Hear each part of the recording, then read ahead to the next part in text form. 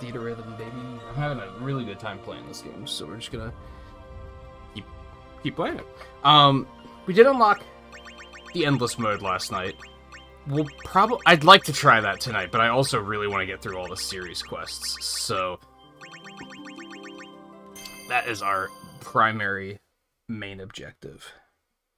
Make sure the bot is operable and everything. I think everything's good. So we got through 13.2 last night, and we're on our way to 13.3.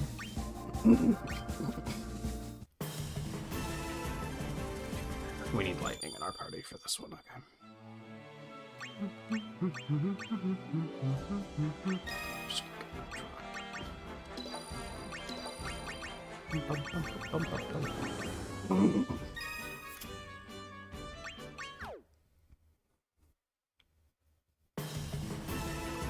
Did I finish leveling up lightning?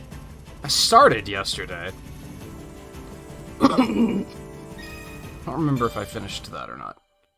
I didn't play as much last night off stream. I kind of just gave my eyes a break.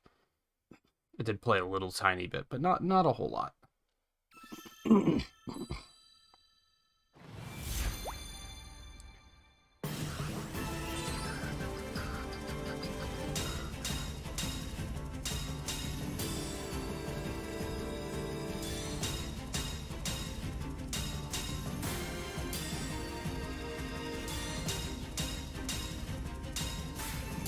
I think I'm pretty much completely unfamiliar with these tracks.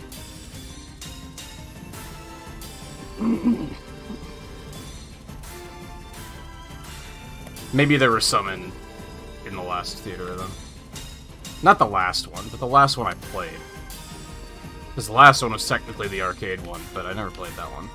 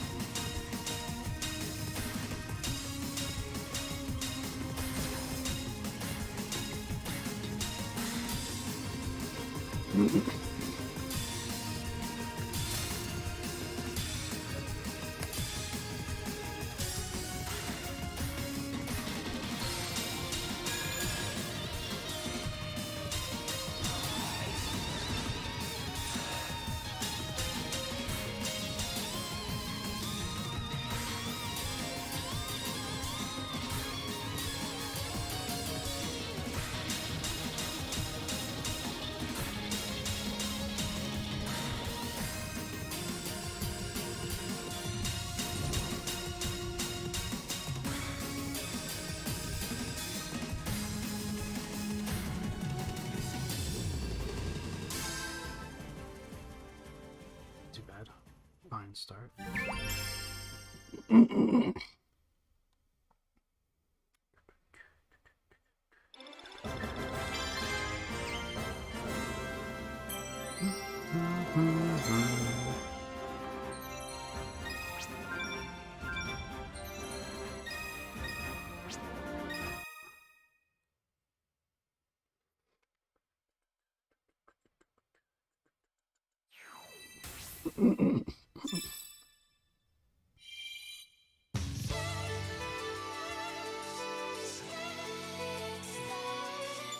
How could you not have, like, one good thing about Final Fantasy 13 and continue using that? Actually, I don't think we're going to use this team, though.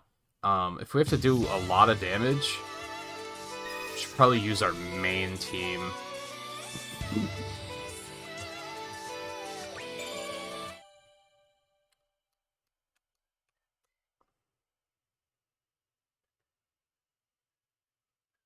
Probably still try to do as many quests as we can. Oh, half damage with magic? Well, this was stupid. Or just start paying attention to those.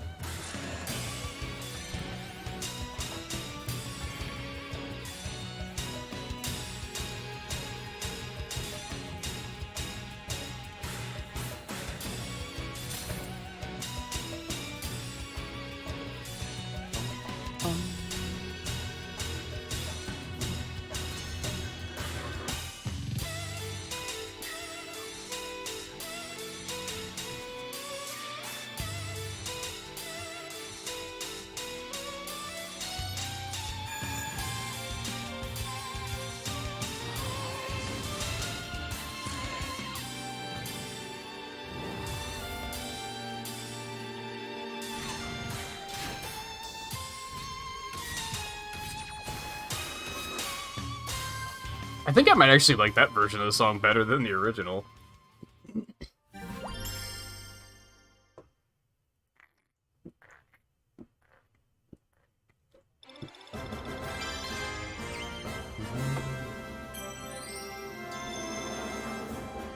Yeah, you need to do 6,500. That was actually, like, not bad considering my magic damage was nerfed.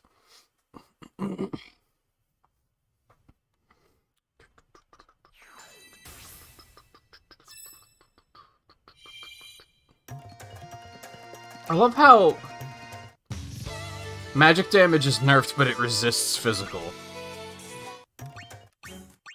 Funny video game.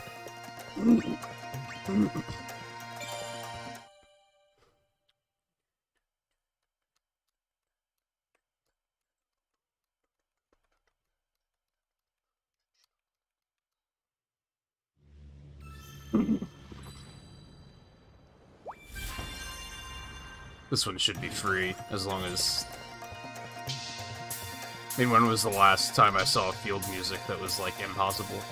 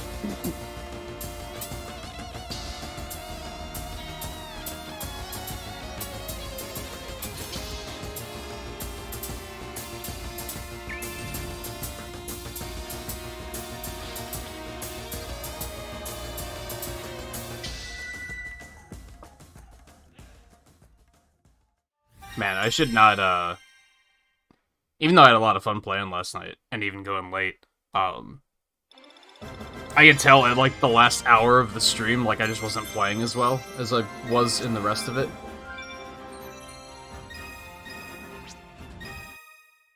There's something, like... I feel, like, in the groove a lot more in the first, like, moments of a stream with this, for sure.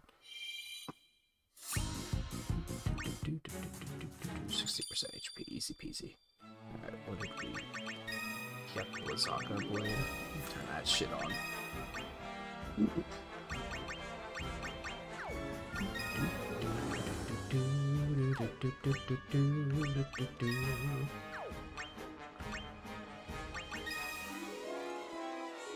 She's gonna give him Barrage instead. I think I like that plan. Moderately lowers enemy defense and deals moderate damage in proportion to user's strength. I don't think Thunder's doing him a lot of favors. No, his magic is not very good.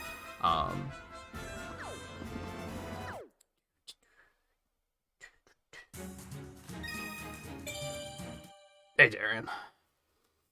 Pretty smoothly so far. I was just saying that, like, at the end of the stream last night, I could tell that, like, I was getting tired. Not in the moment, but looking back now, like, I was definitely playing poorly at the end of it. Whereas, like, now I feel a little bit more on.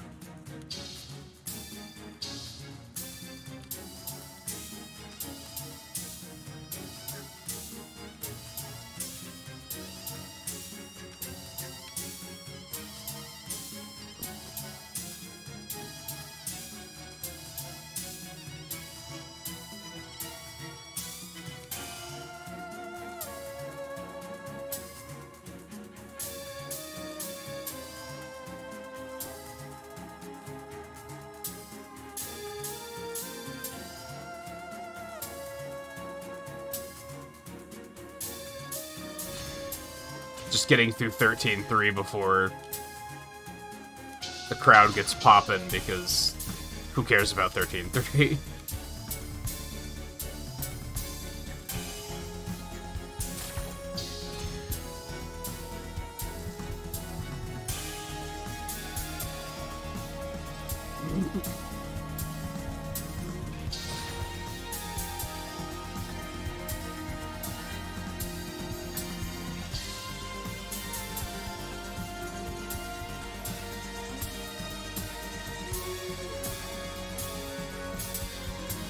Excuse me?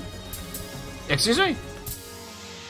I think I'm not blaming the game for that. I'm not sure what my muscle memory was doing on that. That's the thing.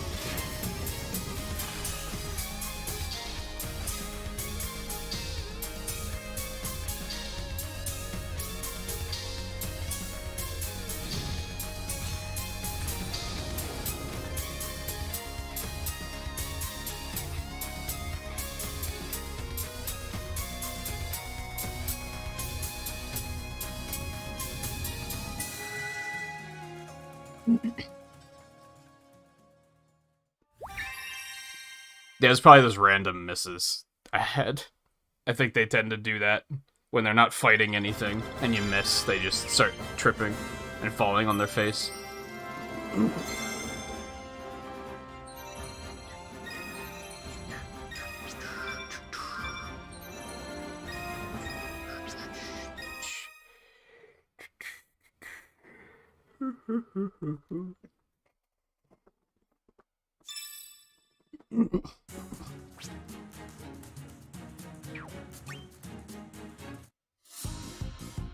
They did not put a lot of... They put a lot of 13.2 music in, and not a lot of 13.3 music in. 10 or more enemies. I don't know if I want to use, like, the strong team for this. These guys are, like, getting up there. They might be fine.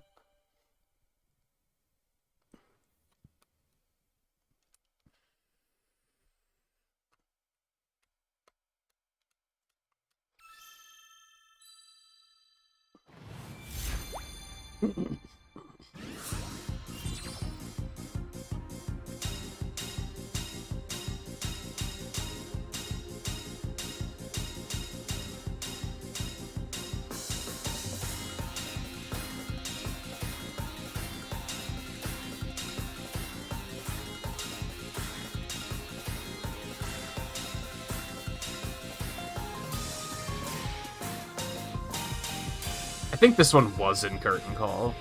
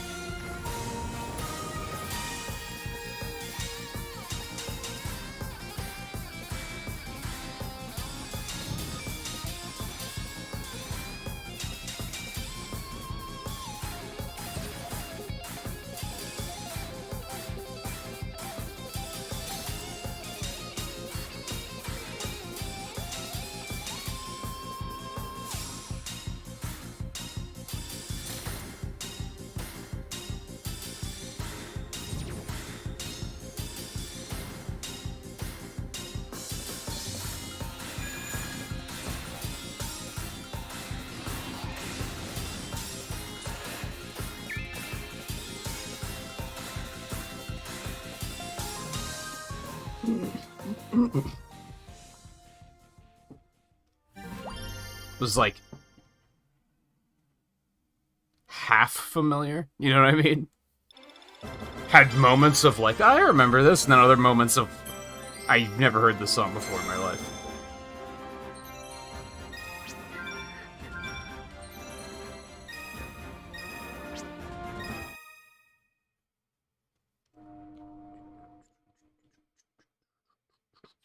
Man, the noise canceling on these headphones aren't as good as the ones I typically use. I can hear the train coming through loud and clear. Boss killing team? And he's got double experience? How about go fuck yourself?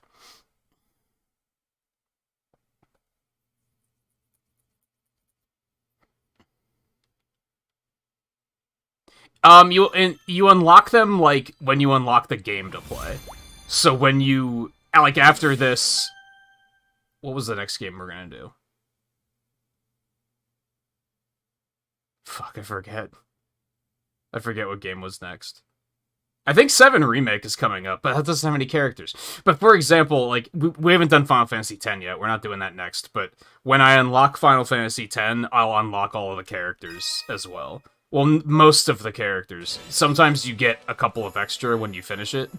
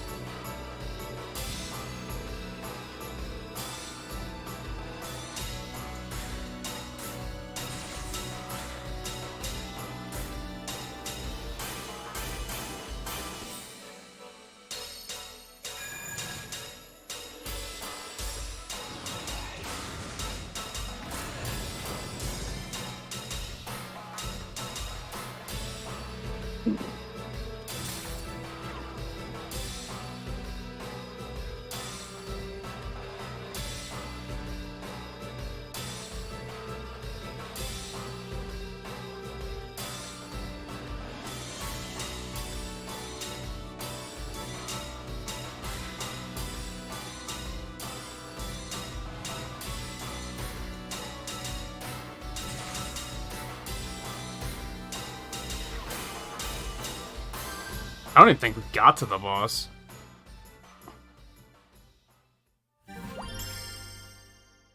Was that the Battle Royale? Didn't they shut it down already? No, like, that's about the extent of what I know about it.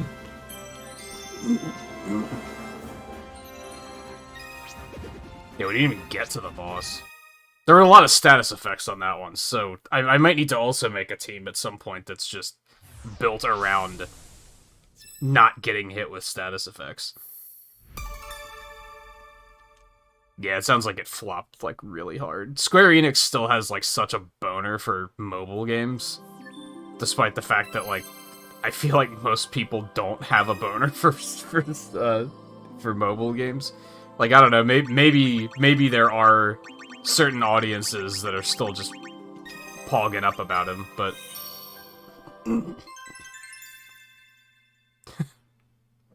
His name's Wall. W-O-L, Warrior of Light? Really? That's... really? Really, Square Enix? Oh, man. Yeah, speaking of... I actually thought Mobius was fun, though. Which I think this was also shut down? Correct me if I'm wrong. If not, I should go back and play it, because honestly, I thought it was cool. Especially for a mobile RPG.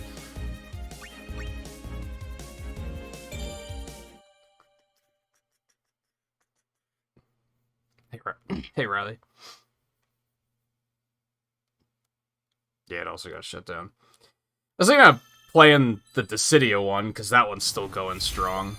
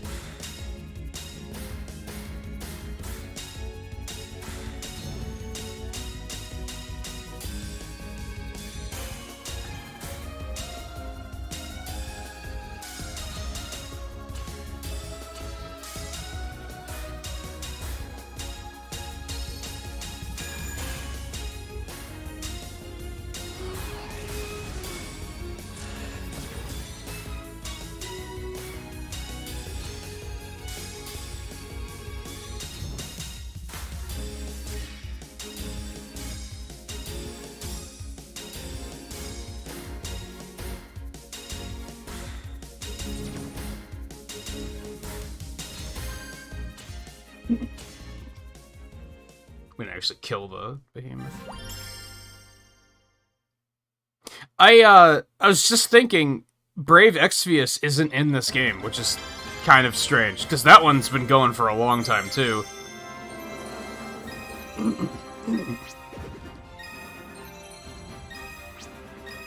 I guess they care about Record Keeper, too, which is also in this game.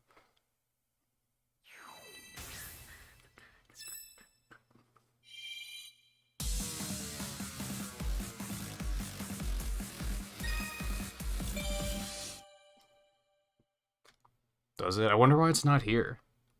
It's very strange.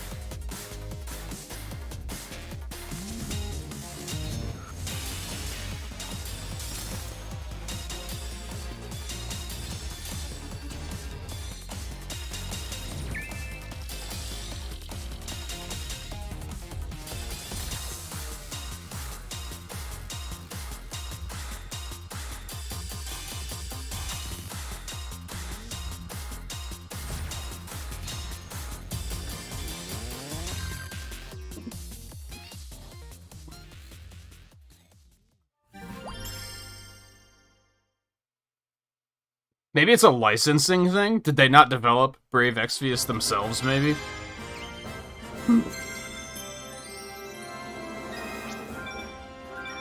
That seems strange, though. They seem to be very aggressive about their licensing with stuff like that. Just to make sure that they can maintain control at all times. Kimi. 7 or more enemies, no problem. And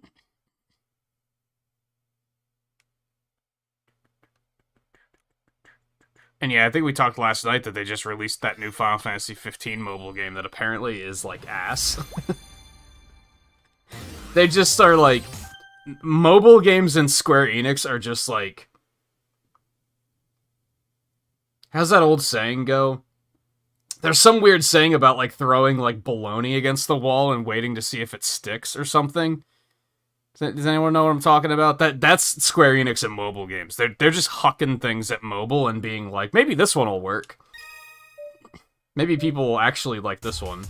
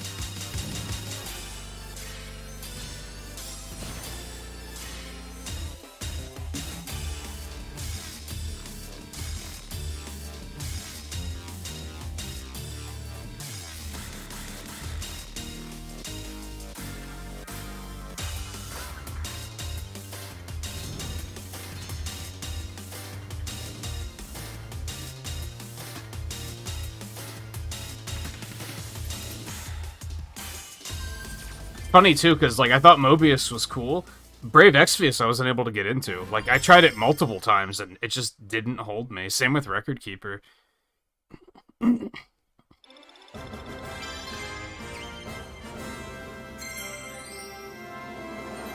Yeah, maybe it's a licensing problem. I didn't kill 7 enemies? What the fuck? Shit seems all over the place sometimes. Well, I don't have a lot of magic right now, so I guess it kind of makes sense.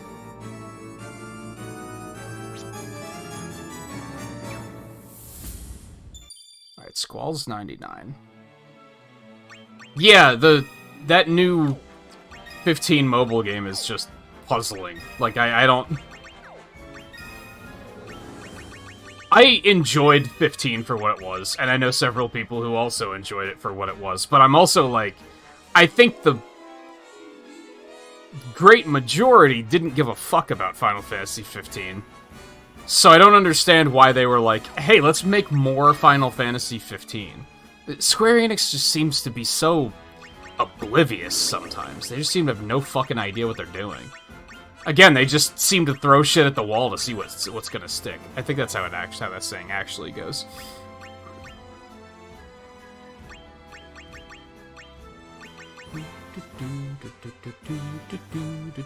Ooh, ice and wind magic. Ice and lightning magic. Those could both be very handy.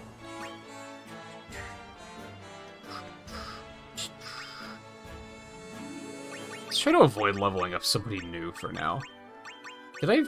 I did level up lightning. Okay. I kind of don't remember doing that, but okie dokie. I'm gonna trust you, video game. Level up the other one, but I'm not particularly interested. We did do Ishtola.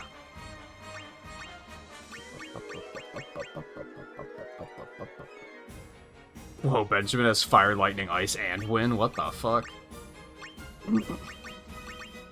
Fucking cheater.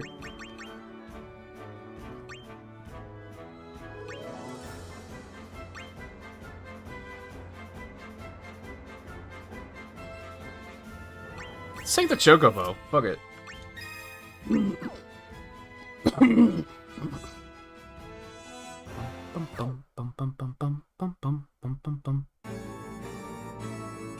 Oh, we want to use our boss killing team for this one anyway.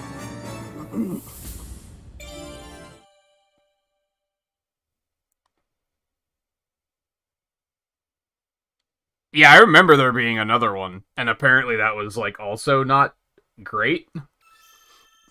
So yeah, I guess they just, like, rebooted it. They pulled a Final Fantasy XIV, I guess, and just said, okay, let's try that again.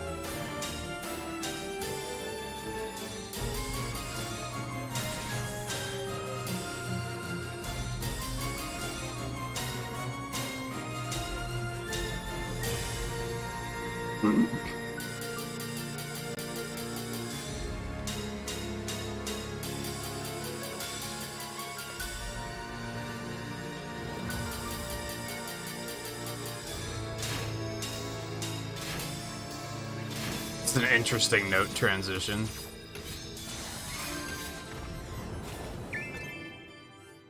But yeah, they're not slowing down. They're just like, well, we're also gonna put Ever Crisis only on phones. We're gonna put Pixel Remaster only on phones. Like, it's...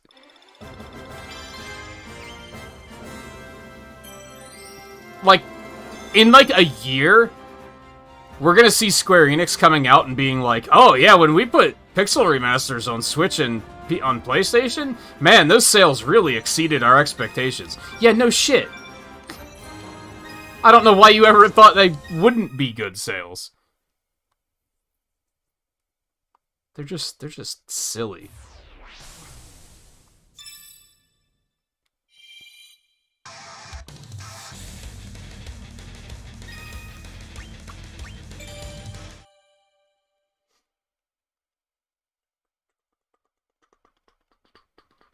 And you know what irritates me? Is that, like, they do it with everything now. Like, 13 was, like, that was just the, like, that decade was just Final Fantasy 13, where they were like, hey, you want more Final Fantasy 13, right? And then they did it with Final Fantasy 15, where they just wouldn't lay off. Now they're going to do it with Final Fantasy 16, and they're still doing it with 7 the entire time, too. What about, like, the other games? What about those of us that actually really like Final Fantasy 8 or 9, for example? How come we can't ever get, like, a fucking spin-off of any kind?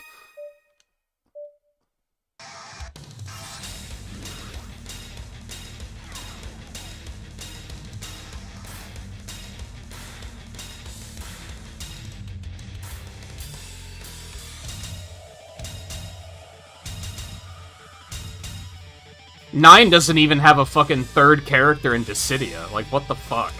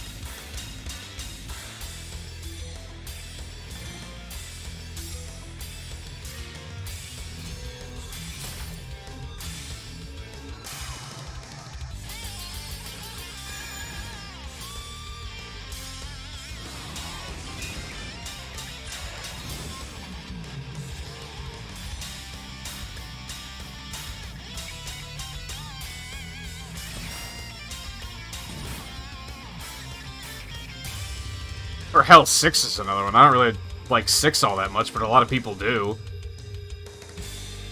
And it's like Square Enix is just like, well, you chose the wrong game to like, so fuck off, I guess.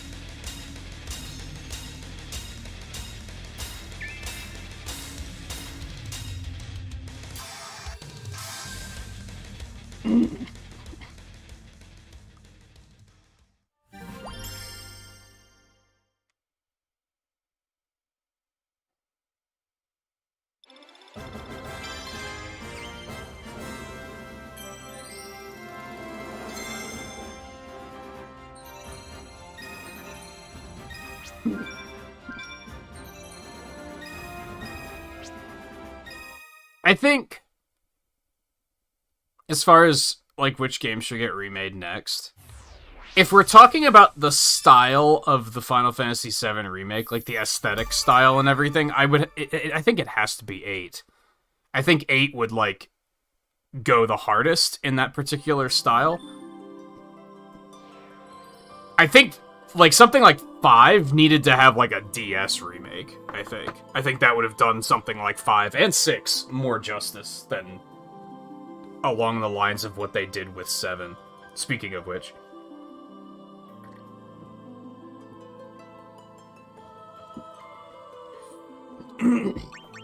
Or is she gonna do Type 0 first? You put fucking 4 characters from Type 0 in? Are you serious? Motherfucker, nobody's played this video game. Like...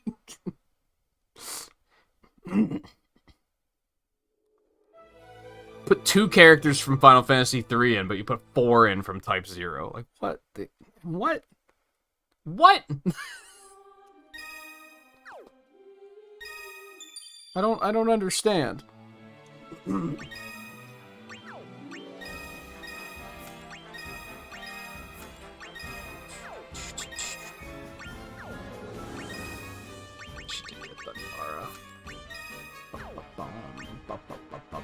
Oh, she's max level. Wow, that's the only abilities she ever gets. That's, not great. I am thoroughly unimpressed. I enjoy Rinoa as a character a lot. I don't think she's terribly well written, but I think she's cool. But, that moveset is very underwhelming.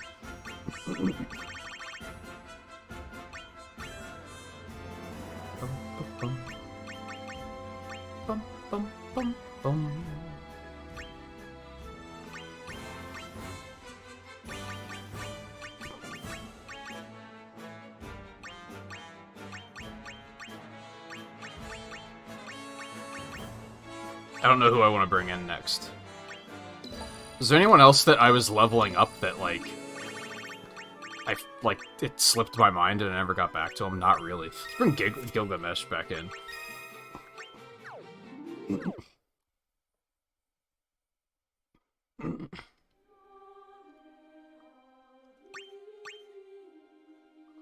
Was there a Type 0 character in Dissidia? Or am I streamer braining and you're talking about something else?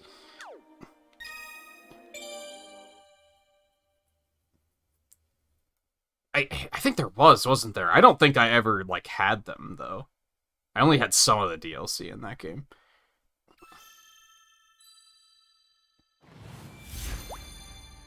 Que?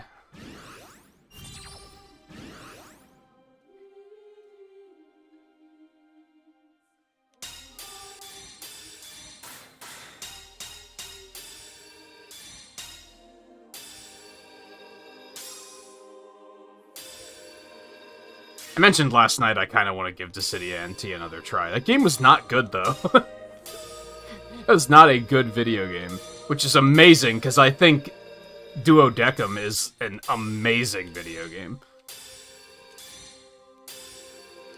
There's a lot they did right with that game. And then it's like, in NT, they, like, didn't understand what made the original games good.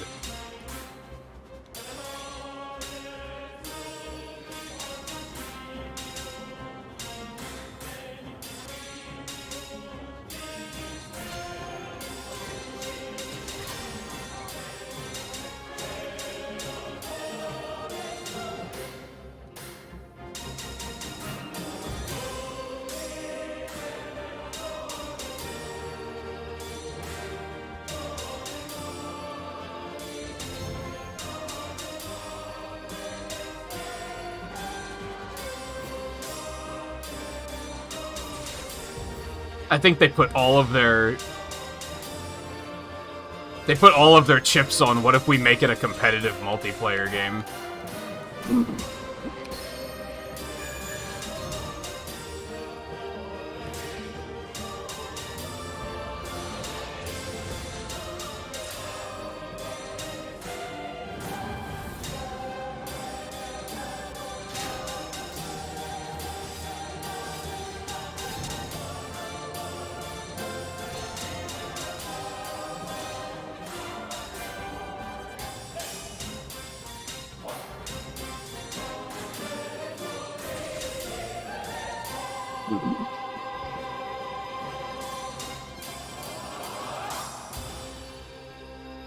I will say that song goes fucking hard. I forgot about that song existing.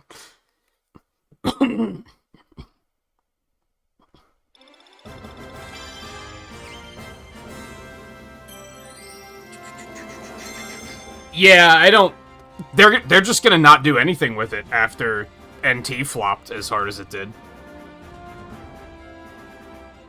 It's another thing that Square Enix tends to do, is they tend to, like, they'll see something fail, and instead of wondering, okay, what caused this to fail, they're just like, well, clearly nobody wants this, so why would we make it again? So now they're just gonna be like, oh, well, nobody wants Dissidia, because we made Dissidia NT and nobody gave a shit, so I guess we're just gonna never make those games again. Even though the PSP games were, like, easily some of the best games on that platform.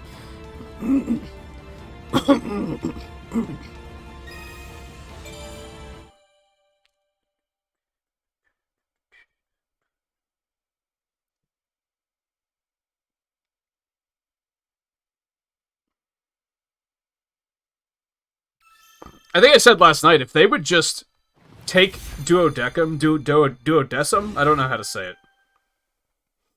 Because they can't just make it something simple. If they were to just take that game and port it and not change anything about it, literally just port it to modern consoles, not even update the graphics or anything, it would still be a better game than Dissidia NT, by a long shot. Because that game was excellent.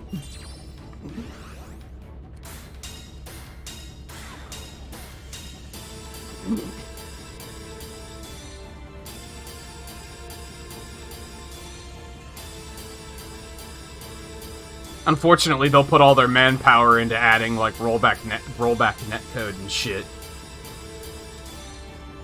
And then the rest of the porting will just be ass, because they'll be like, well, we gotta make it multiplayer. Motherfucker, the original... I think the original had local multiplayer, and that was it. And that was not why people played it. I'm pretty sure.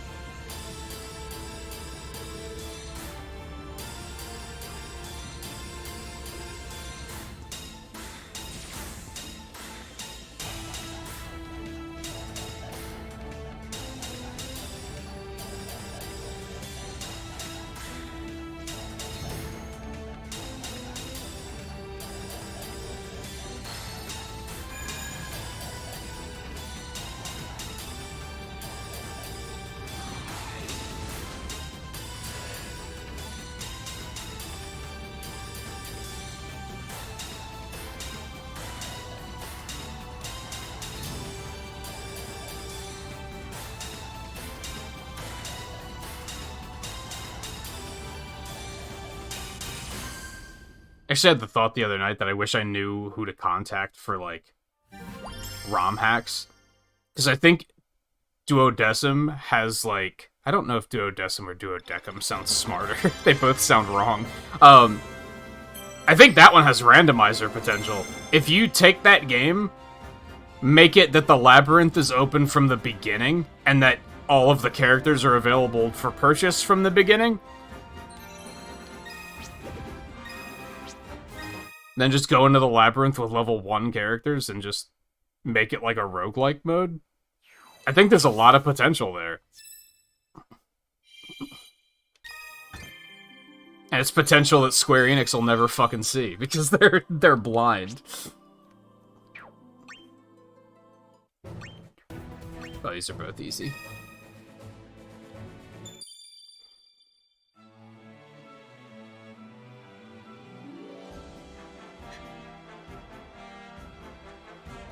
Yeah, that was part of what piqued my interest with Stranger of Paradise, was finding out that it's like... basically in the Dissidia universe. I heard a bit about that, and then this month I wanted to... That's better. I wanted to use Battle at the Big Bridge for this month's break screen music, and I couldn't find good extensions of the tracks I wanted to use. Nice. Oddly, I guess Square Enix just shuts down those channels pretty aggressively. But one of the ones I looked into was the Stranger of Paradise version, and when I was watching the fight, I was like, dude, not only is that the Gilgamesh model from Dissidia, but he has the exact same fucking moves. Like, they literally just plucked him out and dropped him right in and said, there you go. It's, like, kinda undeniable.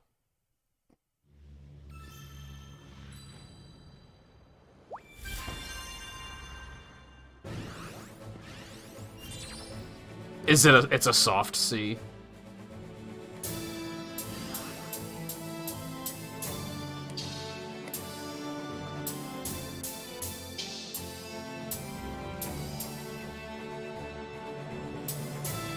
I mean, it's like Latin for 12 or something, isn't it?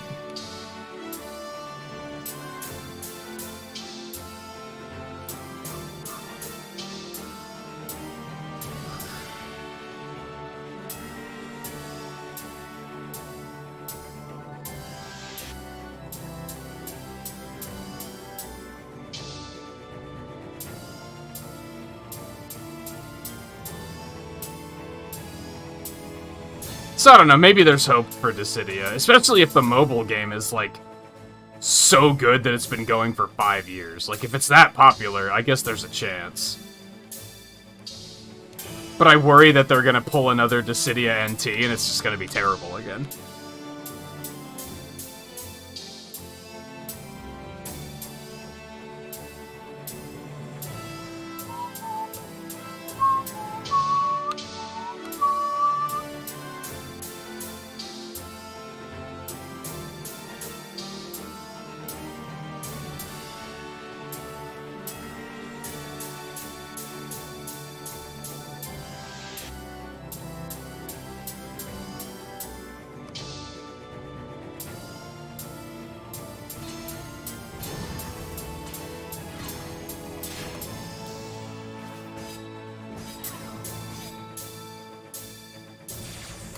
Like, what if you split the difference? What if you make it an RPG like Opera Omnia? Is that what it is? Make it like a progressive RPG, but then make the combat Dissidia combat.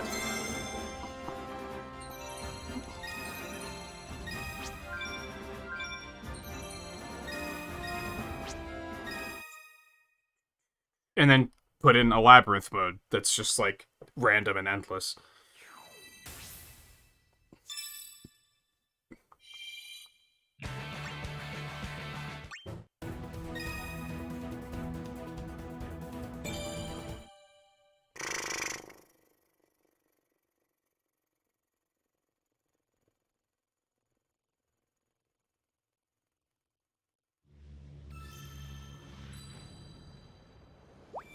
It's tricky, because one thing that's dumb about Dissidia is I think the plot is really idiotic. It's very Kingdom Heartsy, like, convoluted nonsense.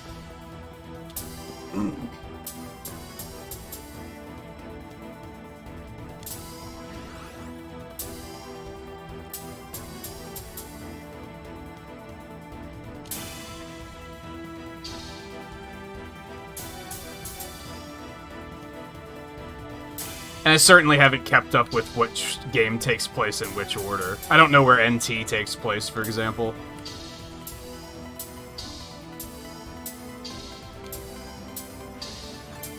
Or Opera Omnia. Or Stranger Paradise, for that matter.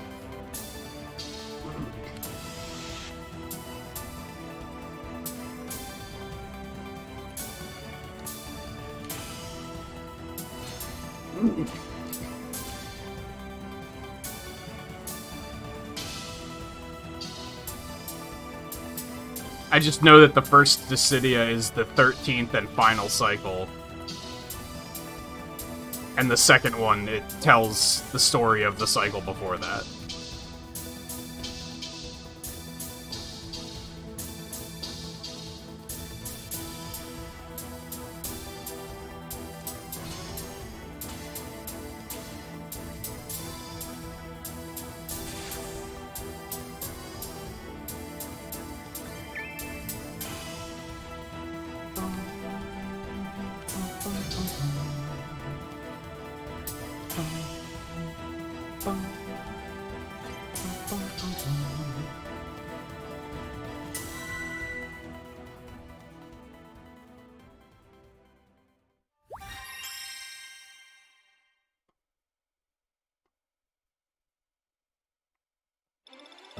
I think they're pretty heavily implying that there's some sort of connection there.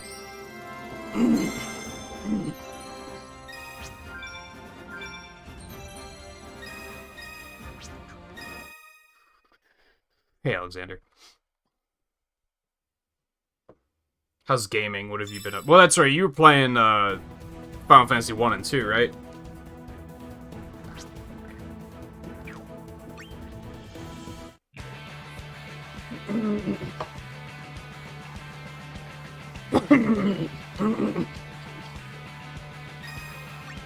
This looks like a job for Vivi.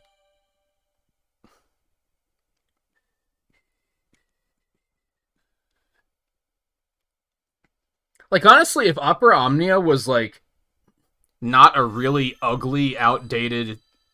It's not even that it's chibi art style, it's just that it's an ugly art style.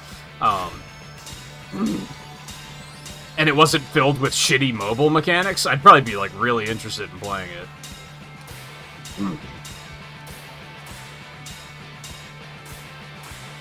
Instead, I'm only kind of interested.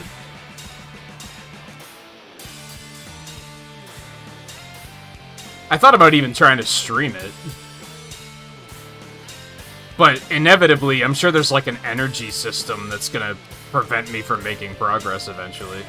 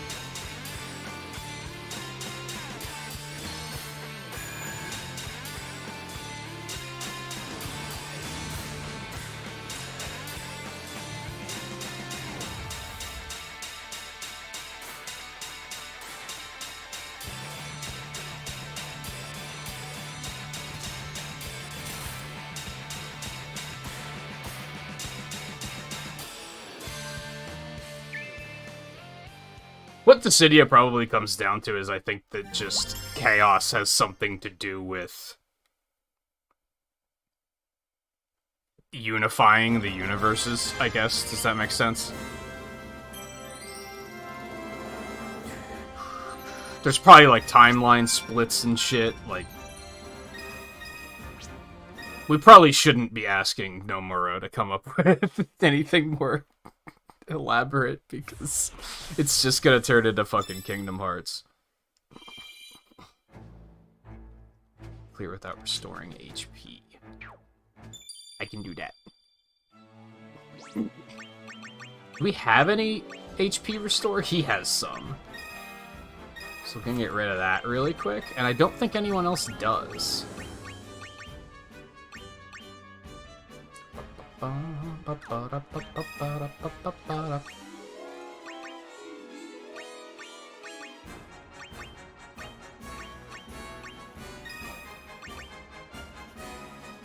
Ooh, that seems nice.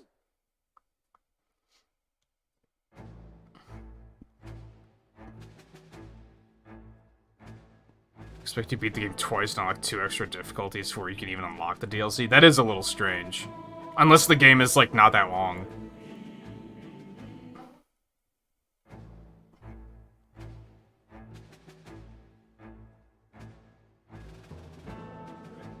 Well, Chaos is relevant in this game, too. He seems to be, like, the villain of the All-Star spin-offs.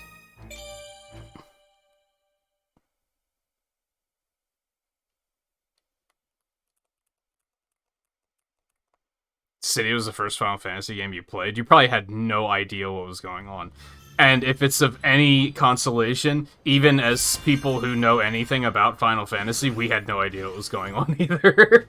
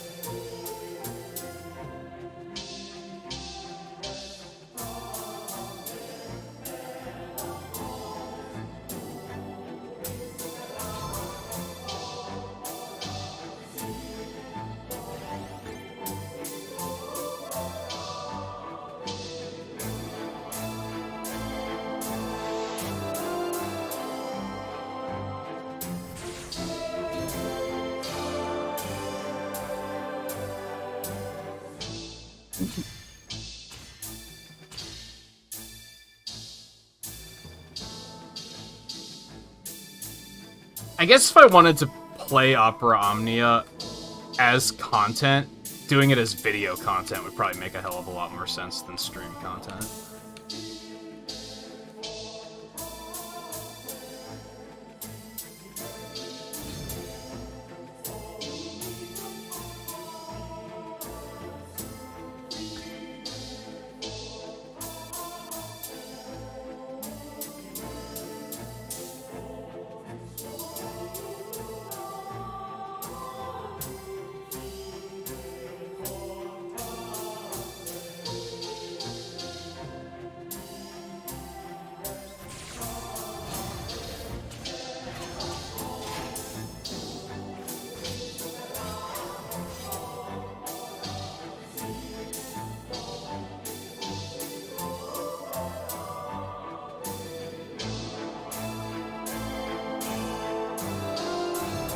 I guess going back to you, Alexander, you probably watched people play some of the Final Fantasies, right? So you probably weren't completely oblivious.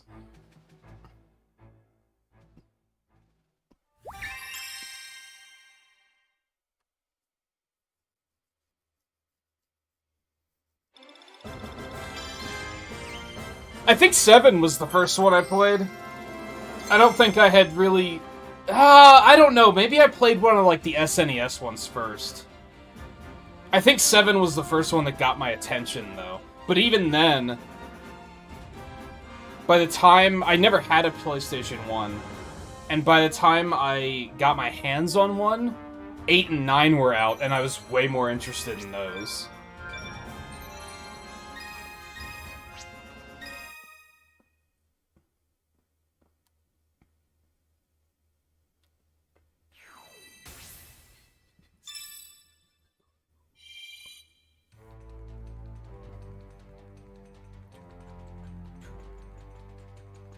$780 or more summon damage to one enemy, but summons deal half damage. Like, go fuck yourself. What is wrong with you? Who designs these?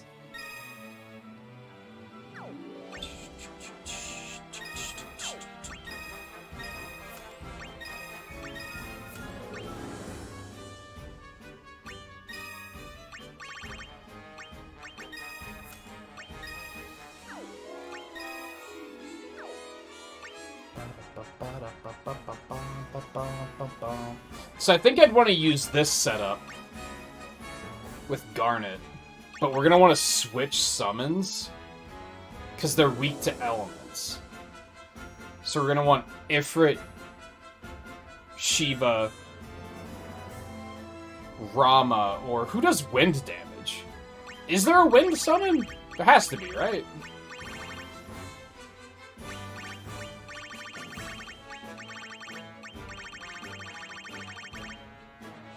Phoenix? No, that's fire.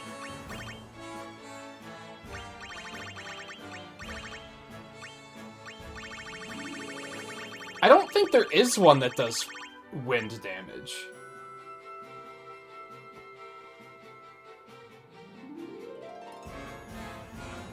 Alright, who wants to see a different summon? Should I use Shiva, Ifrit, Rama, or I guess Phoenix? Because that's also fire.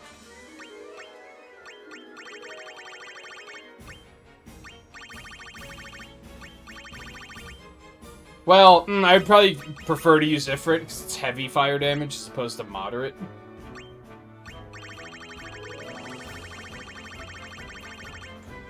I should really get rid of some of these at some point.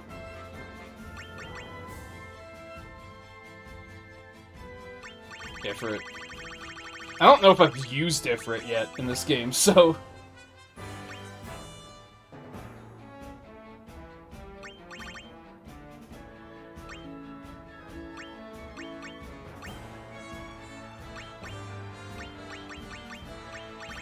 We don't have an extra shiny Ifrit, do we? We use the one that has extra summon damage.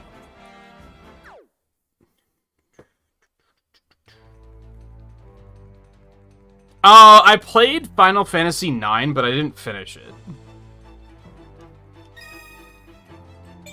I think that's the only main one I've played on stream.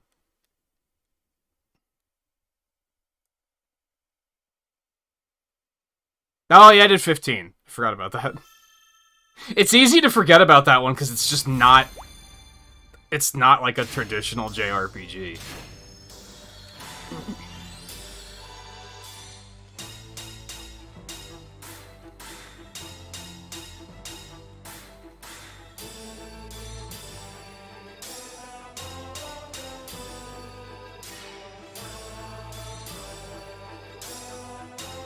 I did actually finish 15.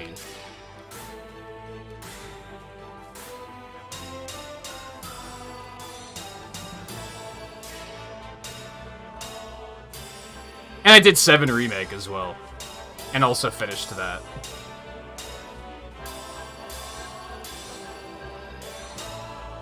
If you want to count that as mainline.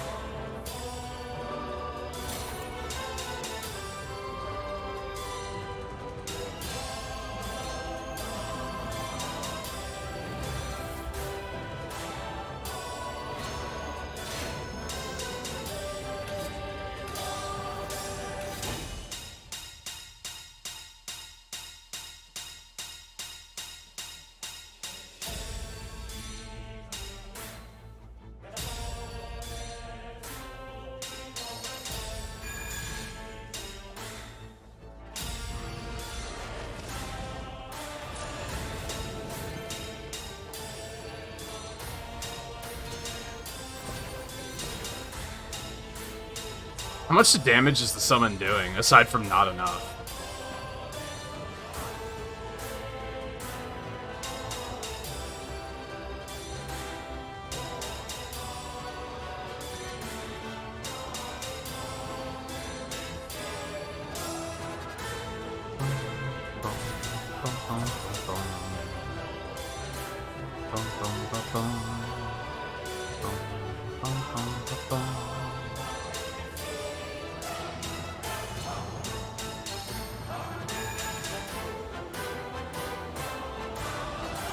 This song also goes hard.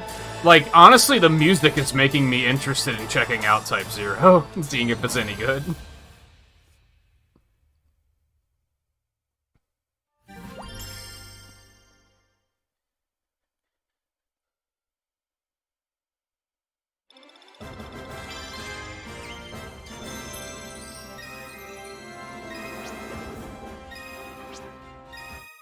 I think the big thing with 15 for me was that, like, the story pacing wasn't very good. But it's also just an open world game. What can you fucking do? Like, there's not a lot you can do about that particular problem when it comes to using an open world formula. Like, it's always gonna have bad pacing, I think.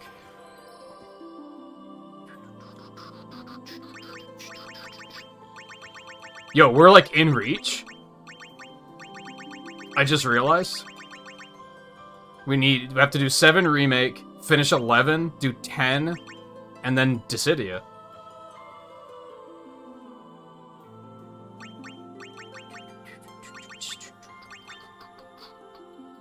I think we're gonna try to finish 11.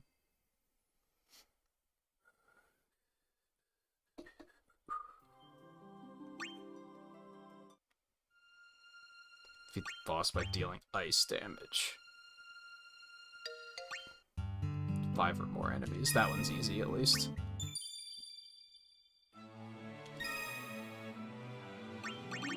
Eleven's another one that's like a shame. Like, or is that still? Maybe that's still online. I feel like that was also shut down though.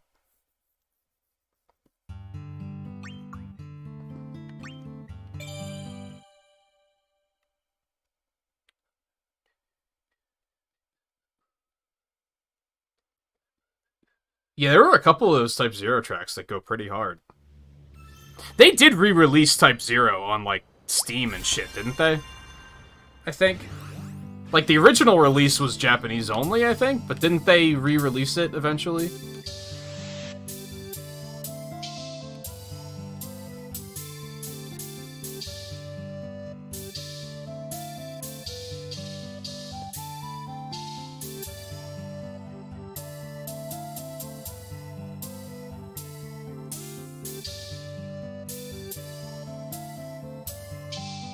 Nice thing with Final Fantasy stuff, especially the, like, older stuff on Steam, is the shit goes on sale a lot.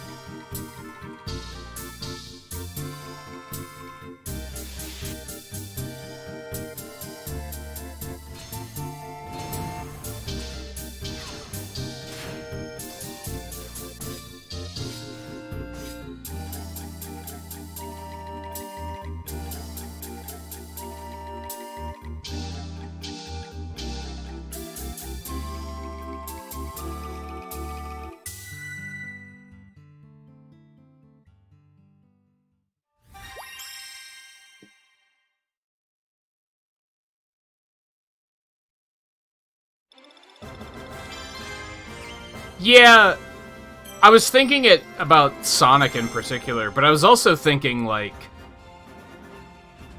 something I really like about Theatrhythm is that they not only made a rhythm game with the soundtrack, but they made it a very unique experience. Like, they added a lot of RPG elements into it and such. So I look at stuff like Sonic and Mega Man and think, well, what could they do to make a rhythm game with elements of those games in them?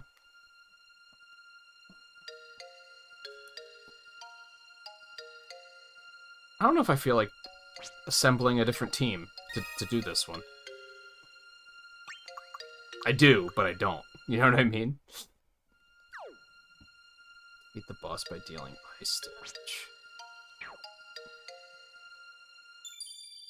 Man, gotta do it eventually.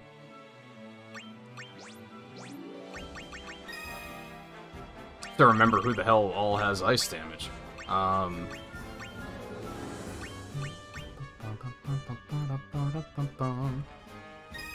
Lena does. Celis does. Pain. I guess Squall does.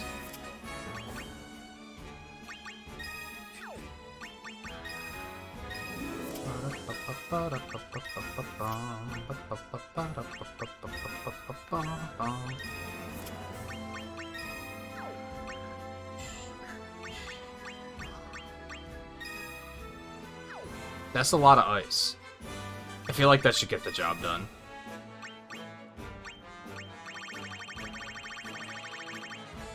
And Shiva me?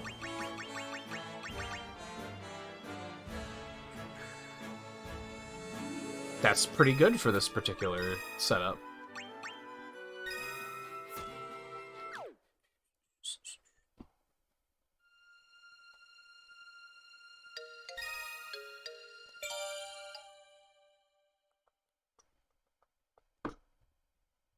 Yeah, Castlevania would probably be a good one too.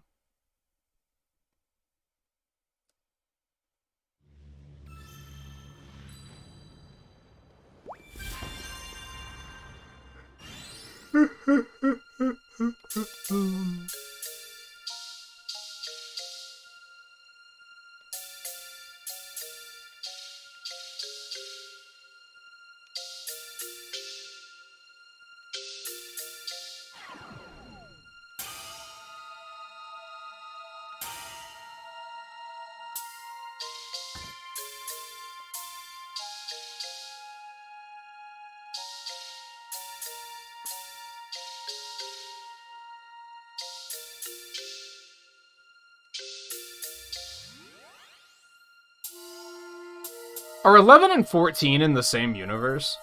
Or are they completely disconnected?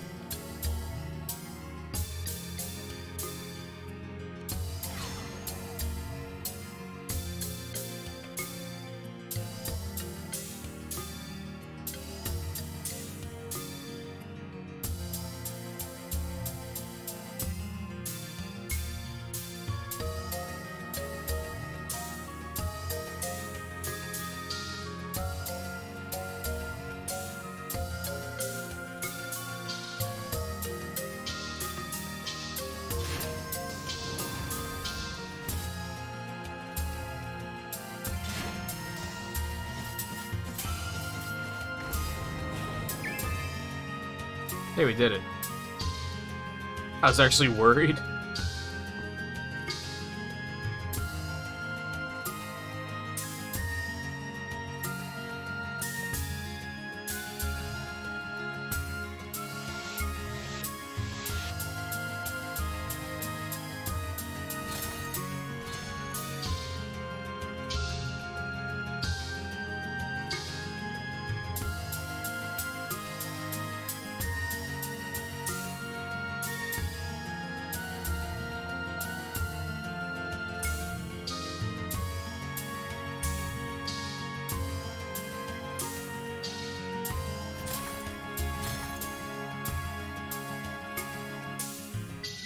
Eleven's soundtrack doesn't seem as unhinged as 14's was.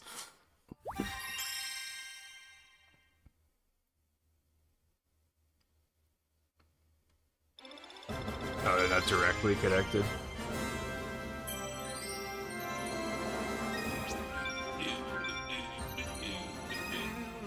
Now that I have that team together, we might go back and hunt some of the other quests I have that are ice damage. I don't think I have many. Well, this is easy. God, still a lot of music from 11.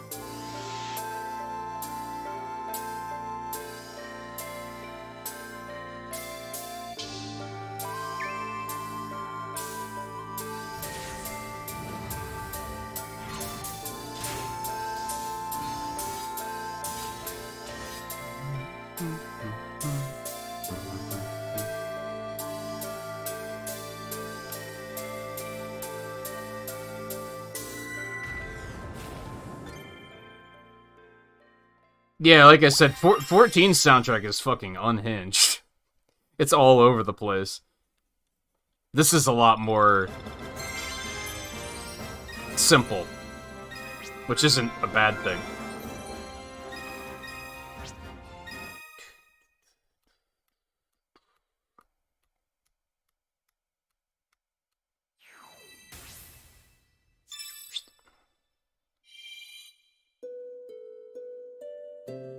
A lot of these have very simple quests, too, which I also like.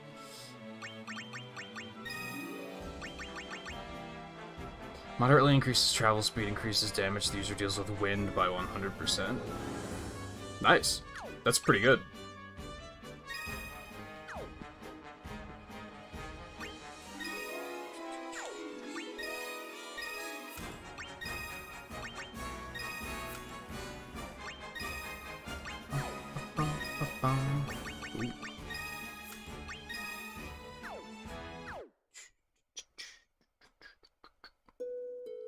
Alright, we're gonna do this one, and then I think we're gonna take a short break.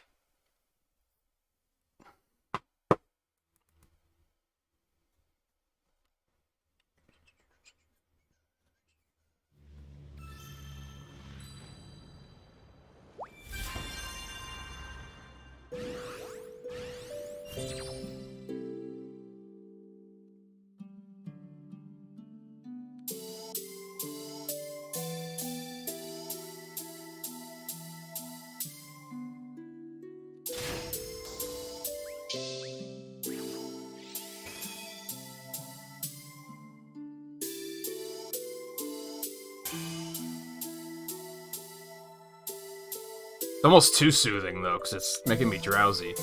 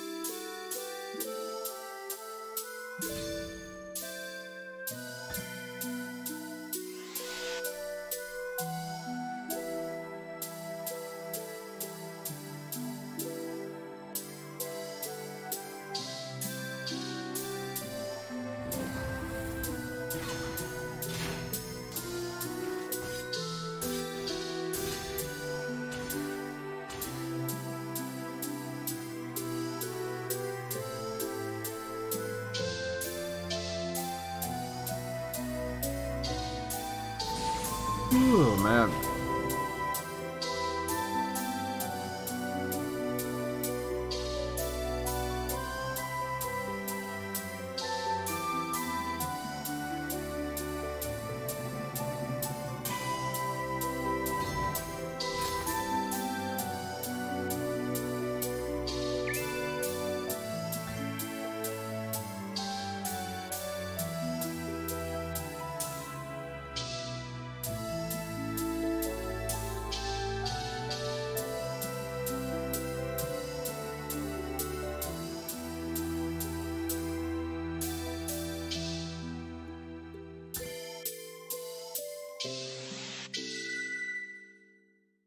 Now they're gonna follow this up with, like, the hardest battle track that I've ever heard.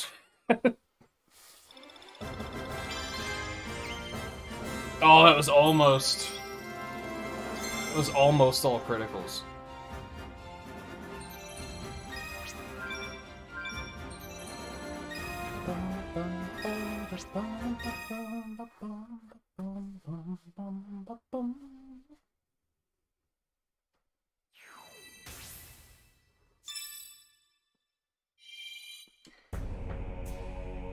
Oh, it's not too intense of a track.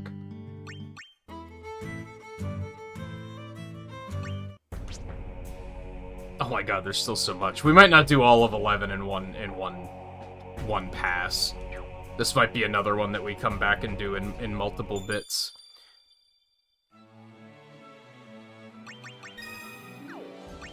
Yeah, I think that's kind of like the audience and the tone they were going for sure.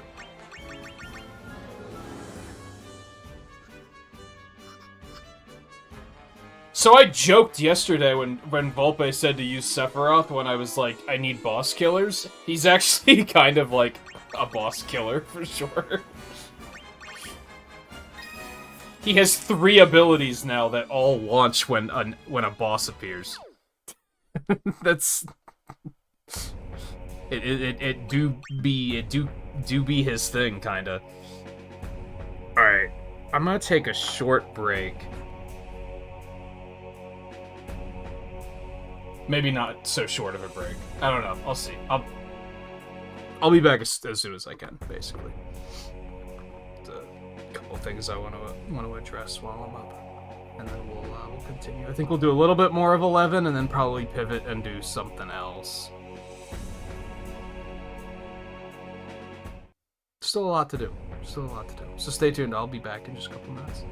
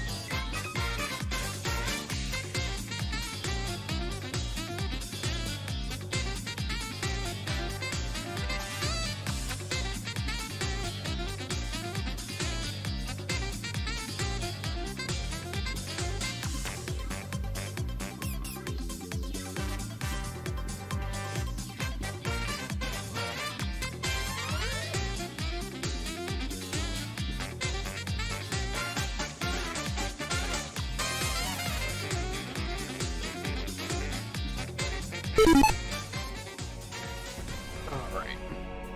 Dinner's here, so I wanted to get that all gathered up, but I didn't want to wolf it all down before I came back. It would have made the break too long, so I just brought it in with me. I think I said last year that it should be, that 2022 should be the year where we normalize streamers eating on stream instead of starving themselves. So, it's now normalized, right?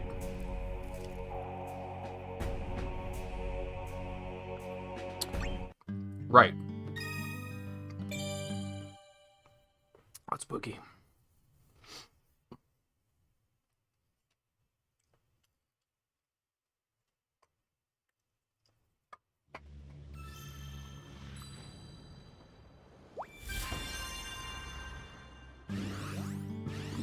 It works out because, like, there's not a lot to say while I'm doing a song anyway, so...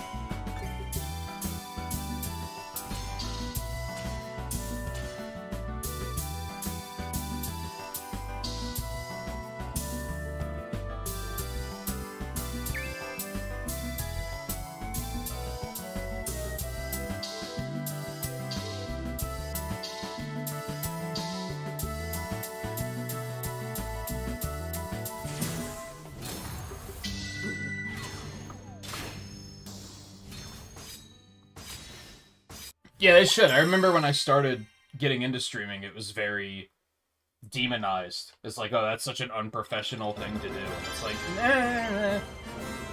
It's more like a normal thing to do, as long as you're not eating with your mouth open. Like, that's fine.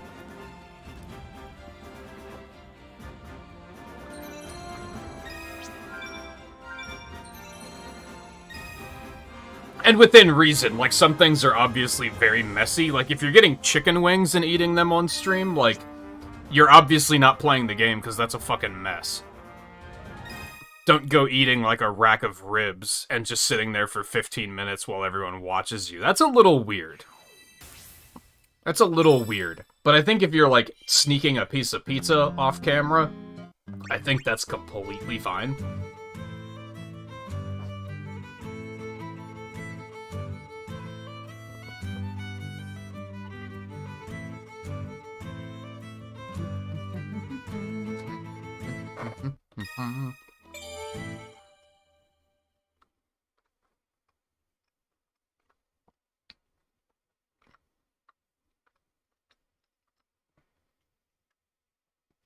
What I got, bacon cheeseburger and fries from Wendy's.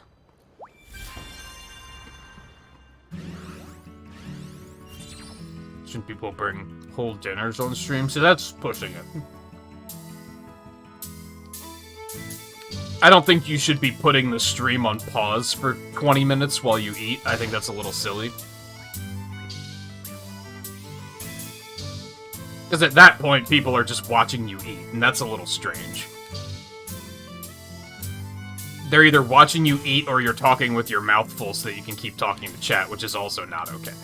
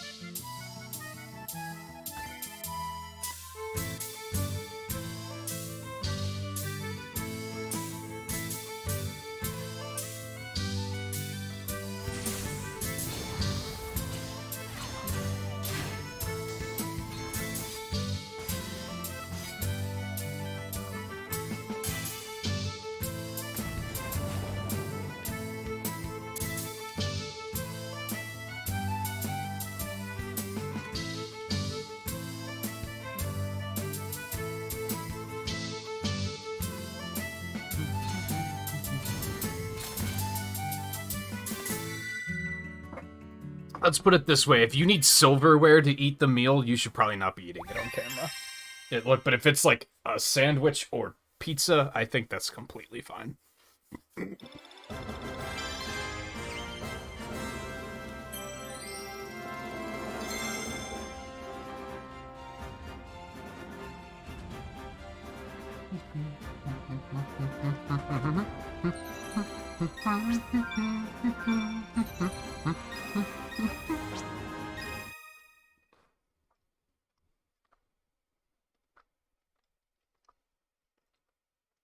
The biggest risk, I guess, is that people are probably going to get hungry, but, like, you're an adult.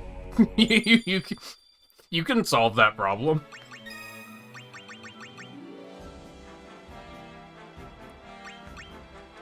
Hitting the boss with stone when it comes out seems really good.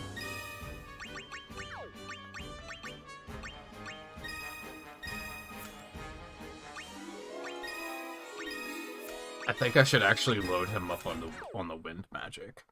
Hey, guy. Did you get your heat fixed? Hopefully.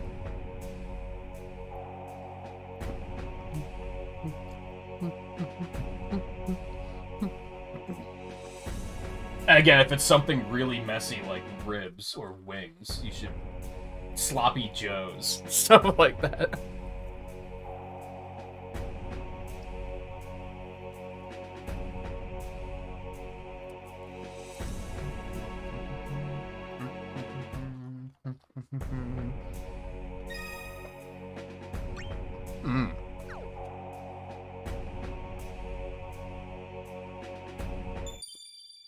Just swap good out.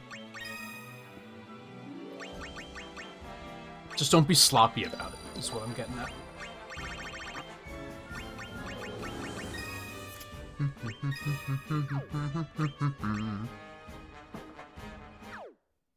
Yeah, I'll probably use the boss killing team for this. Yeah, I think that makes sense. Which I think I want to swap these around a little bit. Do I want to bring Squall in?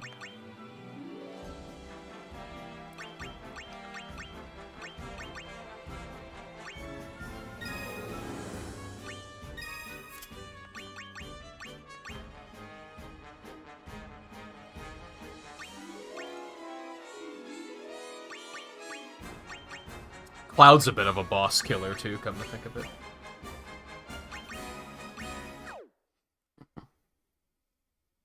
The heat's fixed. Like, it's good that they got on it quickly.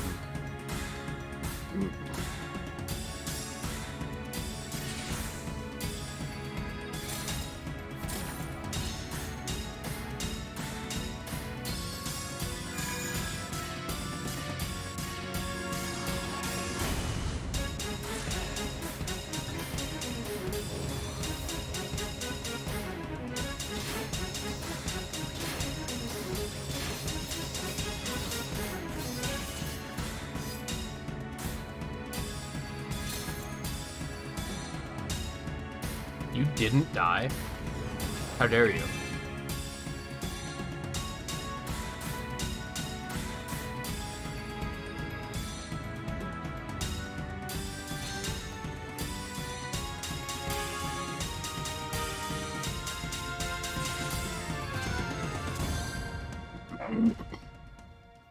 I think you can start with both 2 and 5, and those do give you, like, a full group of 4, which is pretty nice.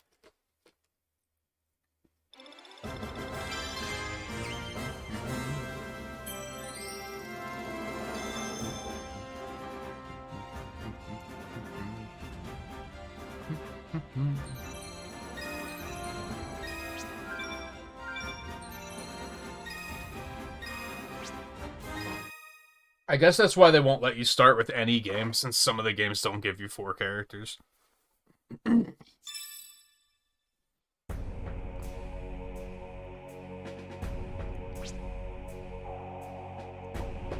Let's go to the next boss, and then we'll pivot.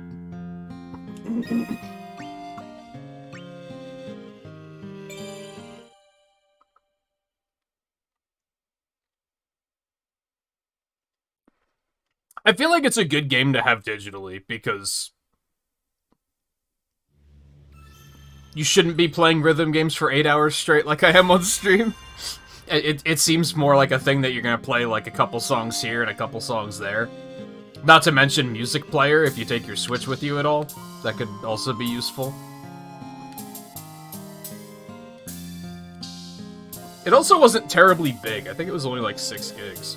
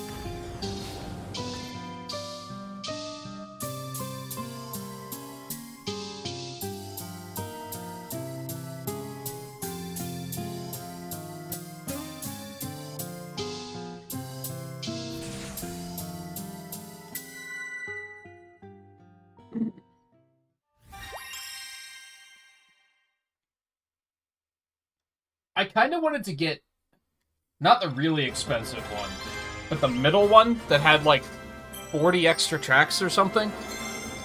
But it also came with like the first pack of DLC or something, and I was like, I don't necessarily want all of that DLC. Like, some of those games I don't give a crap about. And then I found out that most of the premium, like, extra tracks are, like, all copyright claimed, so I don't think it's too big of a deal. Still have, I think it was 385 tracks that is in the base game. 3 status ailments. Okay.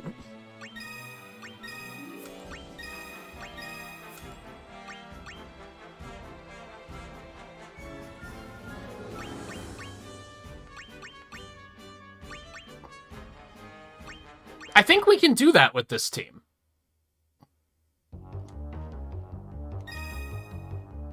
Should be able to.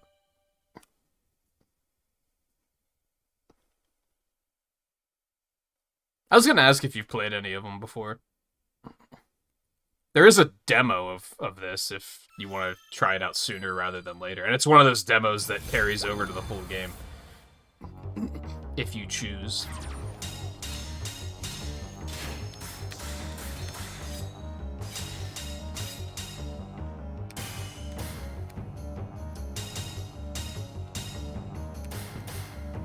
What am I doing? My brain is stuck on, do we actually have the status effects to do this? And I don't think we do, because I think status effects can't stack. So, I have two of them. I have Silence and Break that both hit when a boss spawns, so we wouldn't have been able to do that anyway, I don't think.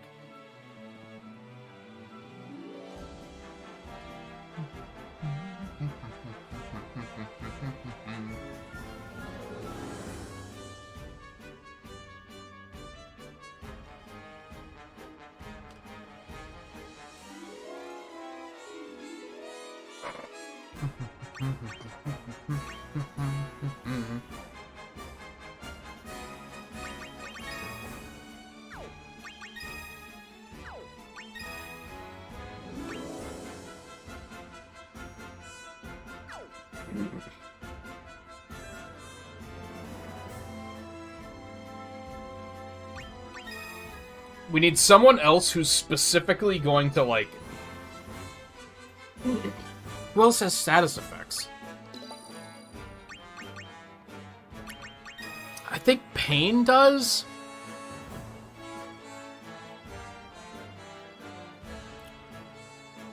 That should work.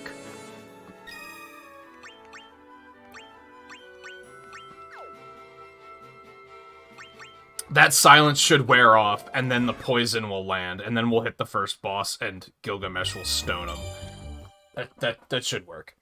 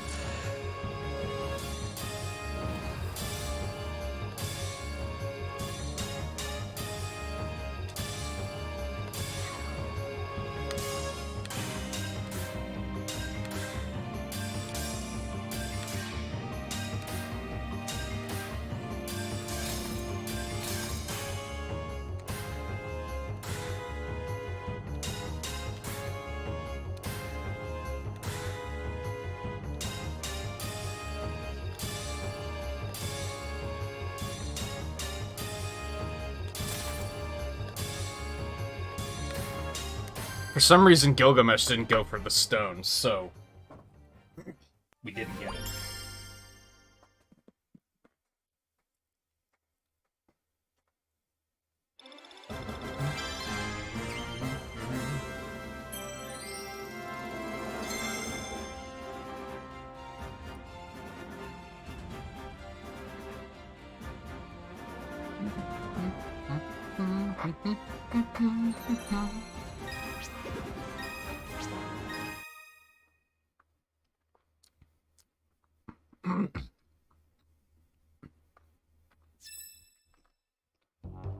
I actually don't know how I feel about this one compared to Curtain Call just yet. I think it's better in some ways, and, like, not quite as good in some other ways. But I haven't tried the Endless mode yet, so that stance might change.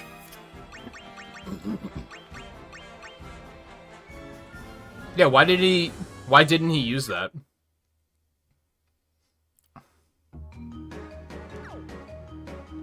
Alright, we want our boss killers.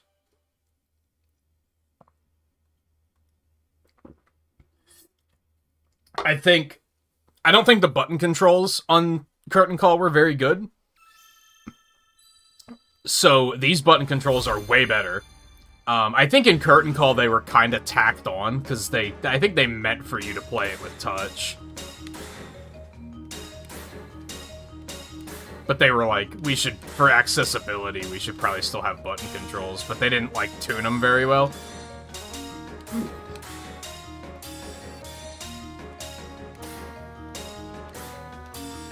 These definitely feel more responsive.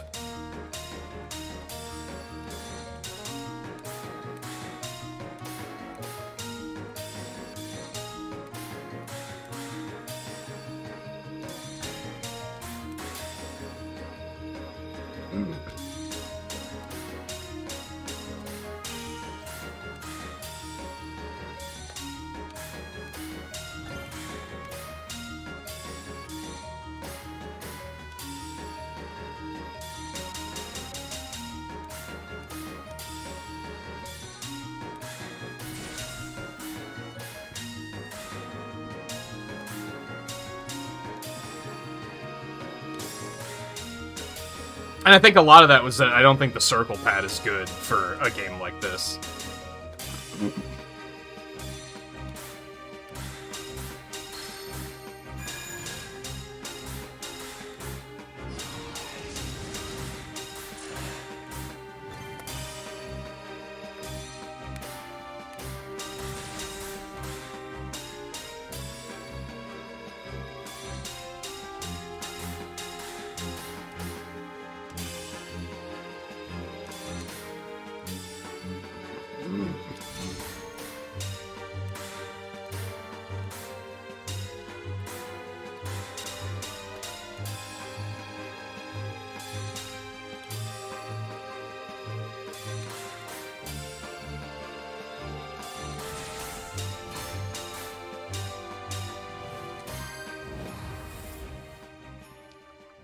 There's still a lot of frustratingly missing characters, but again, as the word still implies, that was also an issue in Curtain Call, and probably more of an issue, for sure.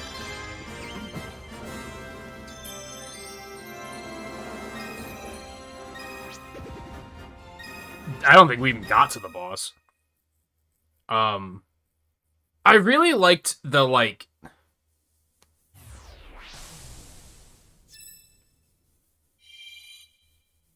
campaign, if you want to call it that.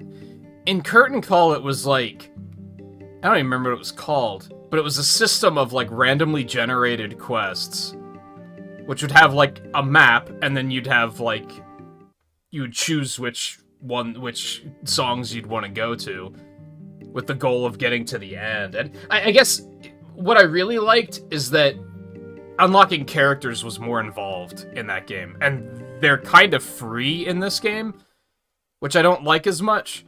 But there's so many characters that maybe they thought they kind of had to do it like that, which is kind of maybe fair. But you do those quests on Curtain Call, and, like, get to the bosses, and then they would drop shards, and then you'd use the shards to unlock characters. It felt like there was more progression. Where here, I kind of feel like so far I'm just kind of playing every song once, and then we'll see what happens after that. We'll see how much the Endless quest satisfies me. Like, really? Those are the only 3 characters? That's strange.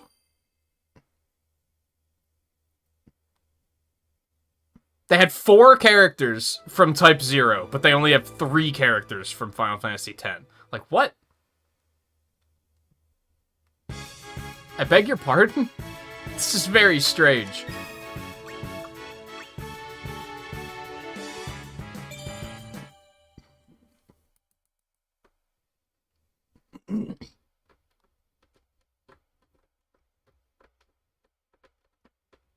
I can understand not having Riku, I guess, because you get her from 10-2 anyway.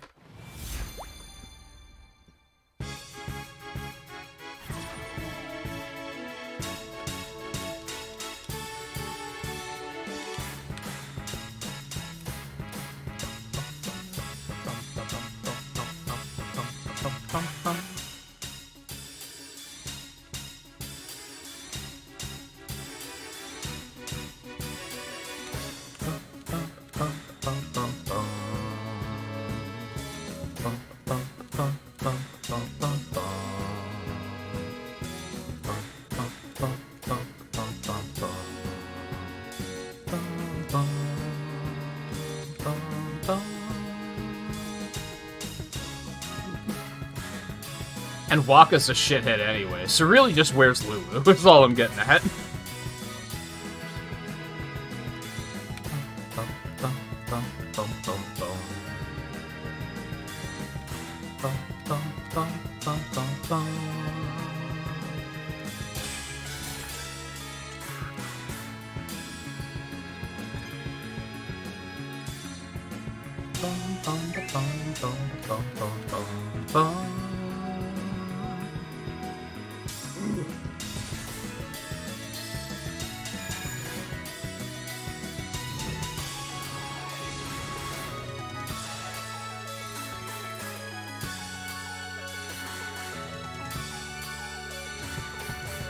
Interesting.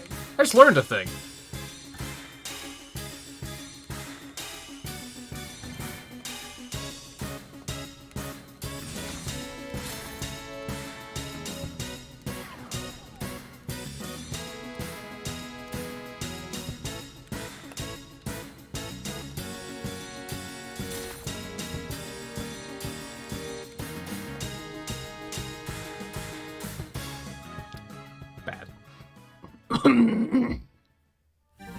When the slide triggers are like Street Fightering, where they ask you to do like down, down, left, left, you can just roll the analogs. You can just like go down, and then as long as your timing is good, you can just roll it to the left through those notes, and it still registers them all.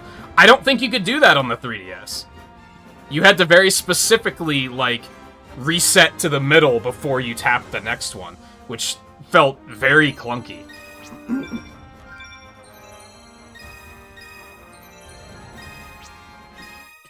What else was I gonna say? There was something else I was gonna say about... I didn't like 10 that much anyway, so I guess I don't really care, but... I'm more offended by 8 only giving you Squall, Renoa, Laguna, and Cypher, of all fucking people. Where the fuck is Keistis?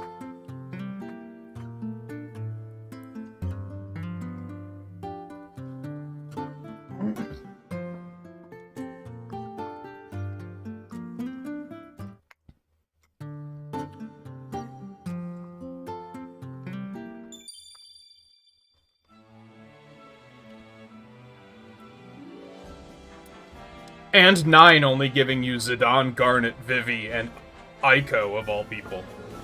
Where's Steiner? Where's Freya? Where's... I guess it's mostly Steiner and Freya. Why isn't Beatrix in there? Of the characters you could have included, you were like, let's put the little girl that nobody cares about in. Very strange. Also, hey, Volpe.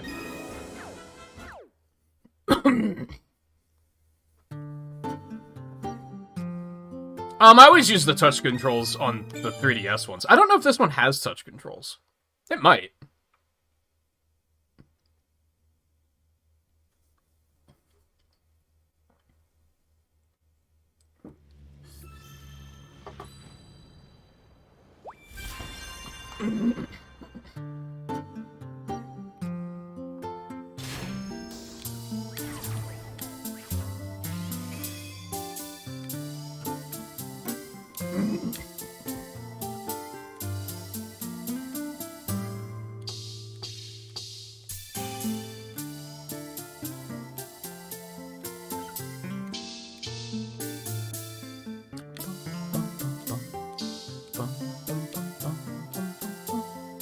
bum, bum, bum, bum, bum, bum, bum.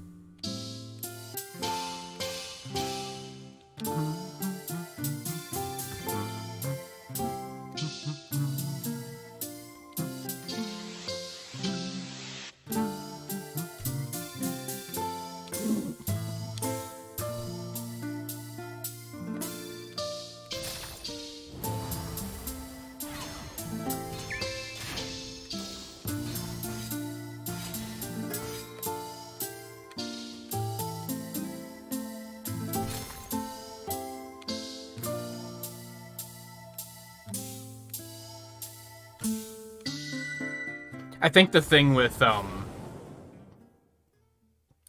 10 is that the villain is basically just like a corrupt religion government, and I just don't find any of that compelling. So I just didn't give a fuck about what was going on in that game.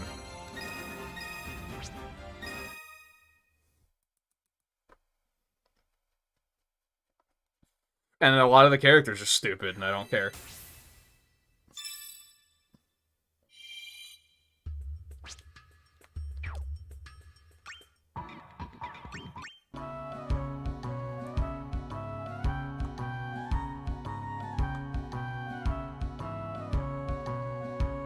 Some good music, though. I'll give it that.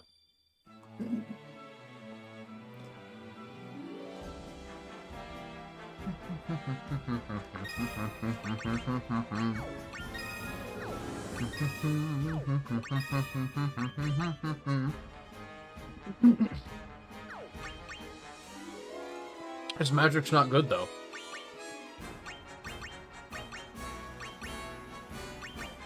By the way, Volpe, you were right. Sephiroth is like a really good boss killer.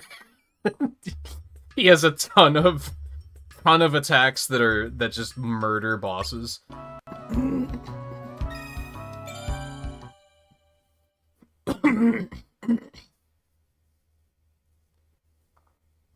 All right, last bit of Bergie.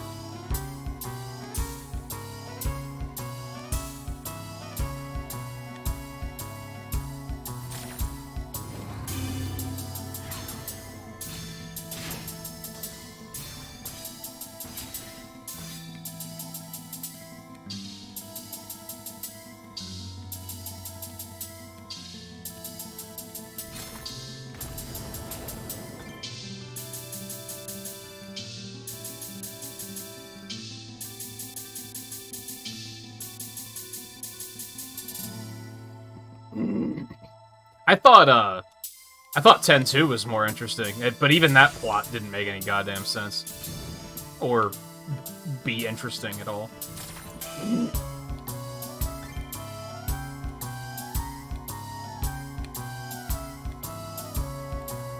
I think I just like the combat of 10-2 more.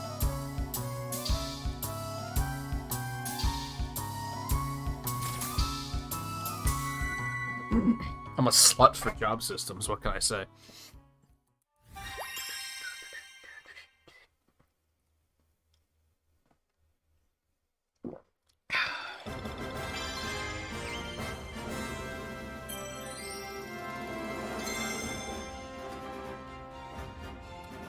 Gilgamesh morphing time?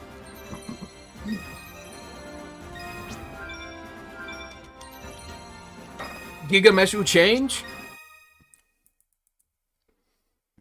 What does that do? I'm very curious.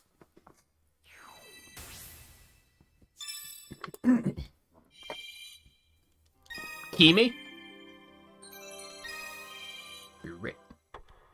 Is there just gonna be one leftover key at the end of this? Alright, don't miss any notes. I can do that. Gigameshu change? Multiplies damage a user deals with physical abilities by 2.5, active until the end of the MS. Why wouldn't you? Is what I want to know.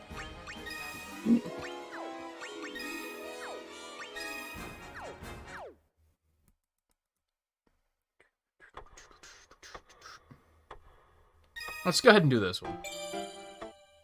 Why not? Oh, is this the place where you have to dodge the lightning bolts? For so many in a row? Except it's complete RNG.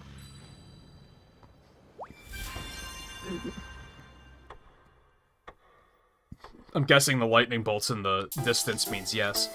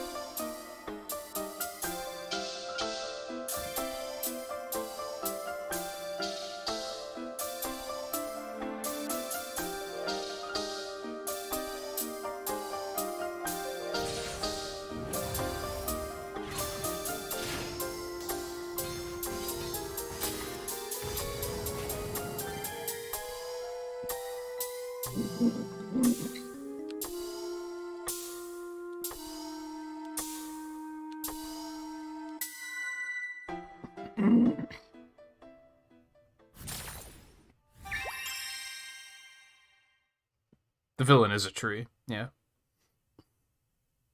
Which I only know because Dissidia spoiled it for me.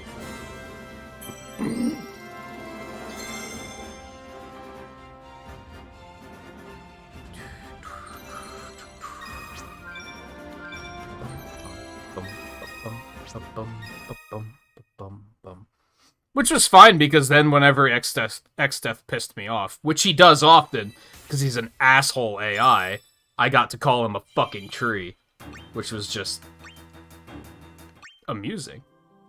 And a good time.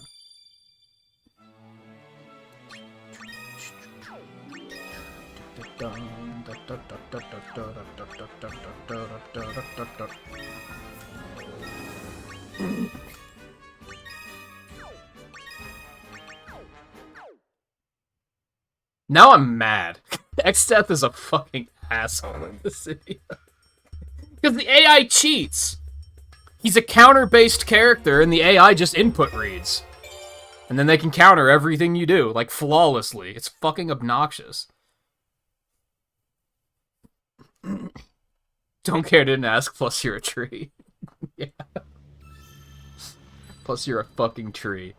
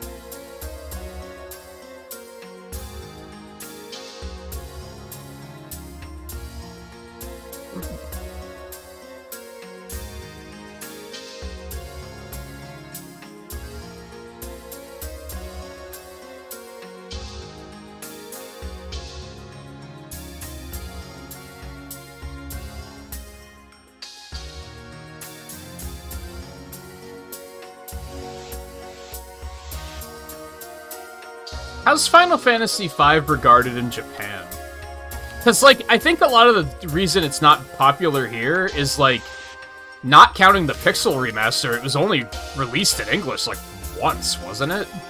And I think it was on, like, that PlayStation 1 collection that I think also had, like, 6 and Chrono Trigger or something.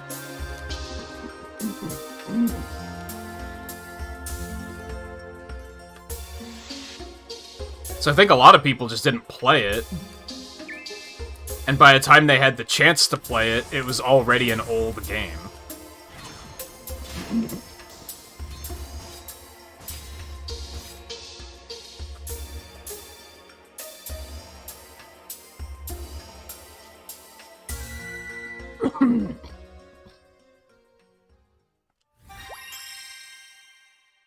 I don't even remember fighting him in NT, so yeah, that tells me he wasn't much of a problem. Alright, there was that shitty mobile and Steam remaster that looked like ass. I forgot about that. So there was that, I guess. Was it? It was never actually released on the SNES in English, though, was it? That's why 6 is called 3, because only 1, 4, and 6 were released here.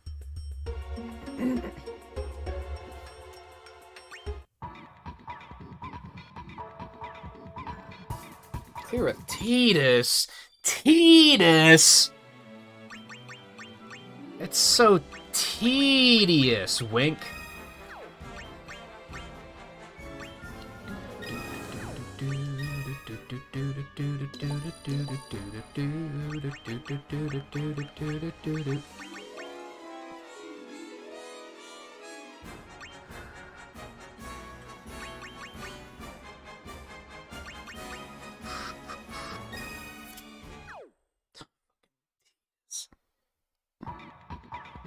I don't think I knew it had a Game Boy Advance version.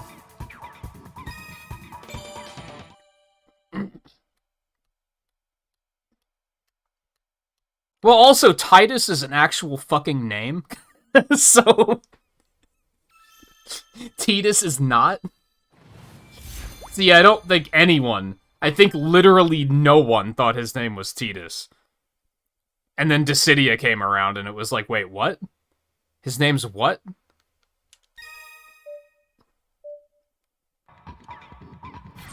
Just like Iris in fucking 15.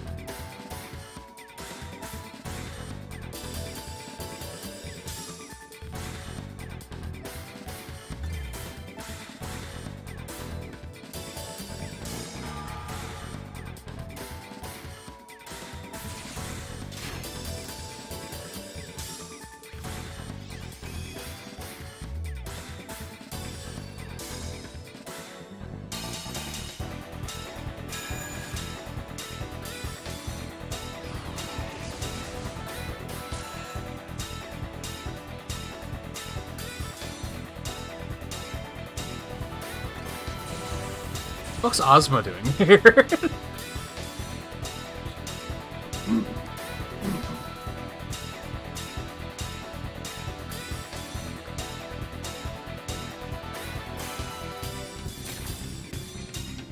Oh, because he's a ball. I get it.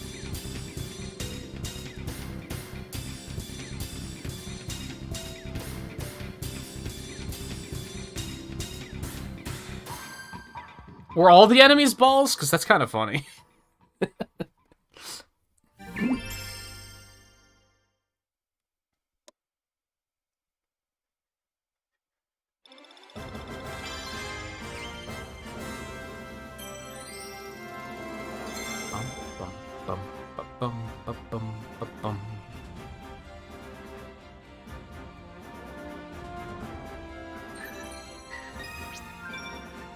Sorry, the focus in there because fast. I forget what I was thinking about before that. Oh yeah, my amusing headcanon is that Square Enix legitimately thinks that they invented the name Iris. And that's why they're just like, that's not how it's pronounced. It's pronounced Iris, because we invented this name.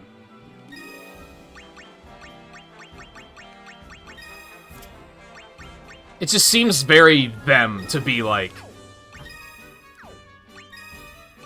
we're gonna do it differently because we're Square Enix. We made Final Fantasy VII. Who's gonna argue with us?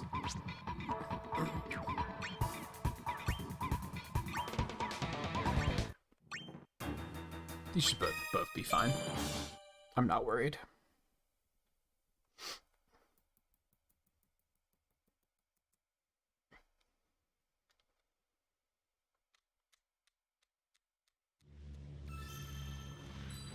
Yeah, it's weird. Like, they've released so many different versions of the game, and they'll just never re-release those versions of the game. I pointed this out with Dragon Quest too, because doesn't a lot of the don't a lot of the Dragon Quest games have like SNES and like Game Boy Color remakes that are like really good? But for whatever reason, they're just like, now we're gonna make another like shitty mobile version that's more accurate to the NES version, except ugly. Why? Just release the ones that are already done and good.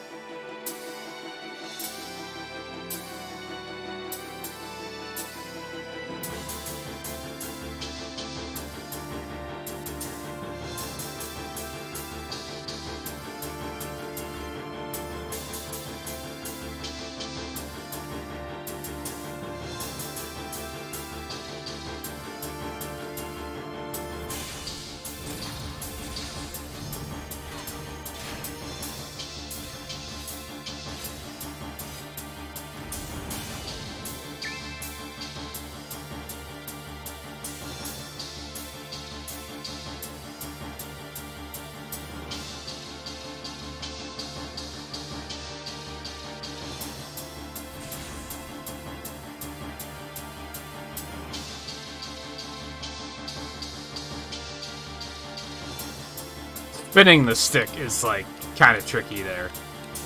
I don't know how I feel about that. Anyway, I understand. I'm glad that they did all 6 for the Pixel remasters, because I think I'd prefer that over them being like, we're only gonna do, like, 5 and 6 or something. I'm glad they weren't selective about it, and they were instead just like, nah, we're gonna do all of them. And back on 5, I think my point still stands. Like, by the time it was available to play in English, like, readily, it was already an old game. It was already post-Final Fantasy VII hype. So it was probably difficult to get anyone to care.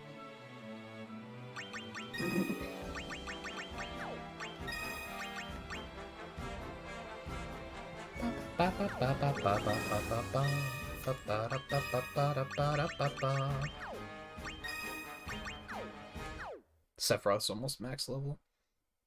I don't think I knew there was a PSP version of 4. I thought there was only 1 and 2.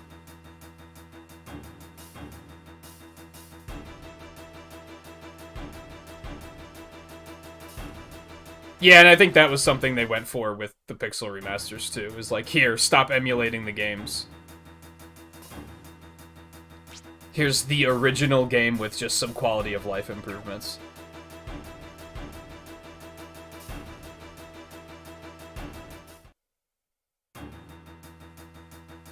So I was blanking for a second. I don't remember this music track. But I didn't like 10 that much, so I'm not surprised by that, to be honest.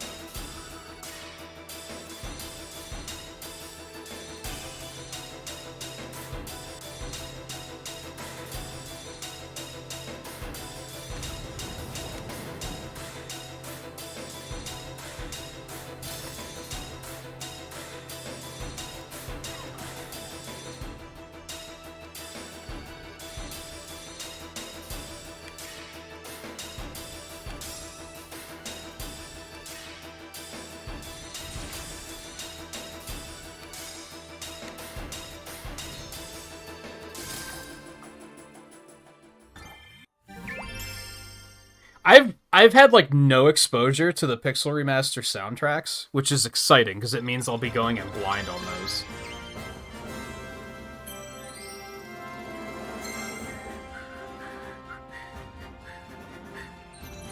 I don't think I even knew that they released the DS version of 3 on PSP. I knew they released it on PC. Did I say PS3? I meant to say PSP. If I did say them wrong.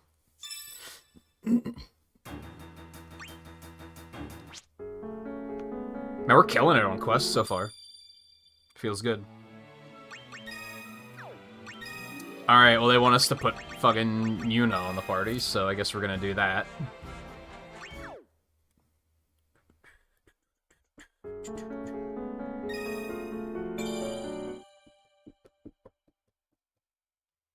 Yeah, I have heard Battle at the Big Bridge, because it was one I wanted to use for break screen music and I couldn't find an extension. Already talked about that, but I did hear that, and it is very good.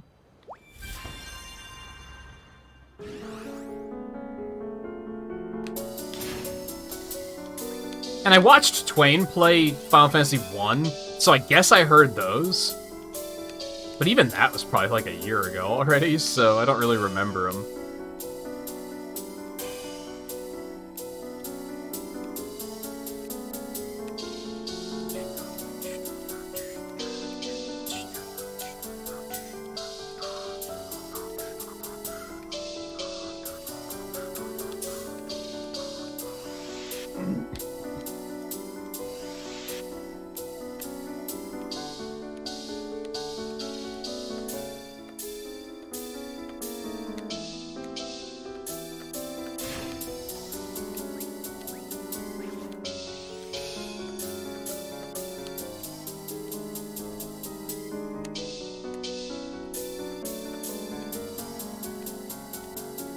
It's funny that we're killing it on quests so much, because it's considered a high difficulty quest.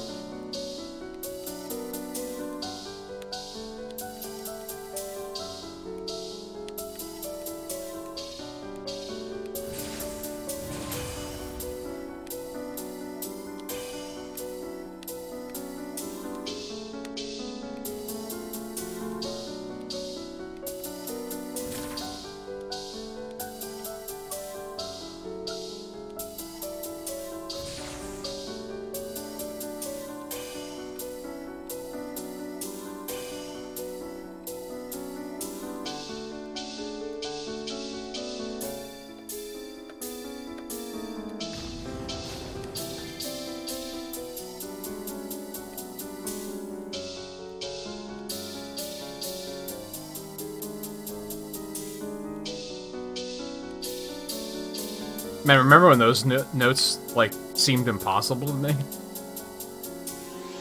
They are way more complicated. They look more complicated than they are.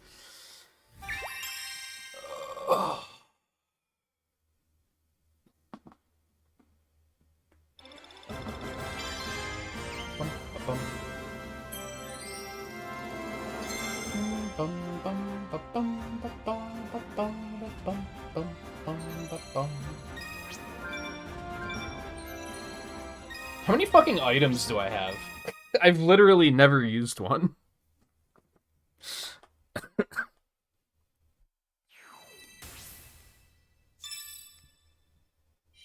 Continuing to kill it. Probably gonna kill this one too, also it's probably gonna copyright claim me, but that's fine.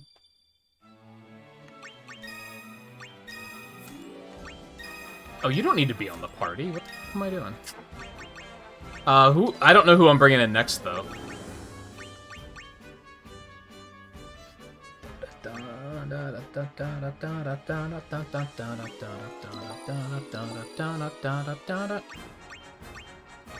Volpe, any suggestions? Requests, maybe a more better way of putting it. Or Darian. Yeah, exactly. Who do you think you are? I am. Who needs items?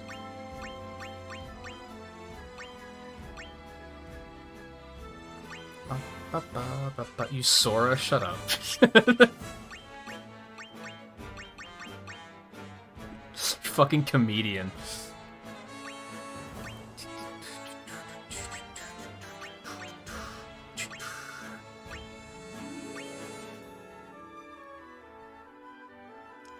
The gun one? Come on, work with me here.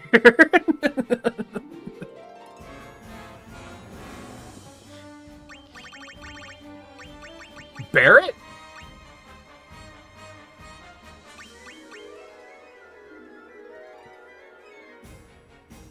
I already leveled up Fran.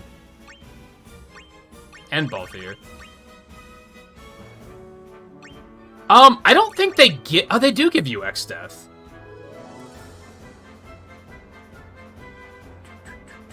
I was too distracted by the fact that they give you fucking Gilgamesh that I was like, who gives a fuck about the fucking tree? Yeah, they give you the Emperor as well. I hate him, though, so... I don't think that's gonna be a thing. Use the tree. See, I don't know. I kind of want to focus on people that are going to have, like, abilities that are going to be useful, and I don't know if his sound necessarily useful.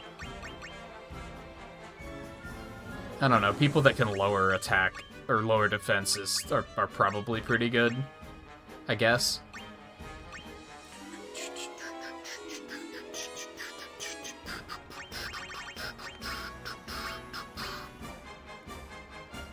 Garland's pretty cool. Even if we don't get to hear, what's his name, voice him in this game.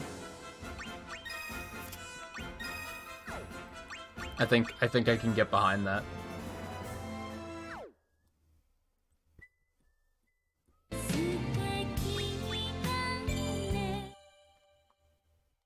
Yeah.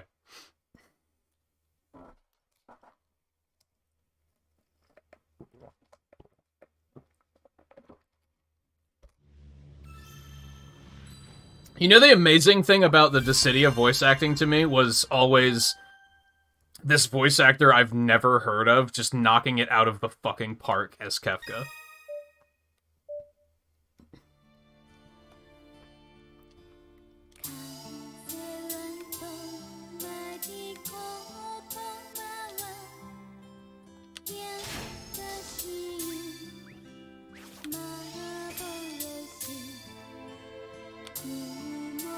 But then, yeah, it gave us Chris Sabat as Garland and Keith David as Chaos.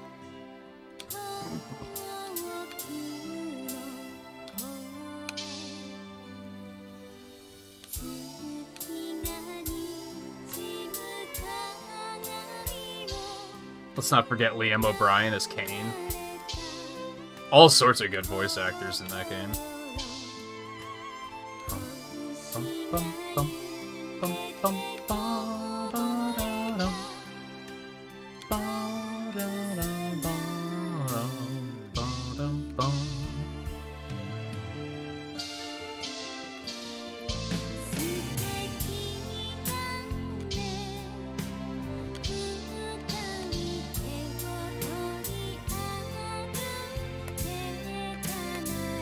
I forget the name of the guy that does Gilgamesh, but I really liked his performance too.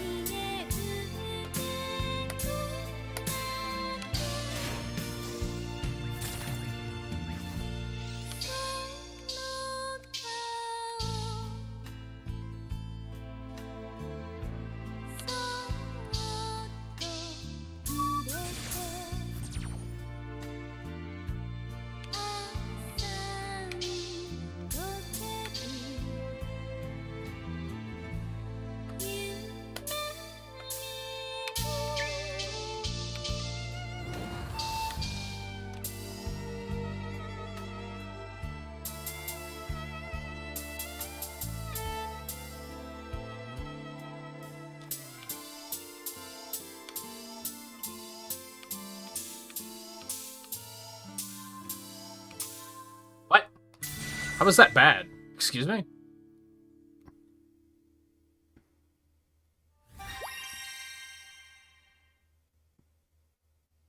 Is that the guy that does Kefka? I don't think I've heard him in anything else.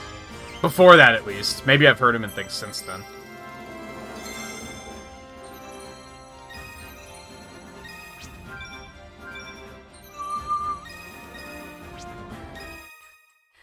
He has some great fucking lines in that game.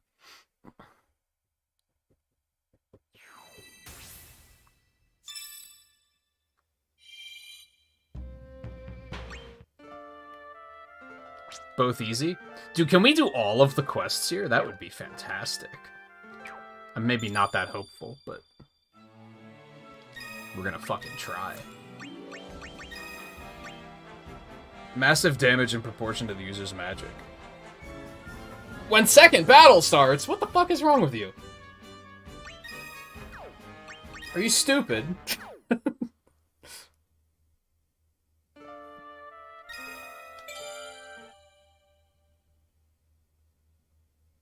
I think the one that always cracked me up is that I don't remember exactly what the line is, but he's using the phrase like, you just landed smack dab in the middle of my trap. But for whatever reason, he mostly says the line normally, except for the word smack, which he screams, and the camera, like, zooms right in on his face when he says it. And it's really funny. And it probably shouldn't be as funny as it is. But it's just so, like, cartoonish.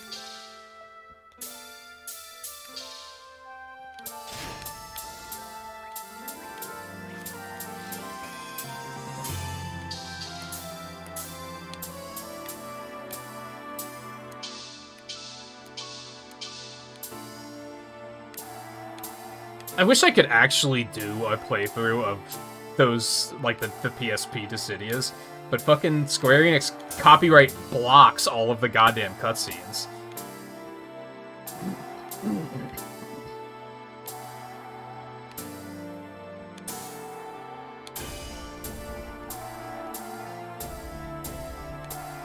Some of the character interactions are really funny.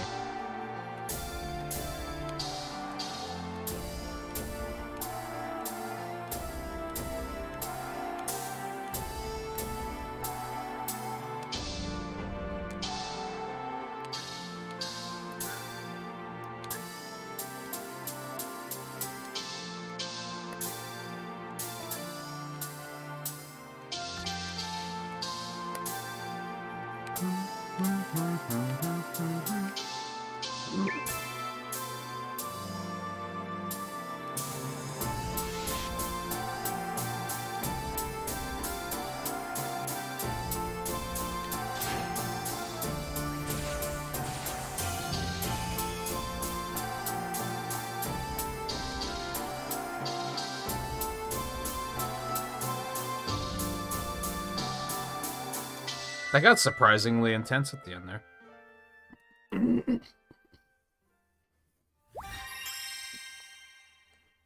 Yeah, just the way he delivers the line is so fucking weird. It's so wild.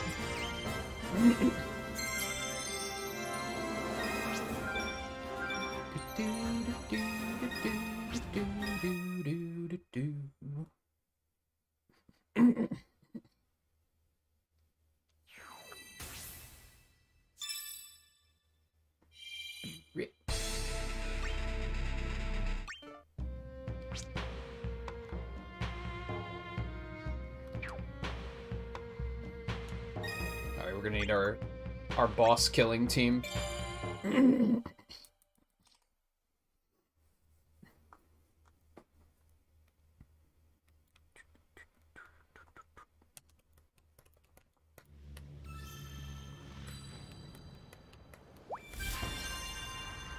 I have thought about doing the campaign for Dissidia, like, off-stream, and then just doing streams of the Labyrinth.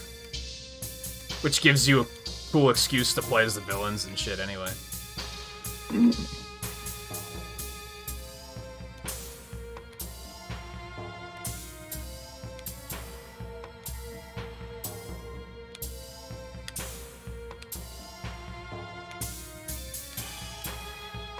Did they finish adding all of the villains to NT? Because they did those as updates, right?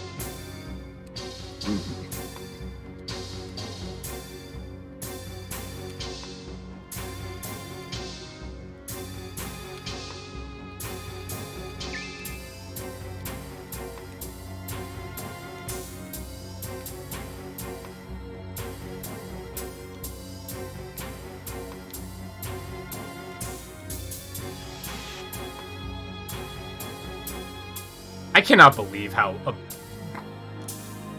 much NT missed.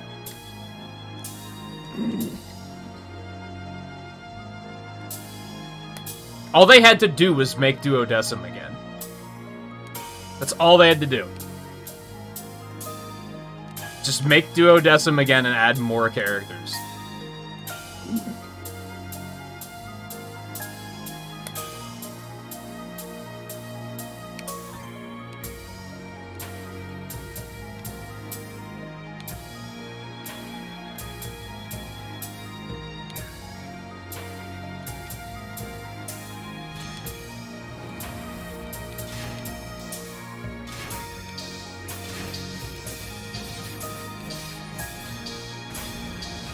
Good work, guys. Oh, I think we already cleared it anyway, so...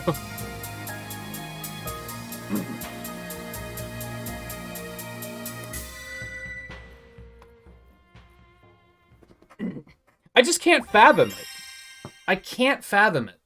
I usually am like, I don't give, like, fan projects a lot of credit. But I feel like that's an instance where, like, fans could take Duodecim and, like, remaster it into, like, 1080p, and, like, it would be better than what NT was. I don't understand.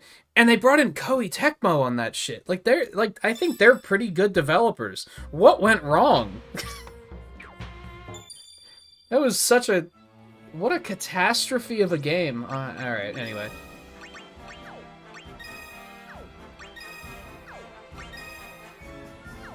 Nothing, huh? Okay. 500 or more summon damage to one enemy.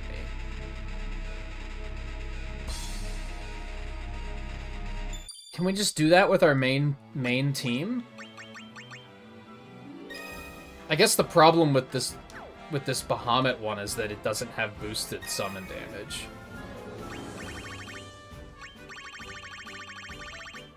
Like, we used that Ifrit, that had boosted summon damage.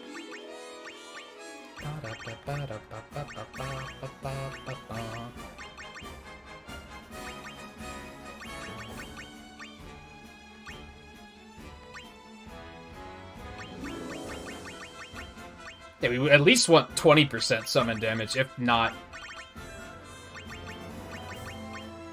If we could maybe manage a 30%, if there's like a rainbow one or whatever. I'm not really seeing it, though.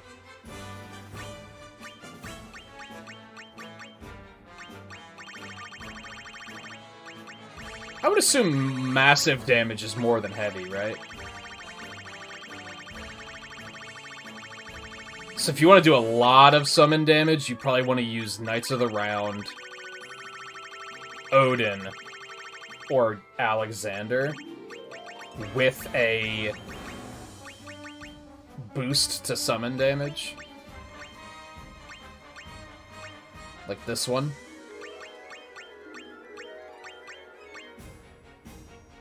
That one's good too. Volpe playing that Game Boy, you love to see it.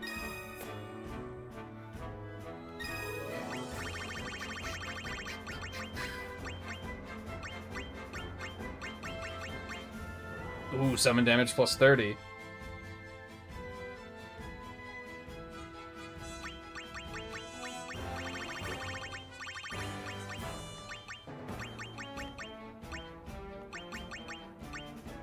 There's summon damage plus 30 too.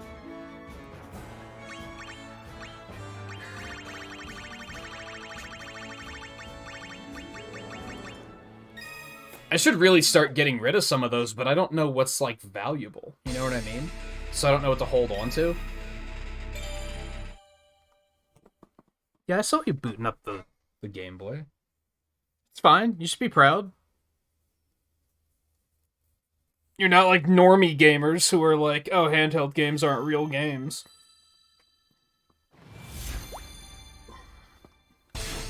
All hail Volpe is what I'm getting at.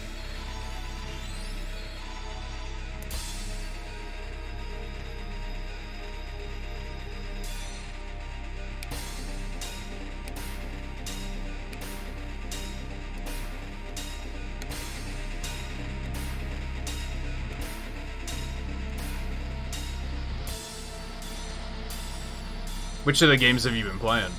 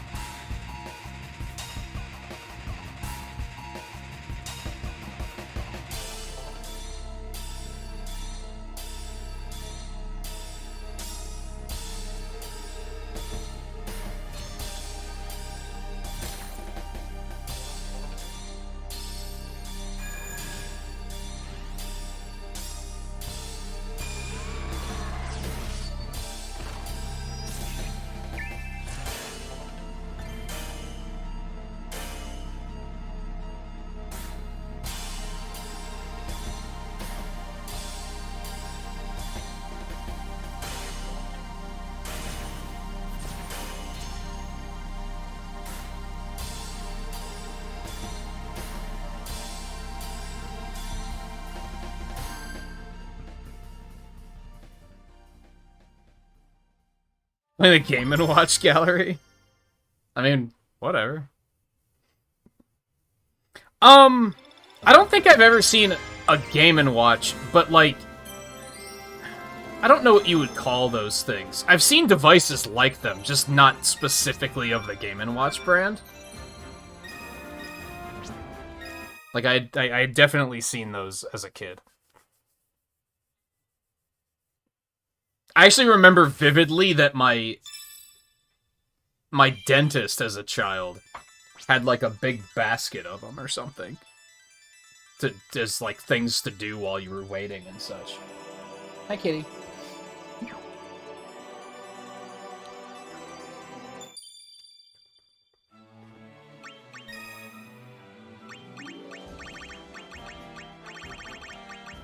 Maybe I should lock that one so I remember that it's there.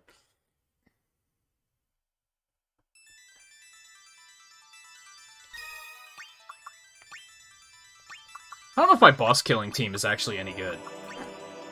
Come to think of it.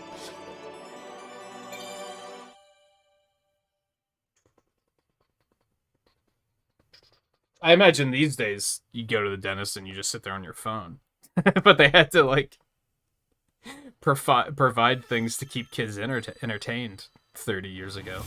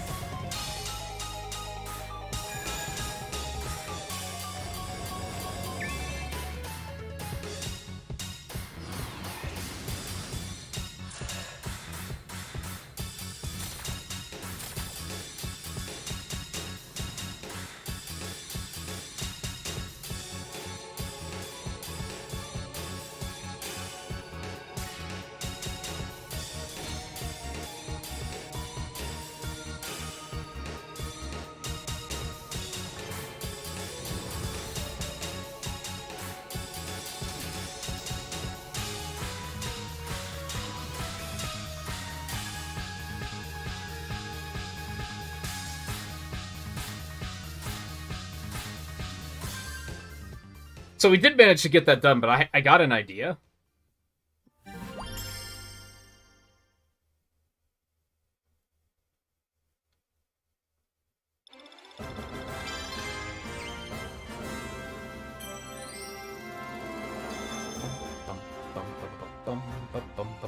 Specifically for the boss killing team.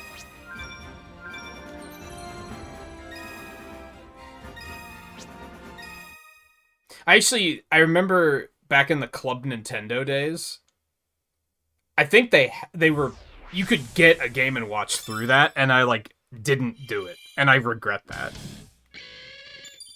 I think it would have been cool to, like, have that bit of gaming history and all that. Alright, so we're gonna replace Terra with Sephiroth. And then we're gonna give Squall Cheer so that he makes everyone stronger. Since it's all physical damage now, we could actually use a buff like that, whereas if we had a mage before, it wasn't terribly helpful.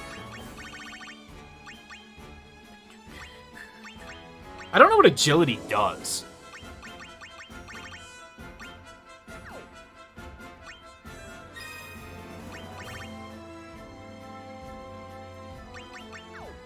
And I think we're gonna switch Cloud to added cut.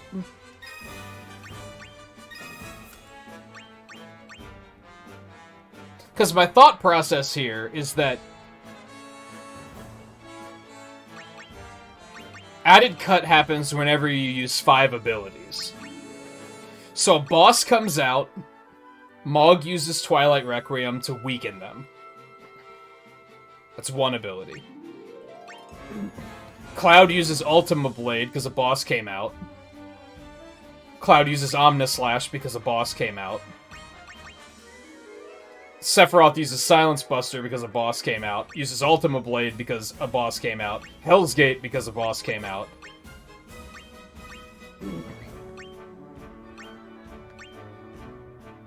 Squall uses Lionheart because a boss came out.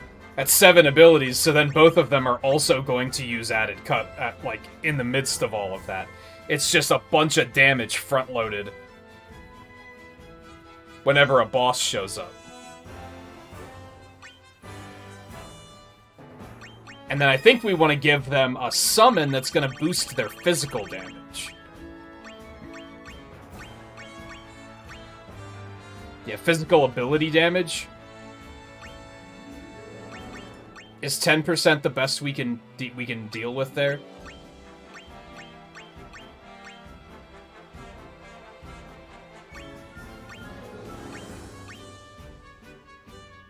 Ooh, that's a really nice one.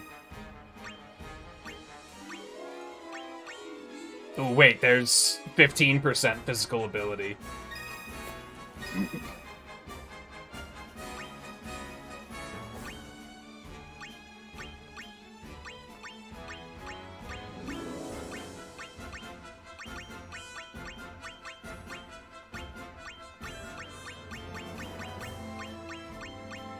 There might still be even better ways to do this, but I'm liking this plan.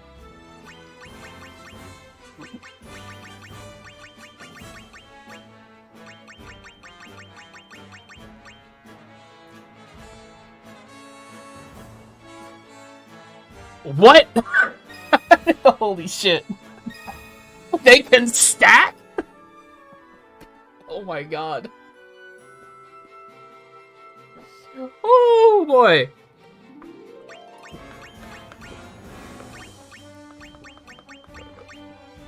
That's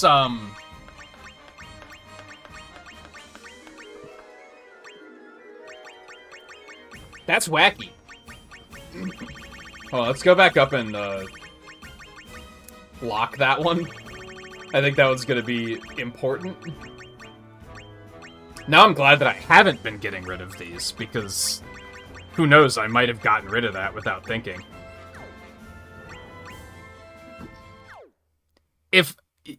Is there any boss that's going to survive what they can do?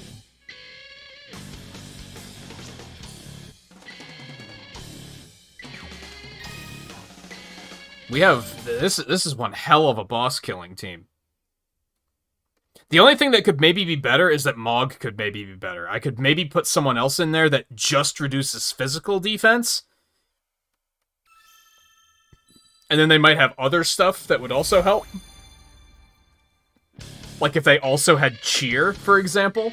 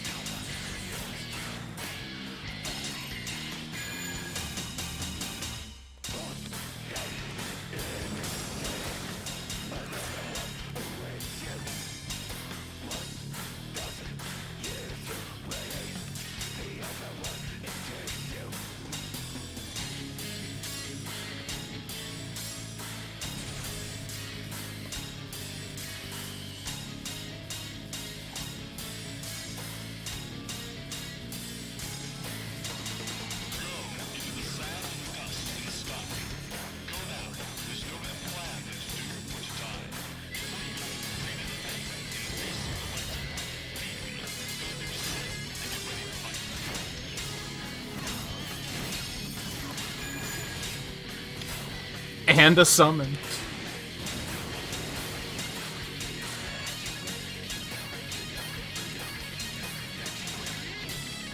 He actually survived that onslaught of damage?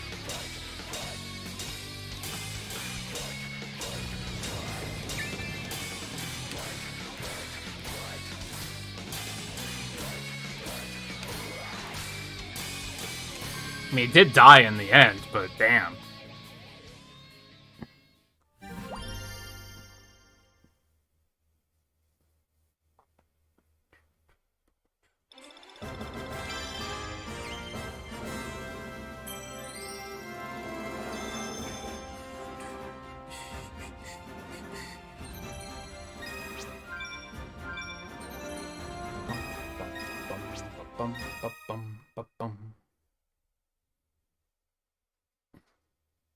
Never seen a Game Boy either. Yeah, I had a cousin that had the big brick boy. 4 or more summons. 4. I think you're gonna need 2 summoners for that. I don't think this one I can do.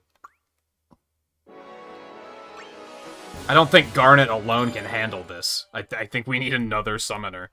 I don't even know what other summoners there are, aside from Yuna and Aiko.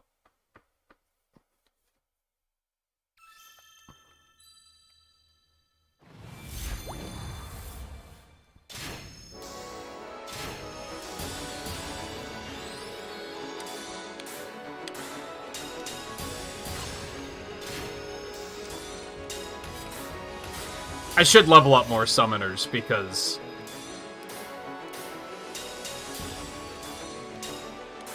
Garnet makes them faster, but she doesn't make them stronger. And there are some quests that are like, do a certain amount of summon damage.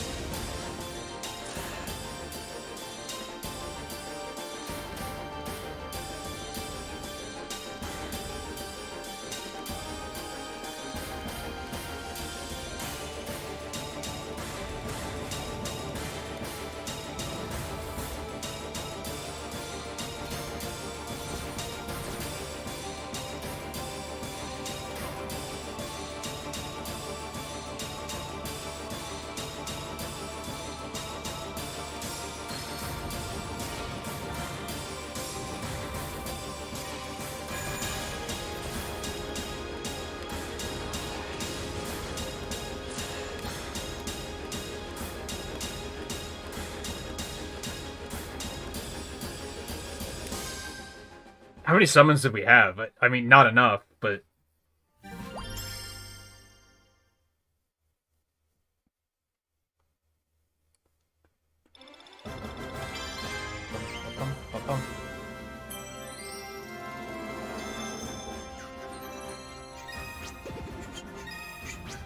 Yeah, that one's gonna be tough. We're gonna need more summoners for that. We're gonna have to put together a team, like, just to do that. That's unfortunate. We were really killing it on quests here. Why is Ozma here?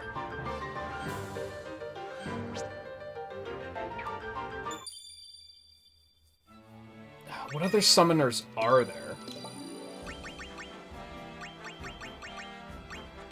Rydia, of course. It's just them.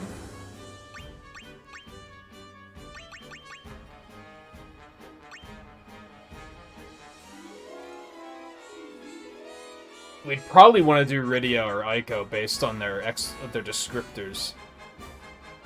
Sounds like Yuna makes them faster, whereas the other, as well as Garnet, and then the other two make them stronger. Not gonna worry about that right this minute. But... Just wanted to investigate. 12 or more enemies.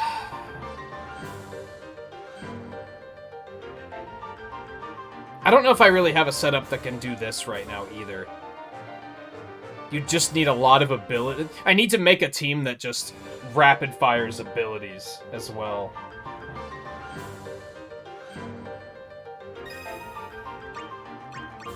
So I think we're just going to go ahead and use this team and let him get experience. I have 177 potions. Oh my god.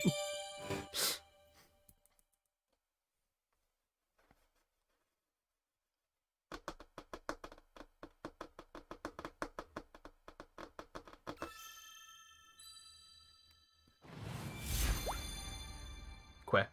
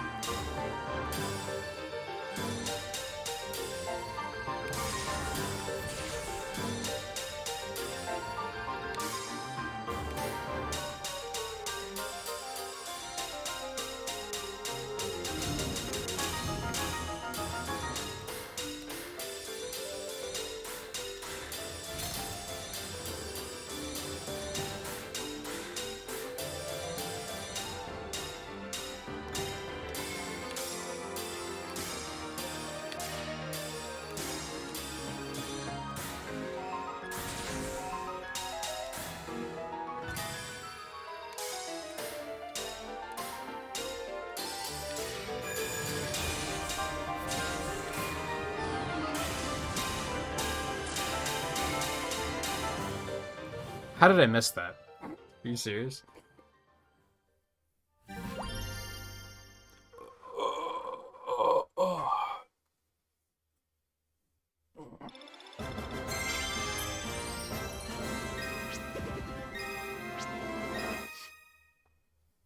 So I'll have to come back for those two. But that was a pretty good clear.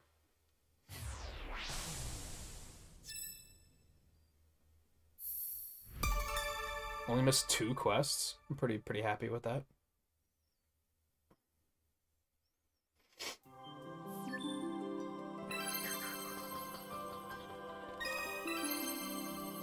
Checked and Seymour. Okay. Makes sense.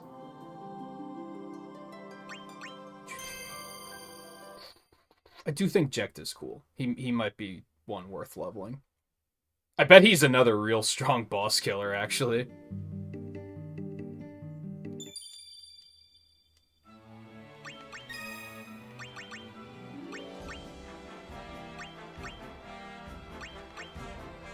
Oh, Tornado hits everything. I was gonna say, what's the advantage of using Tornado when you can only use it twice?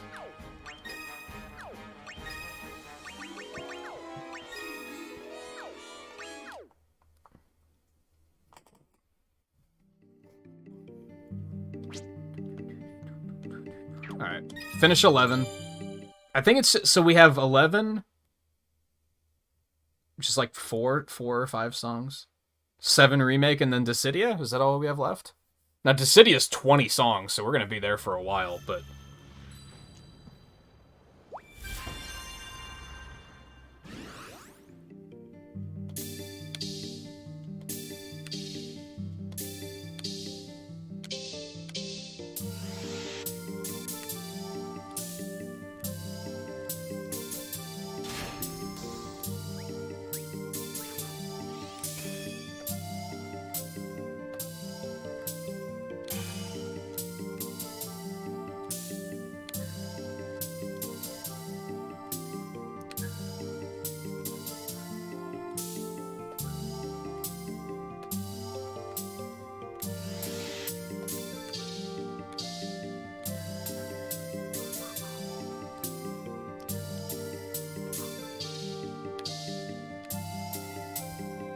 I think it also means it's likely that they have a lot of Dissidia remixes in this, though, which is really cool, because Curtain Call did not. I think Curtain Call had, like, 3 Dissidia tracks, and they were... One of them was a remix. The other one were, like, all original tracks. Which were, like, menu screen music and stuff.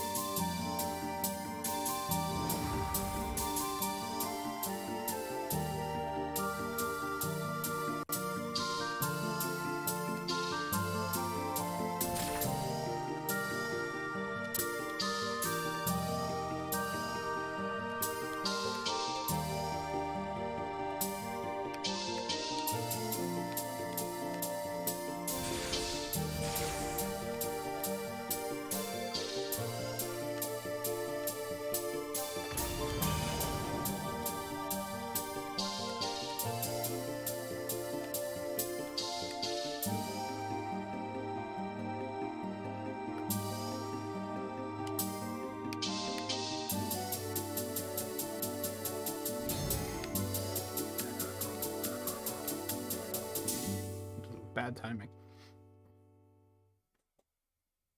Trashed by low tier. What are you doing? You're better than that.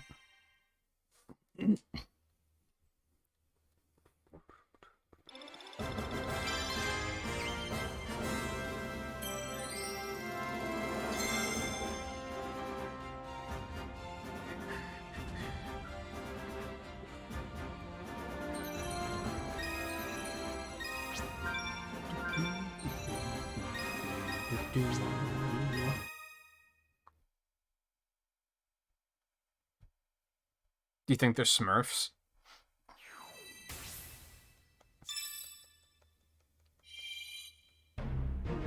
Clear with Shantoto in the party. Why would I want to do that? Fucking rhyming ass.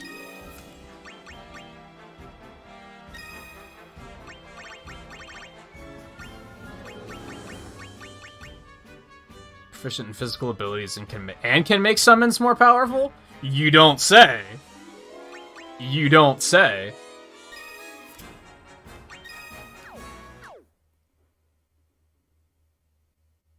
Why are they called Smurf accounts? I don't know. I don't know. That is a legitimate question.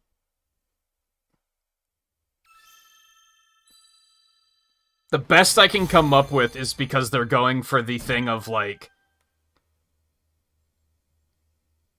At least I don't know much about Smurfs in general. I'm guessing they're going with the thing of, like... They're small, so you're going to underestimate them. So I guess, like, a Smurf account is like, well, it's a new account, so you're going to underestimate it. That's the best I've got. I have no idea what it might mean other than that.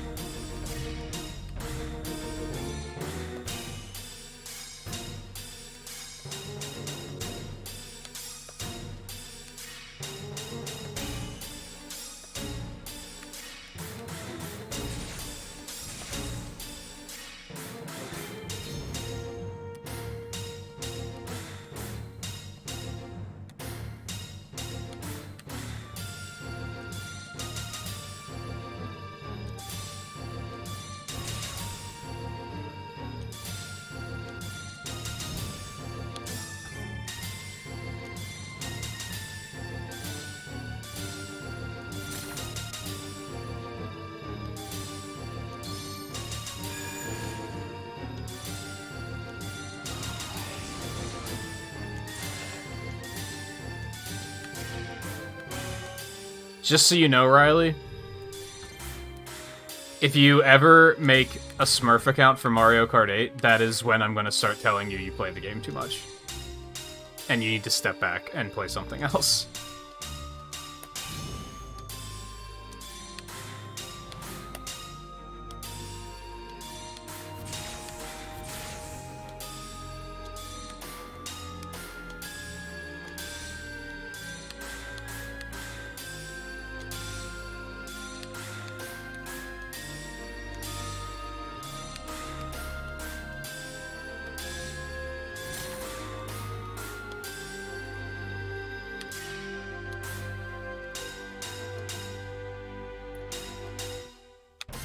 Even though I understand the appeal, I'm at, what, like 8,000 rating, and I hate playing on Worldwide, because people are sweaty as fuck.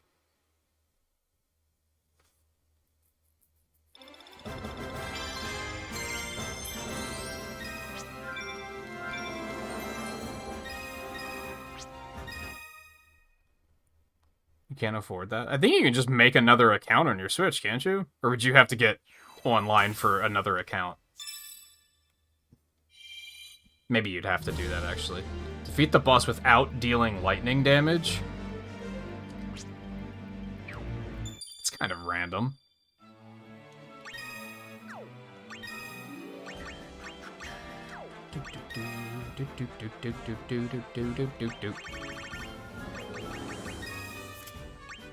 I don't think I have anybody that's dealing lightning damage, so that's fine.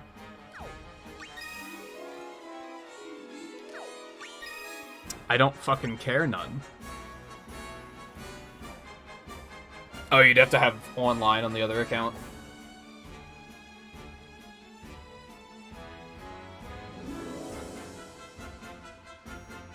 Oh, could you just delete your Mario Kart save data and just start over? That would reset your rating, wouldn't it? Not that I'm encouraging you to do so, but because you'd have to unlock all the carts again, which would be a pain in the ass. But, could just do that, I guess. But again, if you did that, I would be like, okay, play some fucking Monster Hunter, nerd. Like, you know.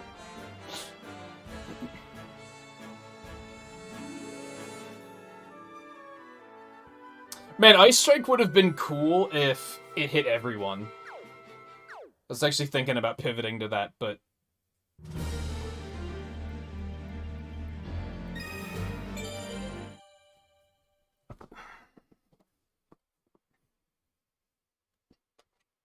Yes, but you need your rating. You don't have Mario Kart. What rating?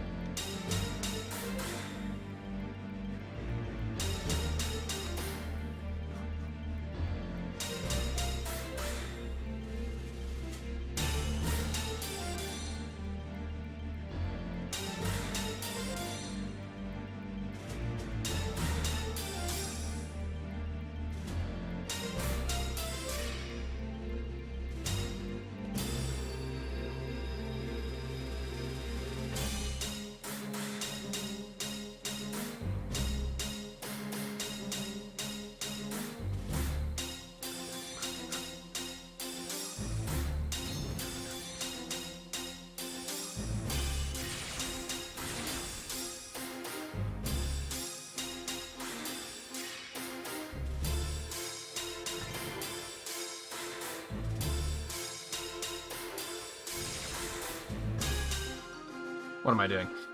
Again, my brain was in other places. I was like, I should have brought my boss killing team to this one. Because you do have to actually beat the boss, is the thing. And I don't know if these guys will be able to get there, let alone kill it.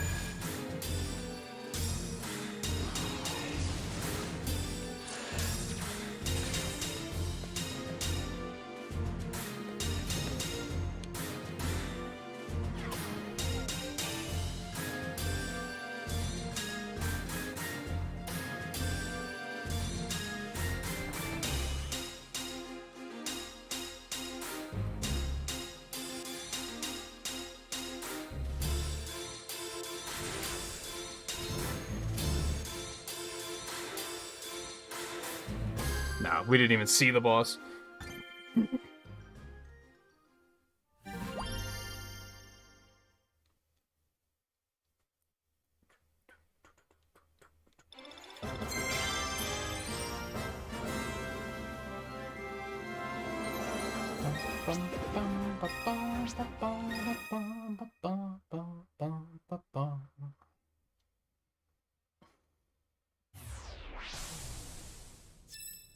Two more, and 11's done.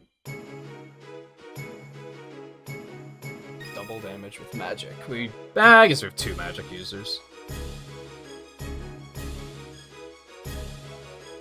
Otherwise, you totally would. Not. Yeah, it's definitely when I would be like, get your ass on Monster Hunter Rise right now.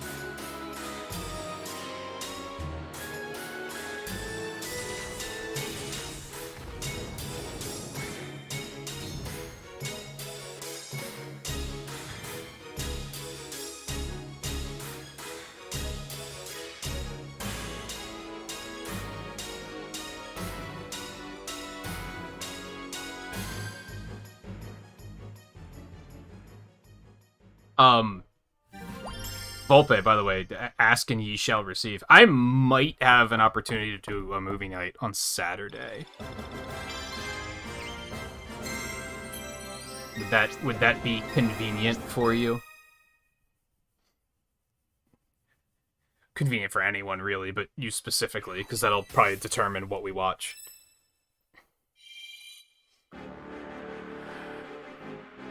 Two and a half times HP? Motherfucker.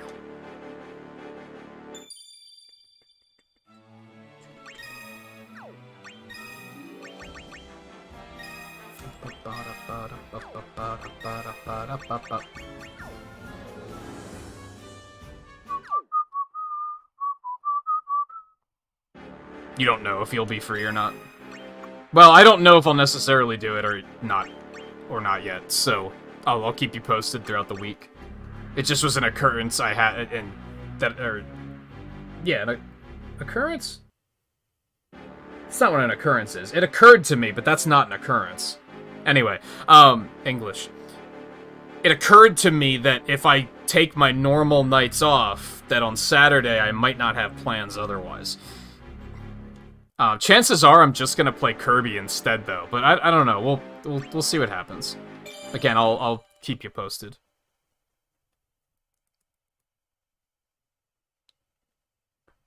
I do want to watch Advent Children.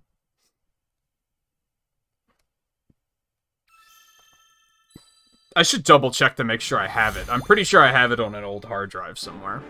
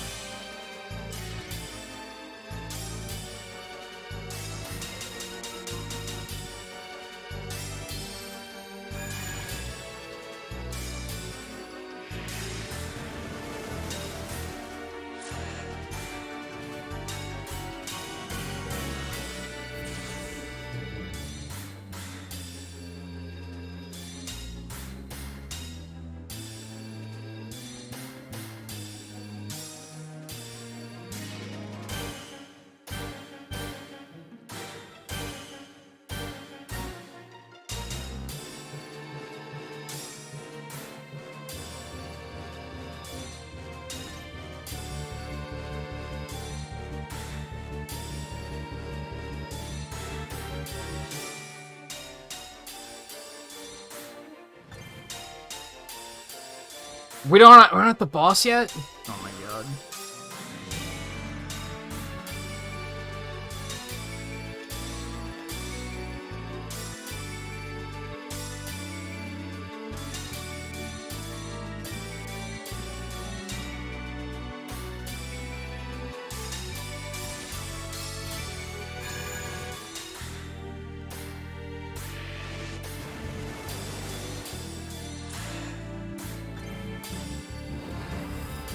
Can they do it?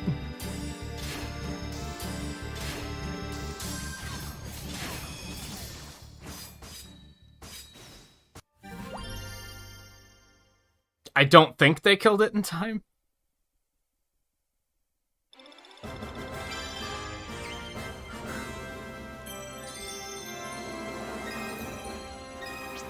So I think the team actually has an issue where they're not dealing enough damage to get through the fights leading up to the boss quickly enough. We have too much boss killing potential. Which could be as simple as taking out Sephiroth's silence, probably, and giving him something else. But anyway, doesn't matter. Nice quest completion, by the way. Just need 7 Remake and Dissidia now, right? Alright, we're gonna derail really quick and do a couple of events.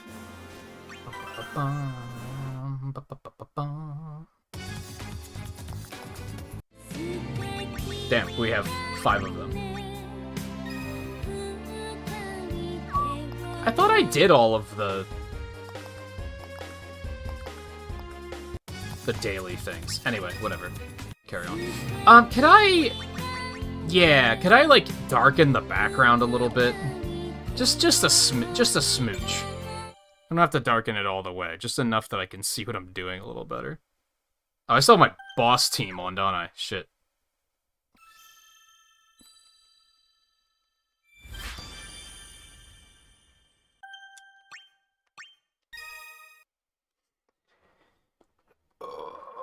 My back hurts. Ugh.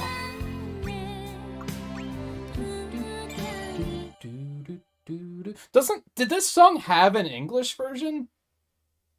And they just didn't include it for some reason? Or did it not have an English version?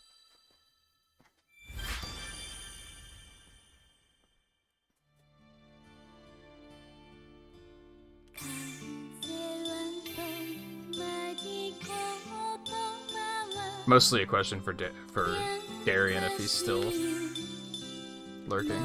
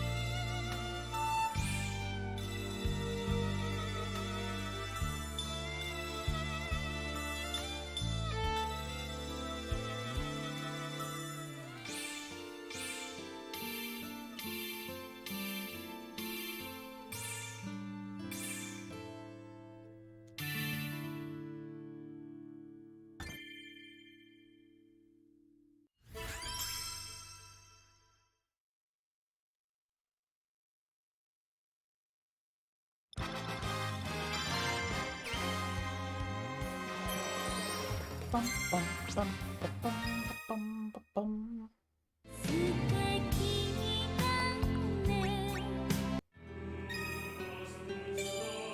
surprised you like going over there so much, Riley, because it sounds like Darren in particular is very unpleasant to even listen to.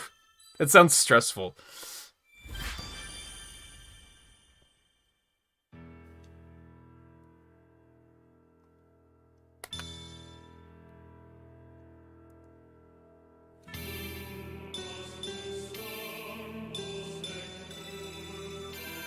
Like, he's one to criticize people for doing stuff like that? Isn't he addicted to fucking everything? Including being a piece of shit human being?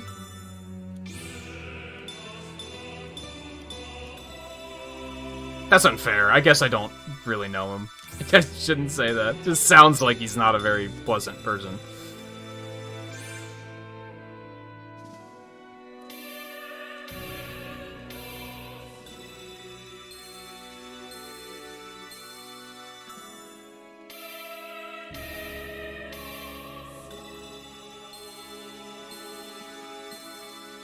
That slight tint on the background helped a lot.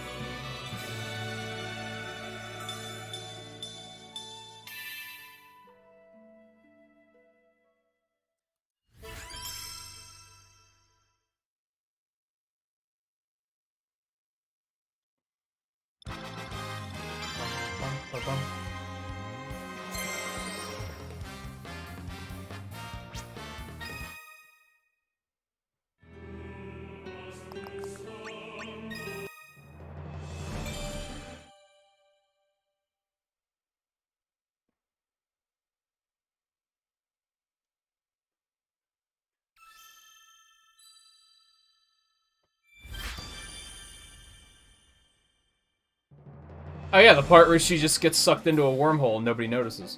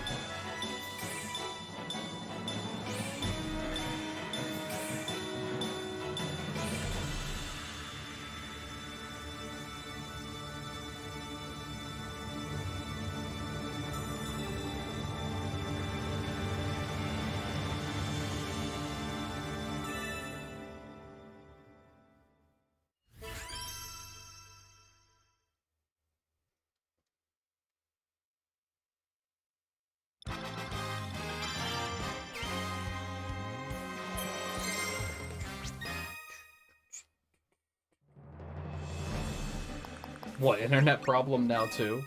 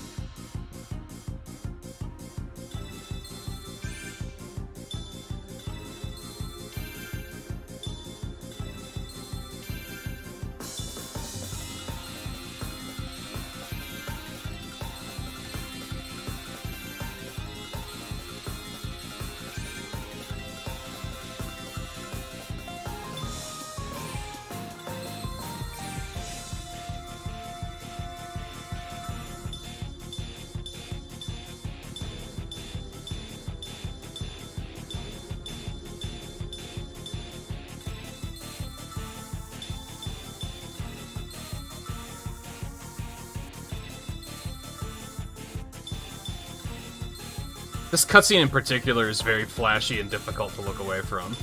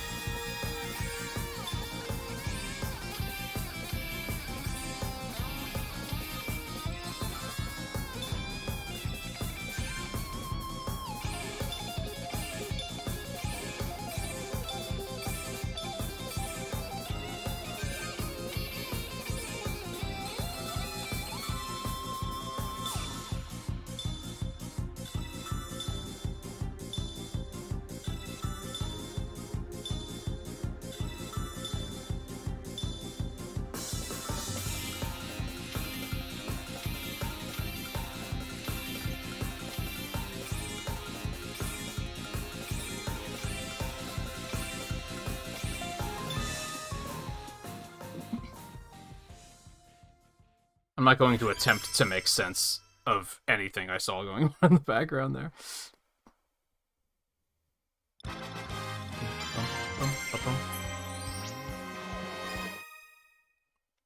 We have what, one left?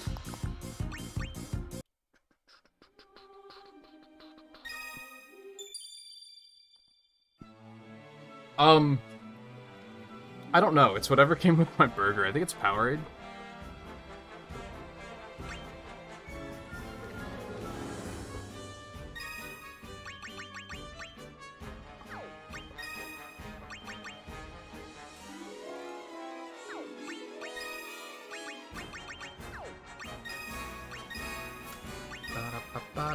Ooh. All sorts of goodies. I mean, you asked. I don't care.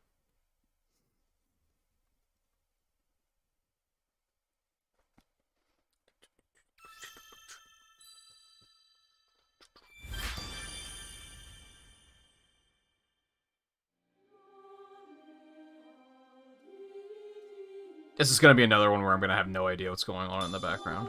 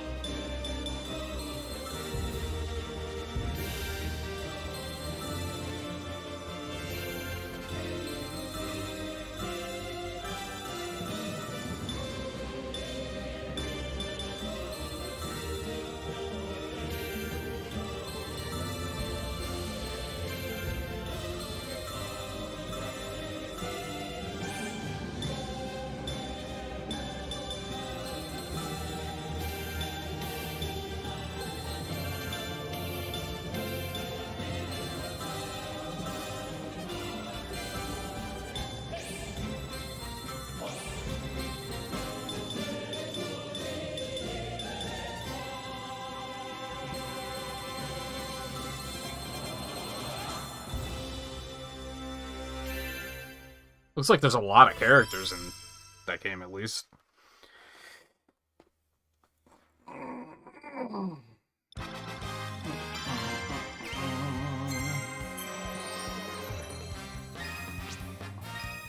I forgot that Locke was in Dissidia. I completely forgot that he was in Dissidia.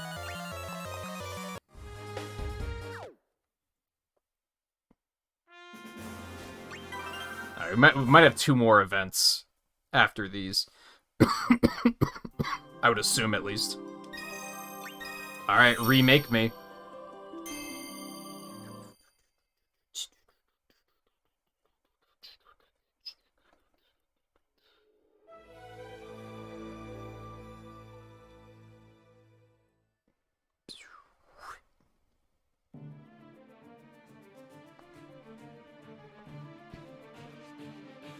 I don't know what 5 or more MP enemies means.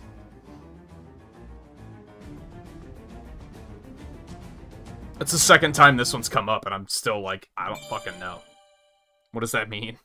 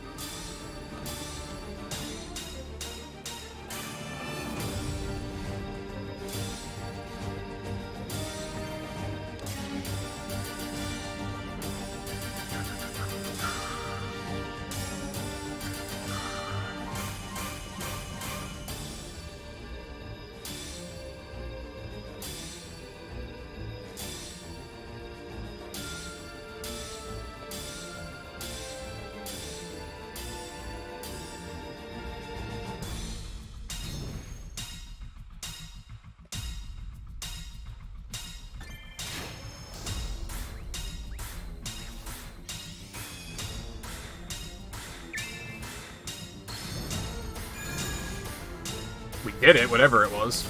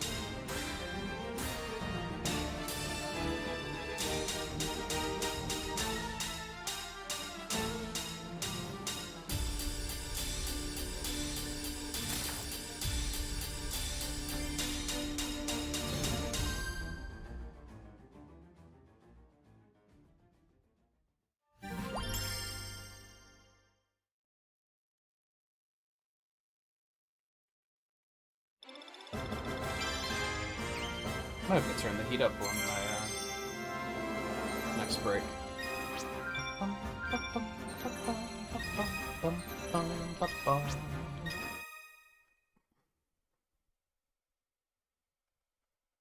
which I should probably take soon, come to think of it. Maybe when we're done with this, before we move on to Dissidia.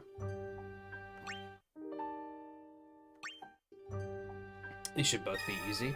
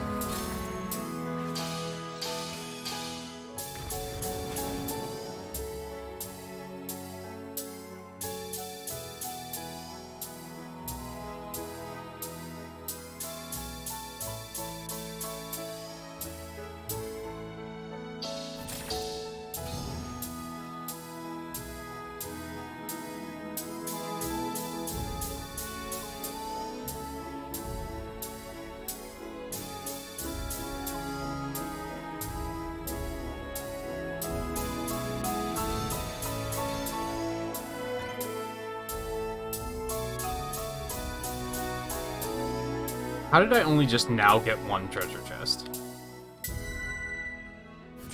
Oh boy. RNG, you love to see it. Welcome back, Volpe.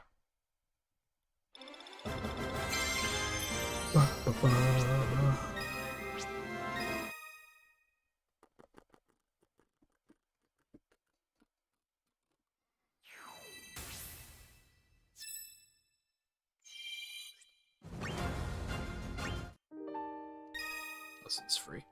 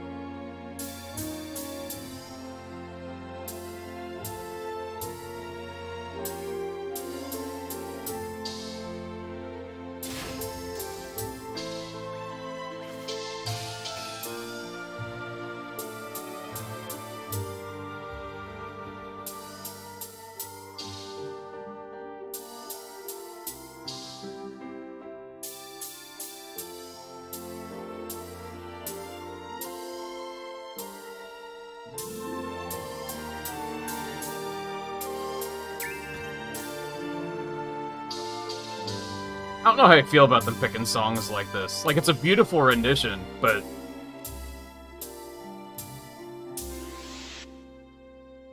I don't know if it feels that good for a rhythm game.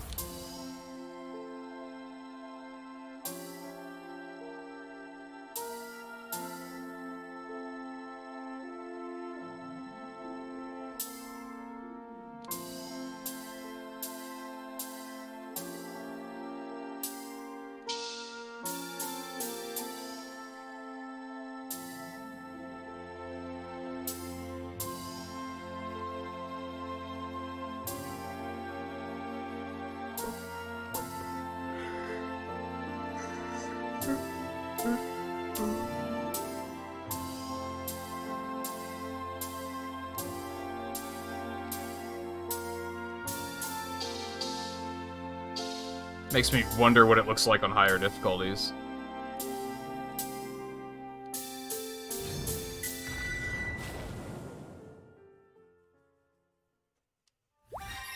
It'll be interesting to see if they do DLC for, like, 16 and Episode 2.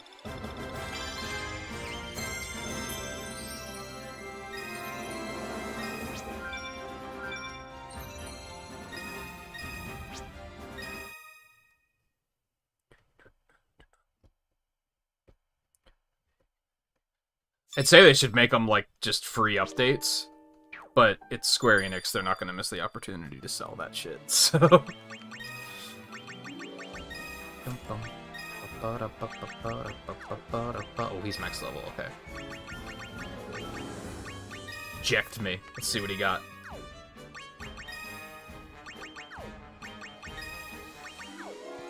Chocobo will be done on the next one.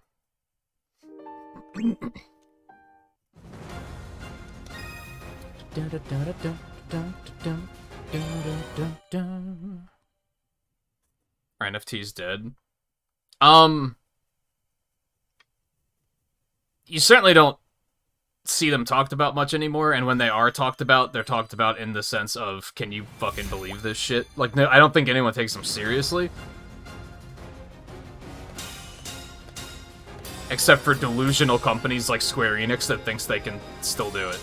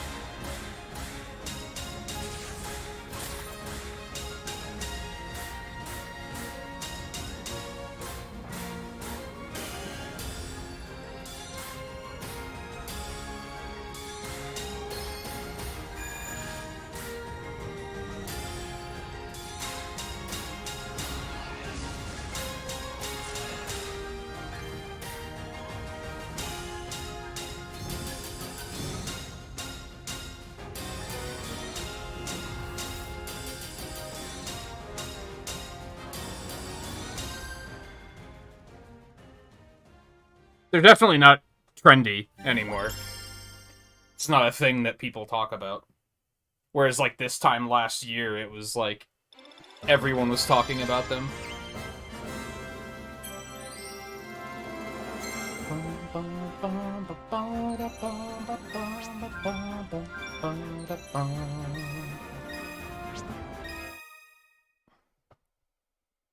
Which, if you look at the typical definition of like, when people say something is dead, then yes, that would be considered dead. Because nobody's talking about it anymore. Does that make sense? Because when I think of calling something dead, I think of all the losers, like, retweeting Fall Guys and saying dead game. But, like, the game is healthier than it's ever been. It's just that, like, it's not a game that people are talking about every 2 seconds, so therefore it's not dead. Therefore it's dead. You know what I mean? So, in that sense, I would say that they're dead.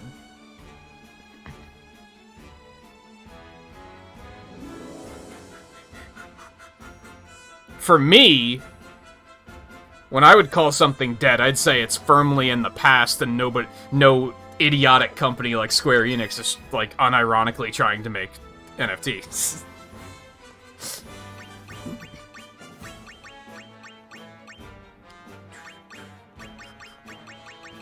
Okay, I did say Rydia, I guess.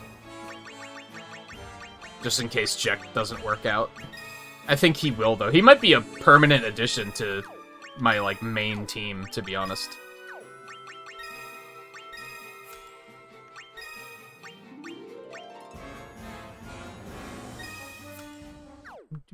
Depending on just what he gets. Kimi. Gee, I wonder what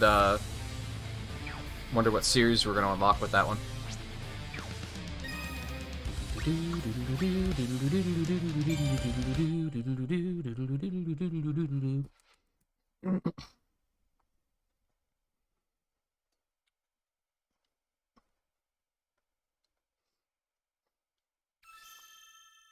I like how the backgrounds for the remake are such higher detail than the rest of them have been. It's really amusing.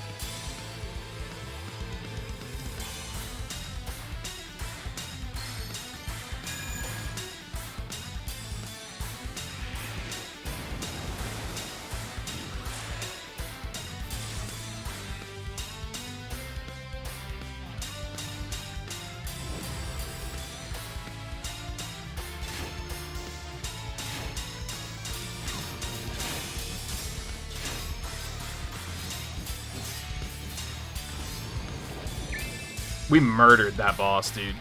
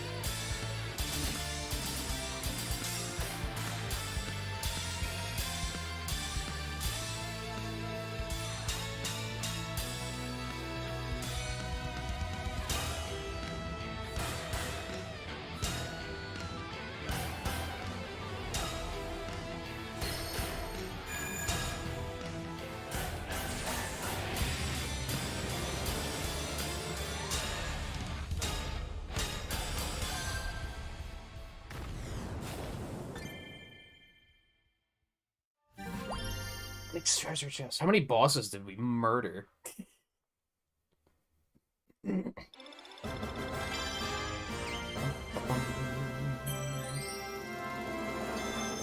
11,000 damage. Holy hell! Hey, banana thief.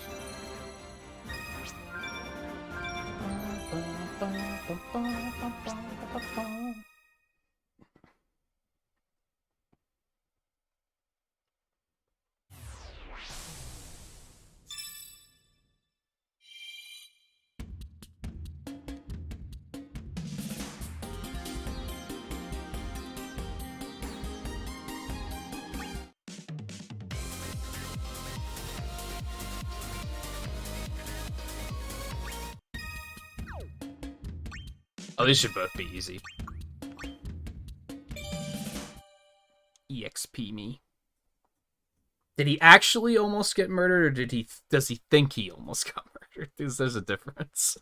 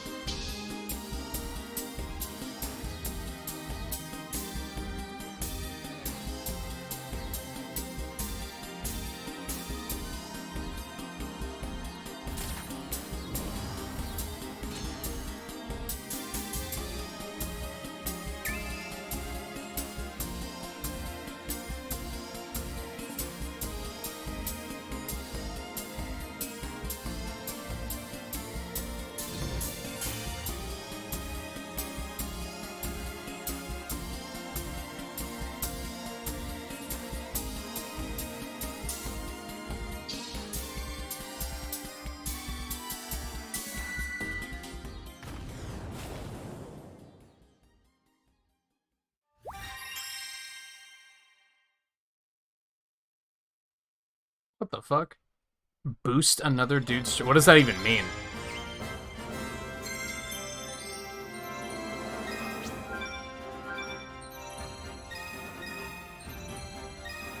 Like jumper cables boost?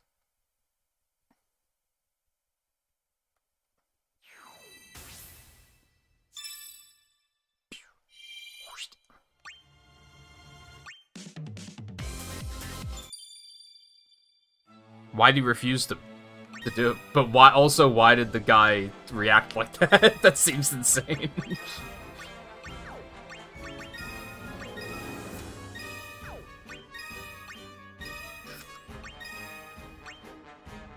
Multiplies damage the party deals with physical abilities by 1.3 active until the end of the end. See, that could be good for our boss killing team, maybe.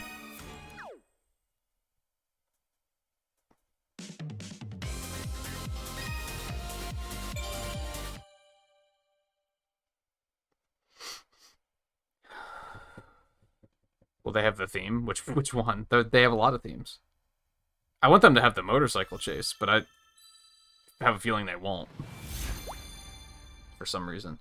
The thing that sucks about them including 7 Remake, and the fact that there's only 10 songs, is that one of them's going to be the battle theme, one of them's going to be the boss theme, one of them's going to be Genova, and one of them's going to be One Winged Angel. So there's effectively only 6 songs, because we know what the other ones are, and we already have multiple versions of those. I mean, they're still good, but it's just kind of predictable.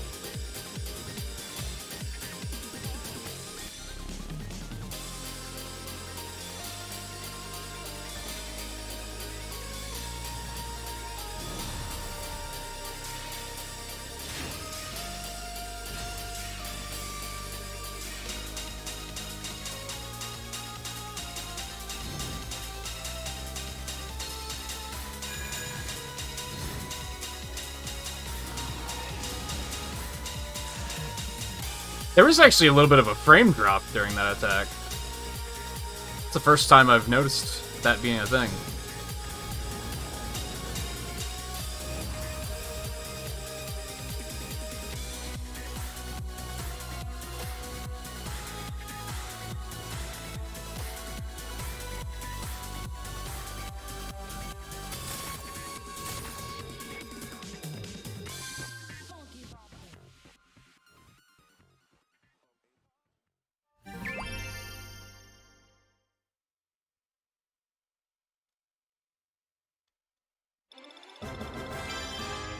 Because he was on a tight schedule and had to get moving or his company would start suspecting some shit. Oh, because that's why he refused to do it. Okay, that's fair, honestly.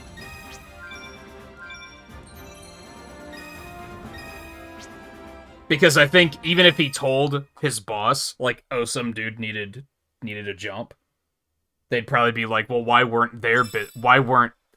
wasn't his company fixing that for him? Why is that our business?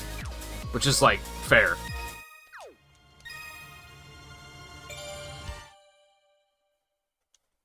Which, yeah, why weren't they? Or was it not like he wasn't driving that kind of a truck? Was it just some guy with a pickup?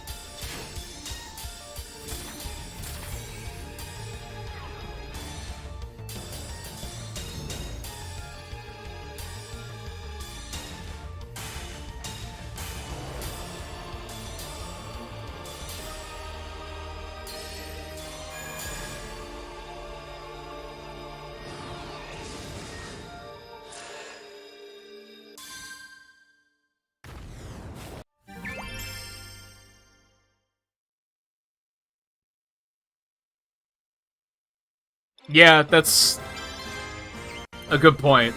Like, he's probably gonna lose his fucking job over that. Not probably, he will. If it was caught on camera, he's fucked. So, I hope he feels better after raging like that. Because, like, I hope it was worth it.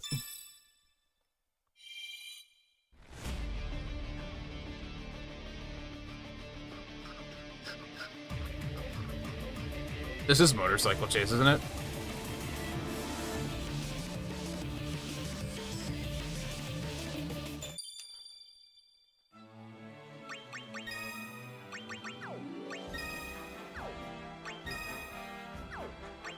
Yeah, sure.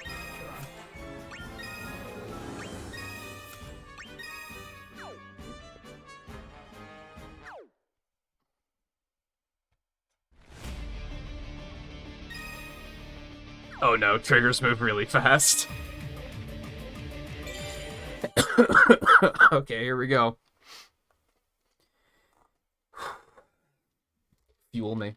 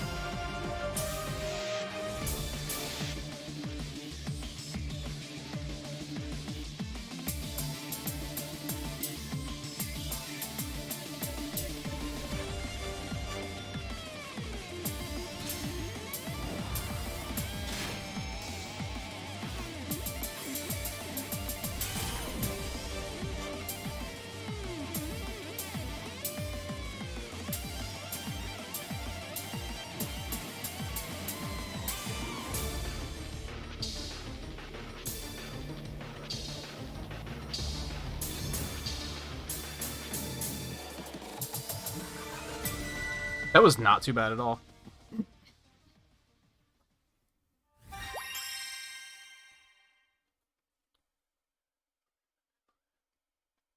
Yeah, I don't know how I would handle situations like that. Truthfully.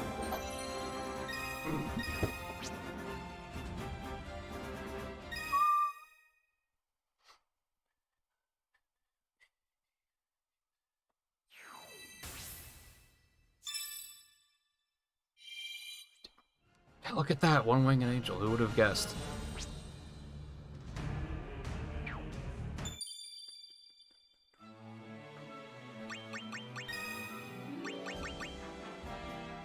Moderate damage in proportion to the user's magic, but the user also takes 10% HP damage. Only uses it once, and it's on a certain number of... It's not good. It's not good.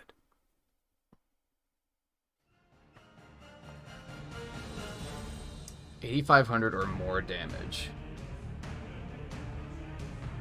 And enemies deal double damage. I think I should probably use these guys to go for, like, max damage. Maybe they're not my highest damaging squad. Maybe they are. If we get to a boss, they're gonna probably do the most damage. It depends on how many bosses they're gonna throw at us. And it's just the one with multiple other enemies, so there's probably not going to be that many. I think we should go with these guys.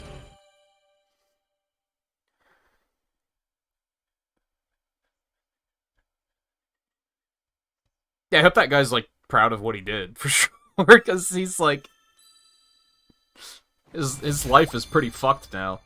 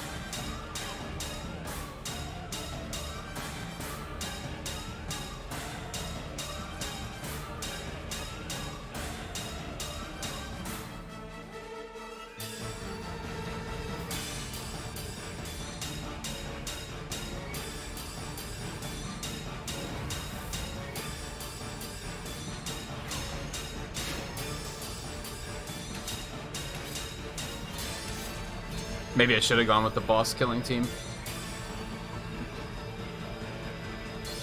Eh, we have time.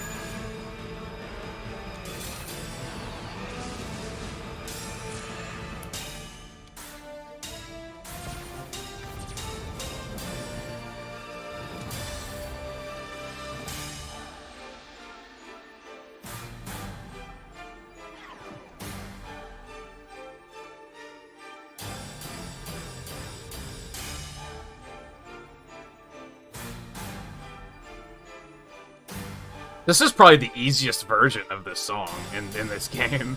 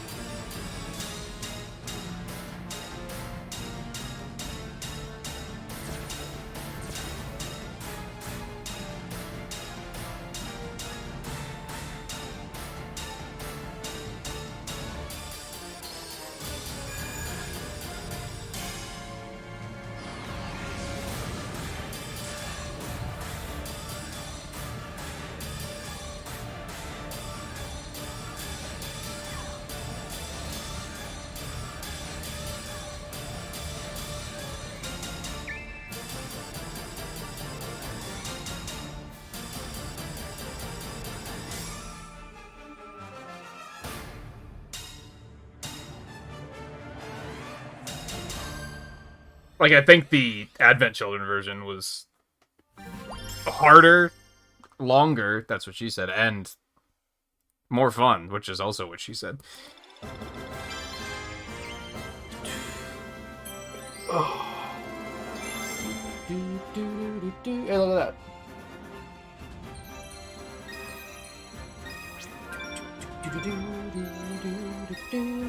We did pretty good on the quests on that one, too.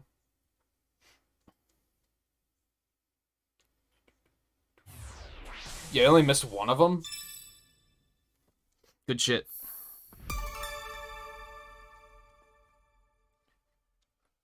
They didn't have a... What's the name of that song? Oppressive People or something? I was expecting them to have that one.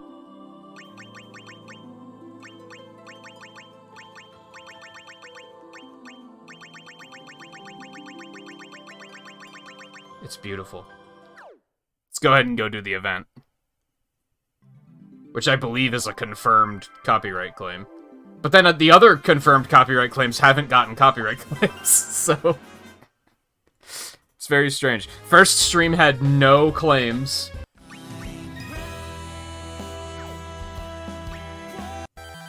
That does sound like it might even be... That might be worse than a copyright claim. I'm gonna try it. Yeah, the first stream got no claims, the third stream got no claims, and the second stream got 7. Very random. Also, I forgot to switch my team, so hold on, back it up. I think this is the song that plays in the credits. I'm a little nervous about this one. But I think we're just gonna wing it. I'll just edit it out of the stream later if I have to.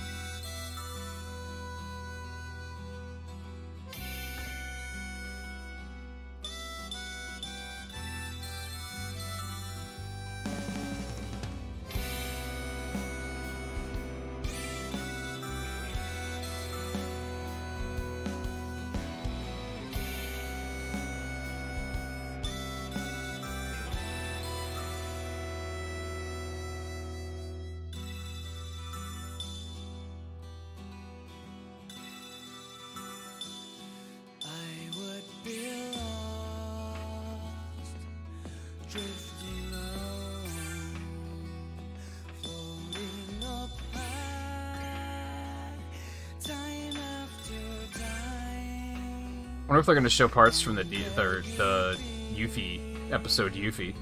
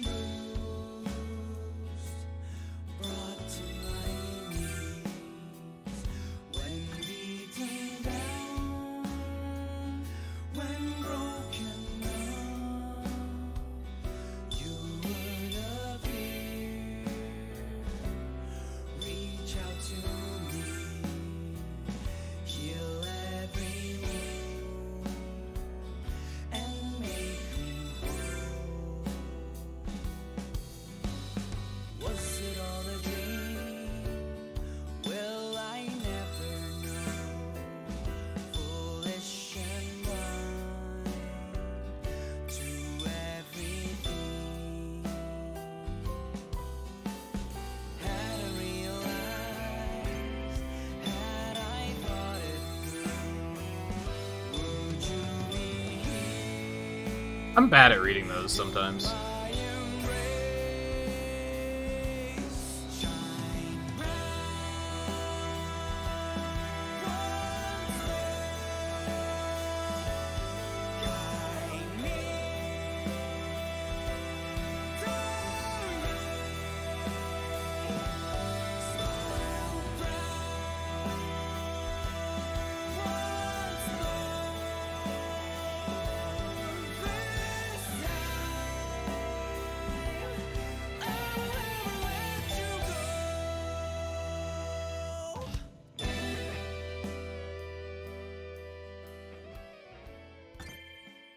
10 treasure chests? What the fuck? I don't know what determines treasure chests you get in the event scenes.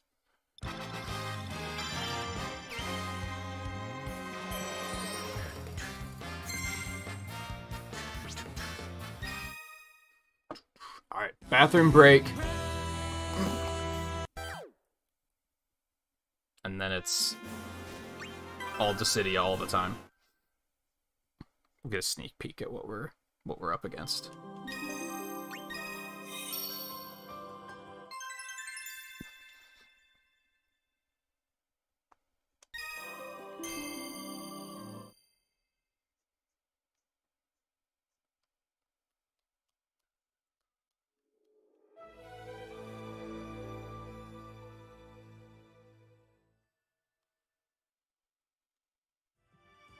Just starting with chaos, huh?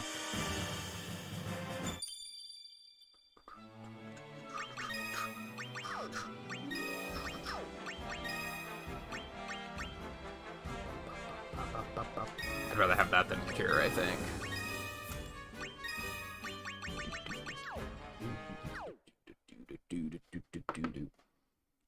Oh, this is a defeat the boss, so we're gonna want our boss killers for this. I thought Nala came in, but I don't know where she is. Alright, I won't be long. This is mostly just gonna be a bathroom break, and then we'll continue, so stay tuned and I'll be back in a minute.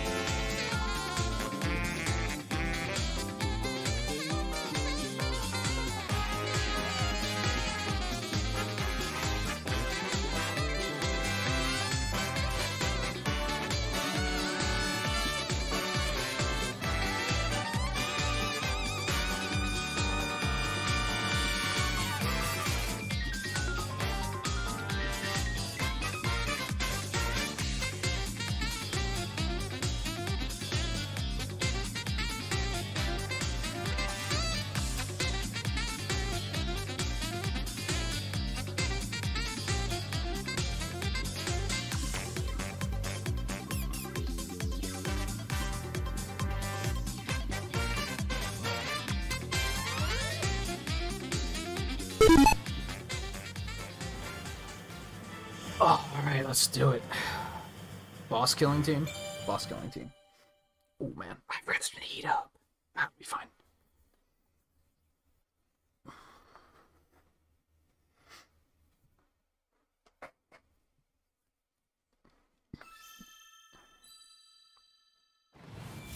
We just deal double damage. I'm looking forward to how much damage this is gonna be.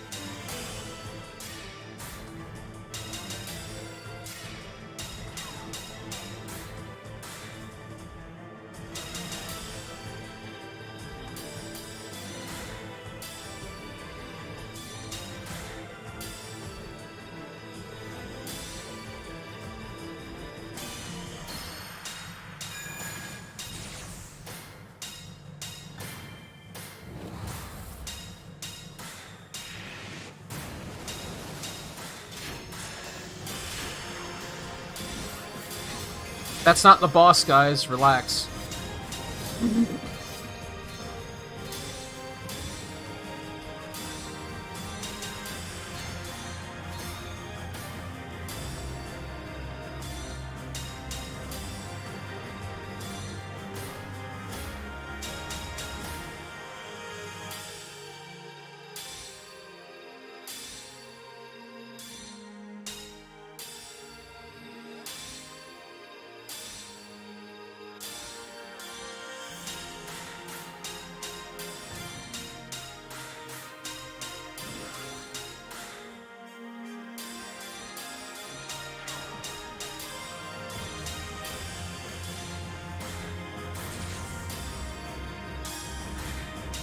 Yeah, we're working our way back through chaos. Back to chaos, I just noticed.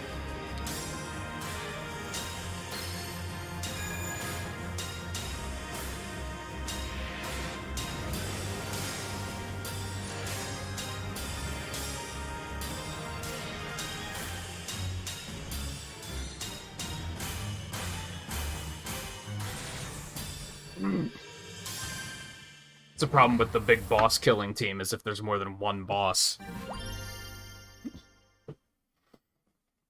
They can only do it. They can only shoot the shot once.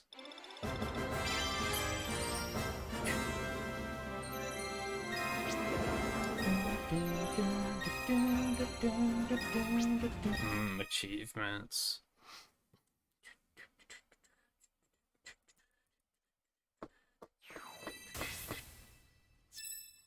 But with the double damage, it might not be that big of a deal. Now we're talking. Got some sweet-ass remixes in here. This should be a good run. Ideally, something for everyone. Especially if you've never heard the Toxicity remixes, which are very good.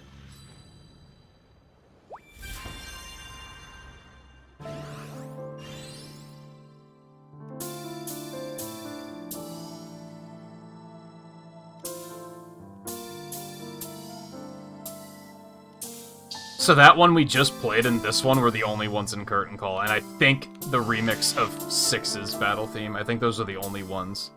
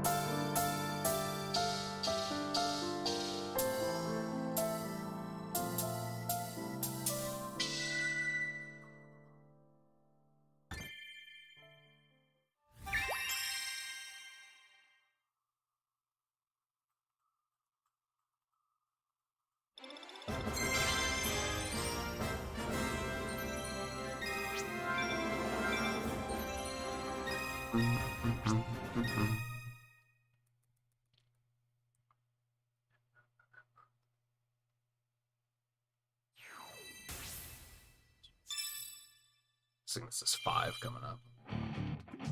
No, that's just a fucking random Dissidia track. Let's do those first, because they're boring. Ew, an ultimate? We can do this. It's only difficulty 7. I got this shit. Who do you think you are? I am. I'm probably not going to go super crazy on trying to clear all the quests until there's 2 other tracks that I have to do on Ultimate that are, like, very difficult, and I'm not ready to do yet.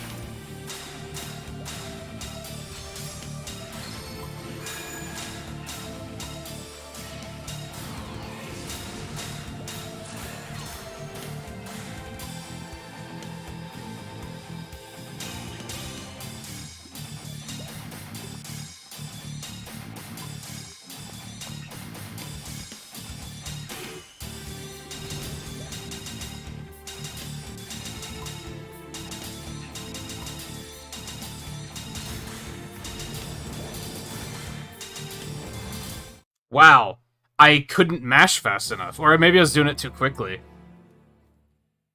That was, like, incredibly manageable until that. And then all of a sudden it was like, oh shit, I can't. I'm actually going to slow the notes down so that they're not so close together. I think that might help on those in particular.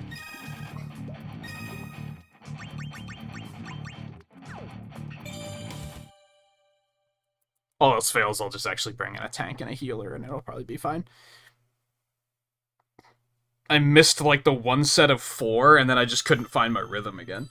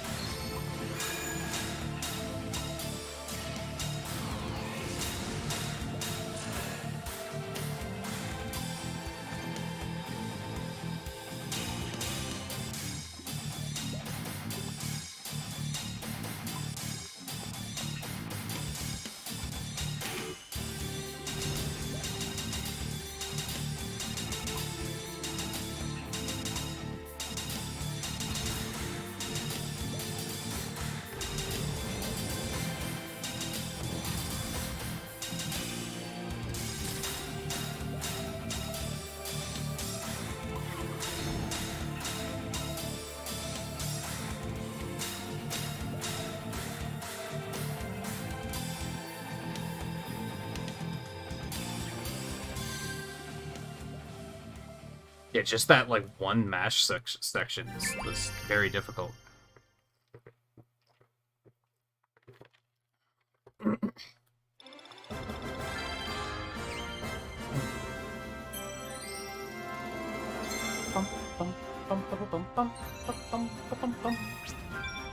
Alternatively, I could have just given Riddy a healing back, but it's fine. We cleared it, doesn't matter.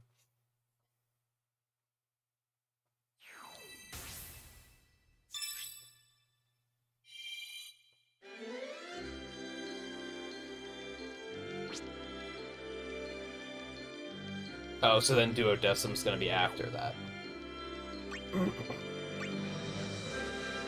600 or more damage with one ability to one enemy. I don't... And he resists everything. Like, fucking... the quests are so mean. For just no fucking reason.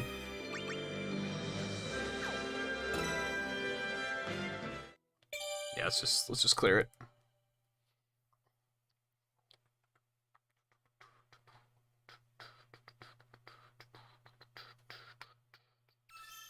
Yeah, thankfully for a rhythm game, this game is, like, pretty small in file size.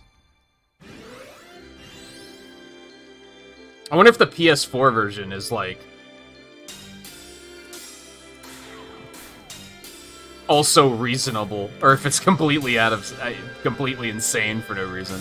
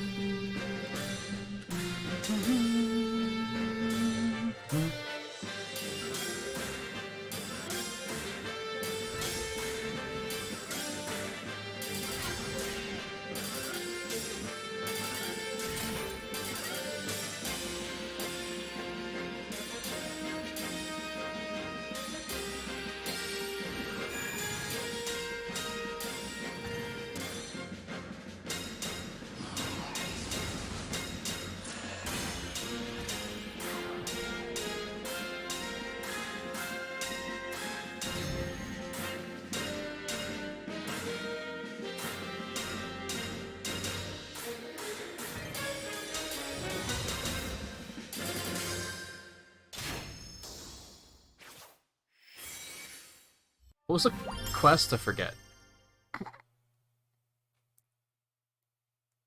Something I said fuck it to.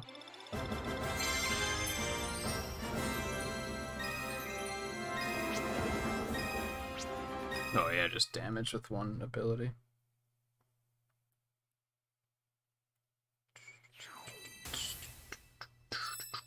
The problem with quests like that is, like... I was gonna say, they just give you a bunch of stat ups.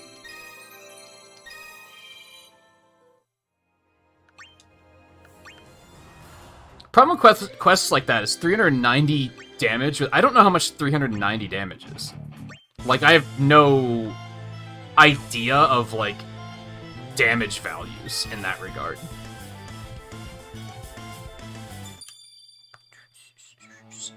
Is that a lot? I have no idea.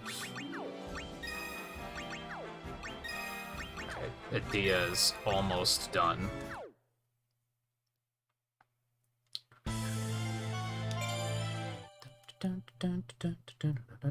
So they still put in, like, a lot of, like, Dissidia original tracks in this, which is kind of bleh. Like, they're okay. I do like the main theme, but when you've got as many good remixes as you do, it's kind of puzzling.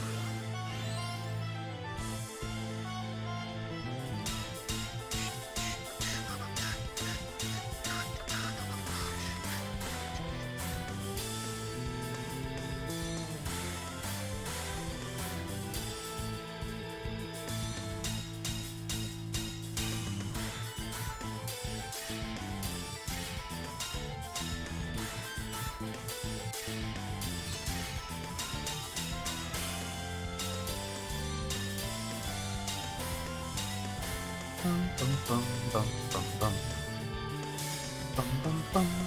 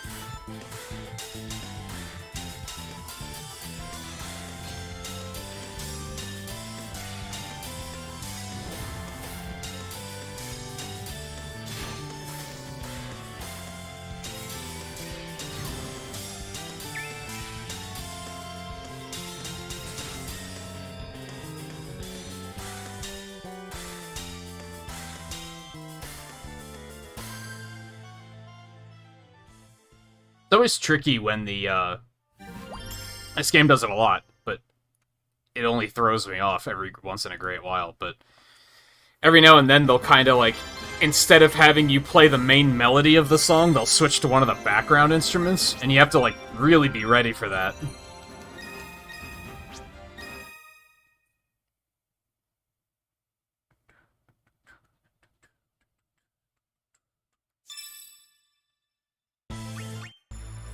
Easy.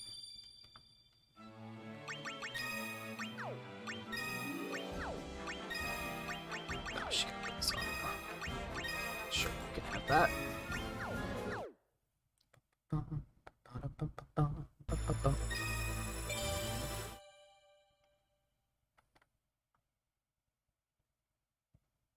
Is this Battle 1 or Battle 2?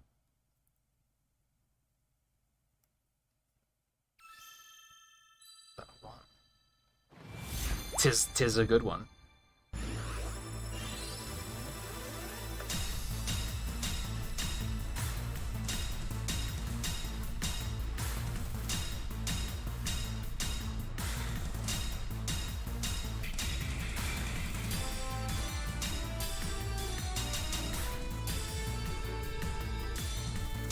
Bum, bum, bum. Bum, bum. Bum, bum, bum, bum, bum, bum, bum, bum, bum. Bum, bum, bum. Bum, bum. Bum, bum, bum, bum, bum. Bum, bum, bum, bum, bum.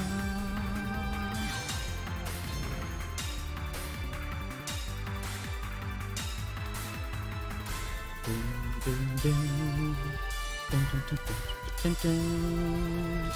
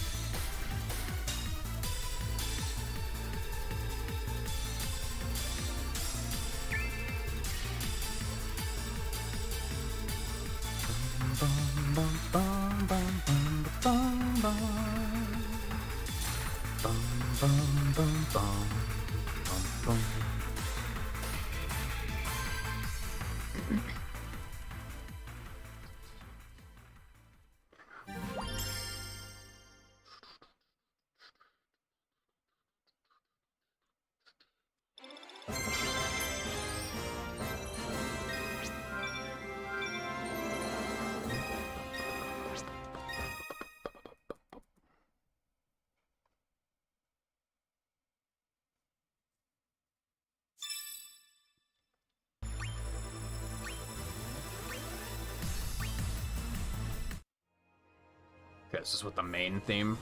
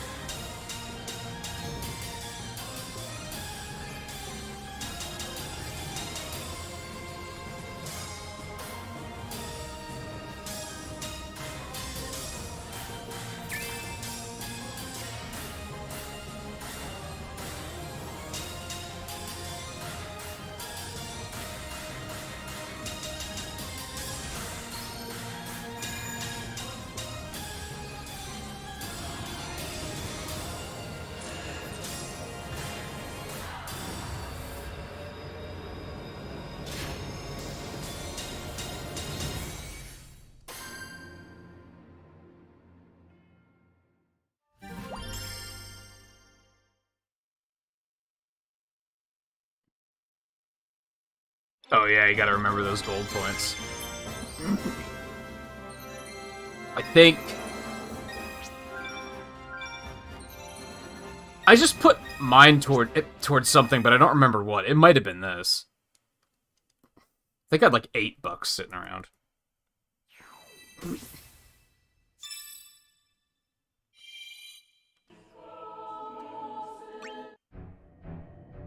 Okay, why did they pick all of the original tracks? It's just... Whoops. I didn't even know you could switch that in this mode.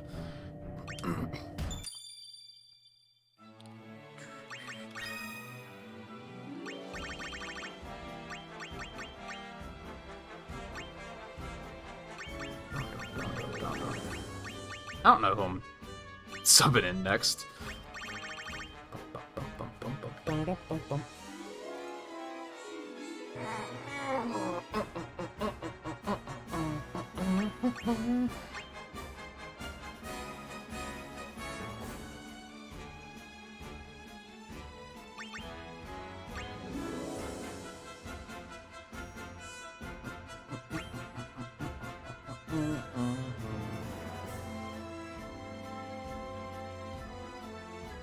Yeah, that's the annoying thing about gold points, isn't it?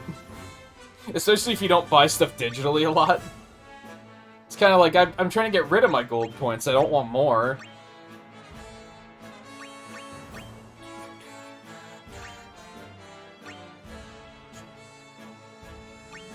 Gives me a constant feeling of like, can't I just put those gold points towards what I'm currently buying? I guess let's bring in Ultimecia, because, like, shit, what, wind and lightning? That'll probably be pretty useful, too.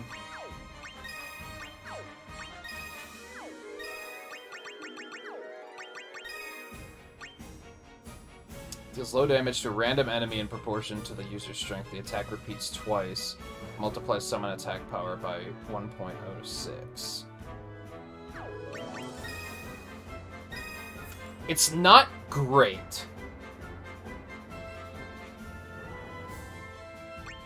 But I don't hate it.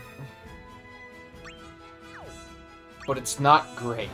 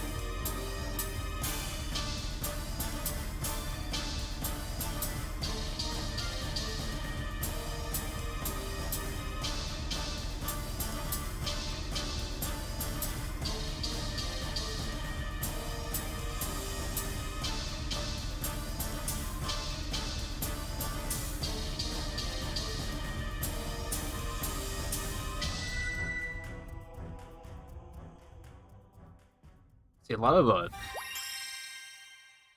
Cydia original tracks are just like that. Nothing too terribly special.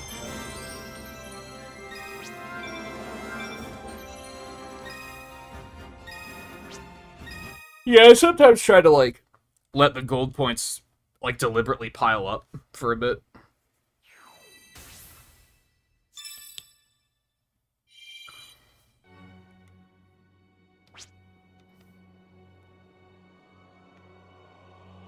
Stuff at the end must all be remixes.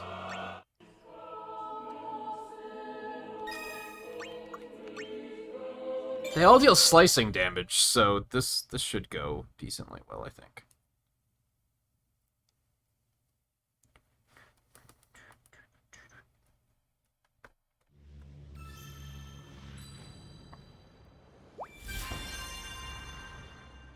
God damn, we're 5.5 hours into the stream already.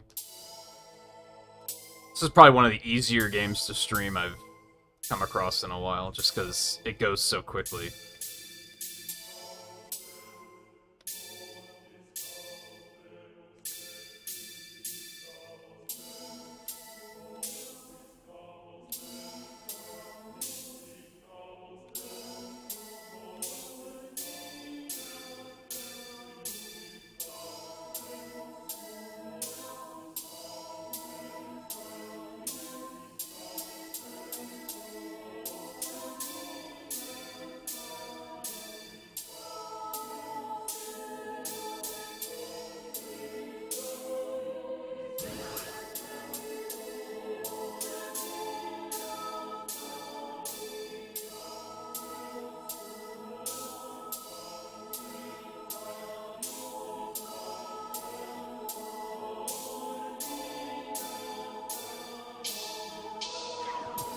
I don't even recognize this theme.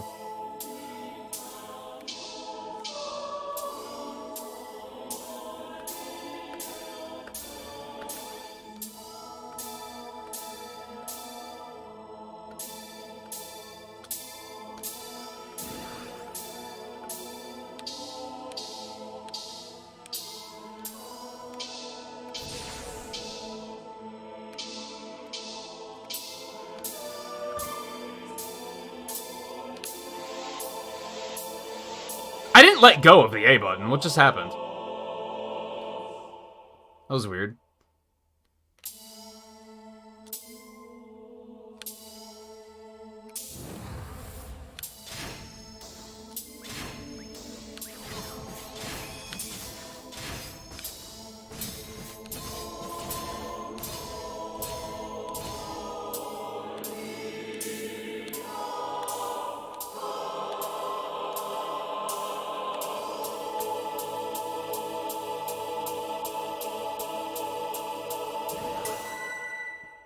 How the hell did they not kill him?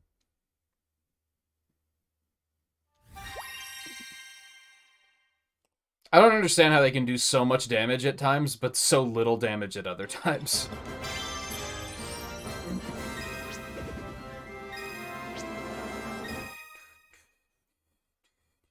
Was there a modifier on that quest? I don't think there was. No. Well, he resists everything, because he's an asshole. I guess there's that.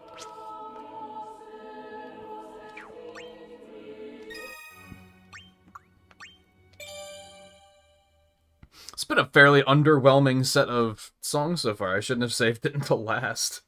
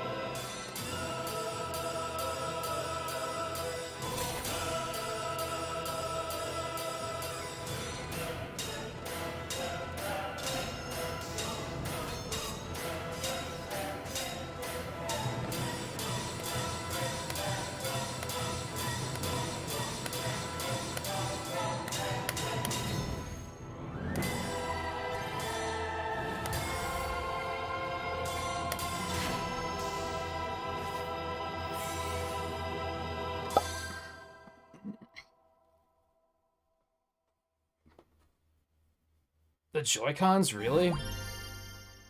I'm surprised that's your controller of choice.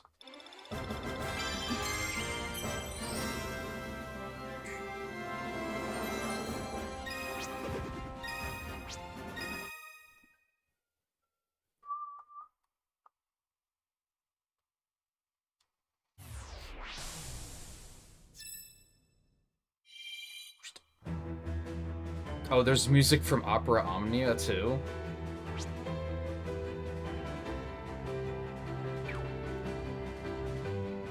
Guess that makes sense.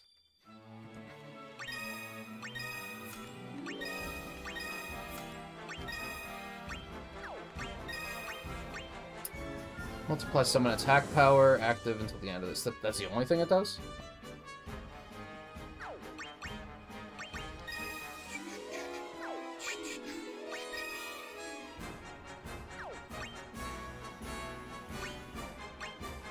But it's, like, not as good as Boost that everybody gets? That doesn't make a lot of sense.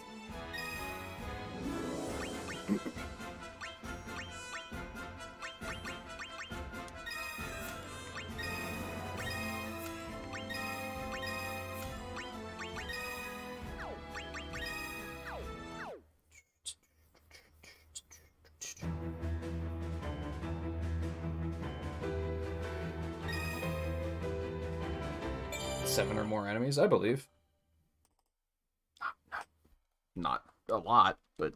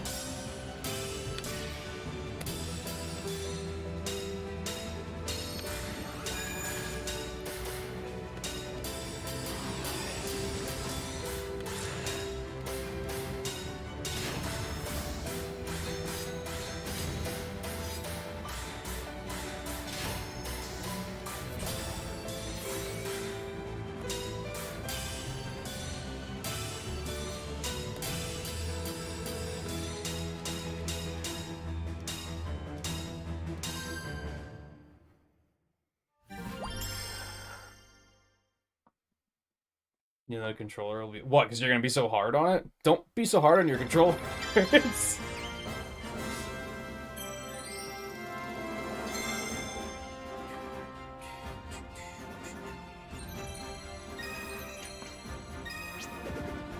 Wow, you didn't pull that... Oh my god.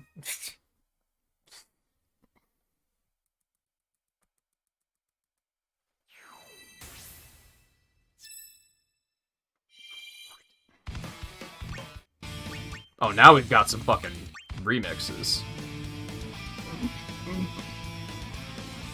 They remixed Eternal Wind? What the fuck? That's silly.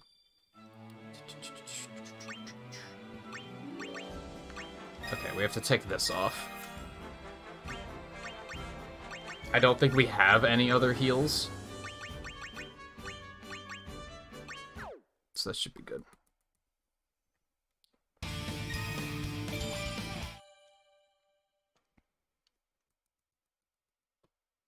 Not too familiar with the remixes from the arcade/NT. I would assume that all the arcade mixes are in NT, but maybe they're not.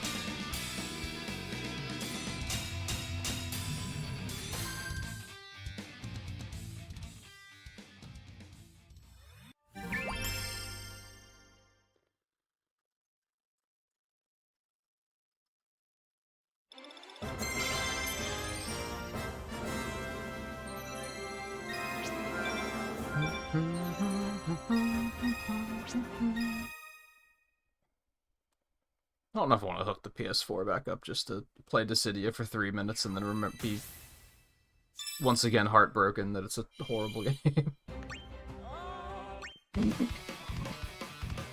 11,000? We do deal double damage, though.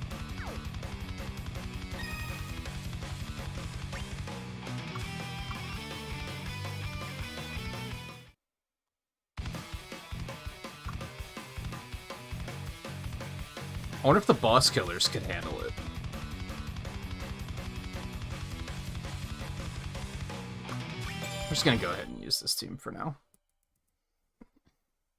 I feel like the quests are kind of like a gamble sometimes. It's kind of hard to tell if like a team is actually gonna pull through with what you expect them to do. Sometimes I'm like, oh yeah, they definitely got this, and then they fail.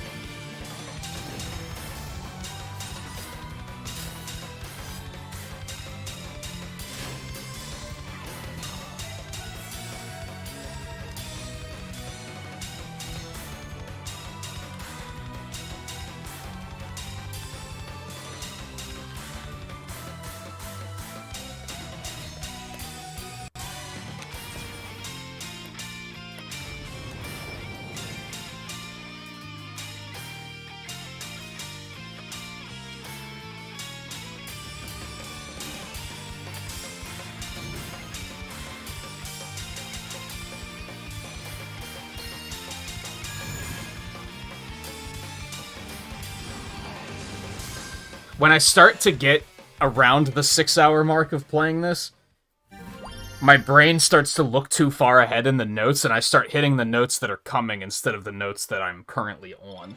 And that's what happened at the end there.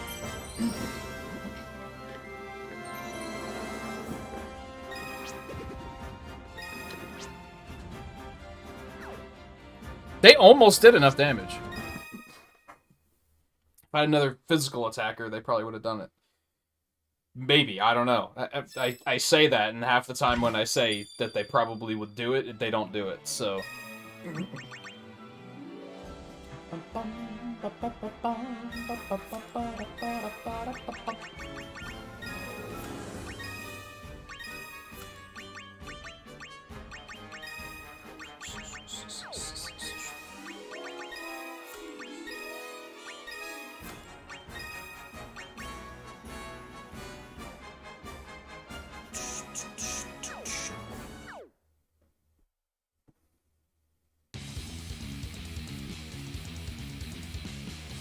I have a feeling this is going to be a little painful. Not to play necessarily, but maybe to listen to.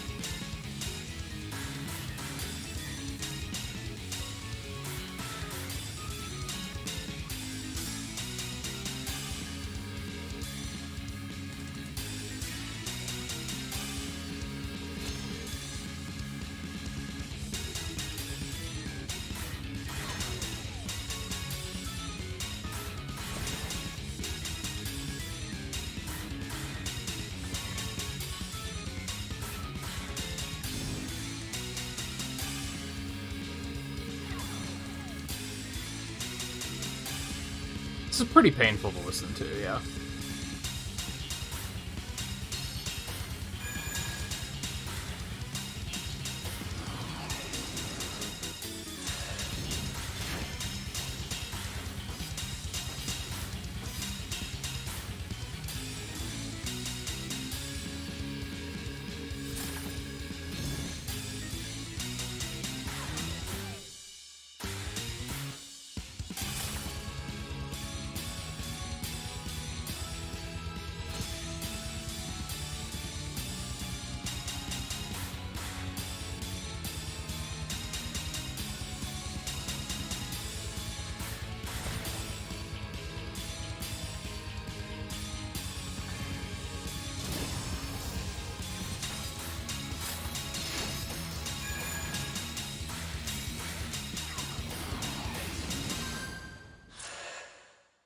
I don't know why they...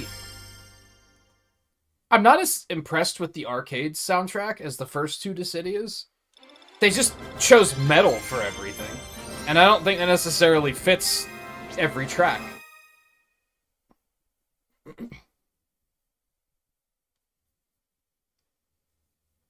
They kind of no-brained it. They were just like, just mix it all with the same thing. Just same style.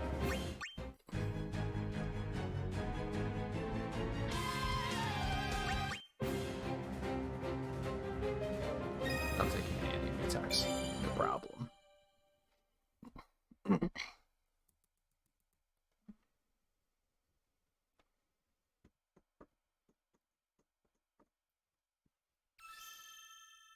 Excuse me.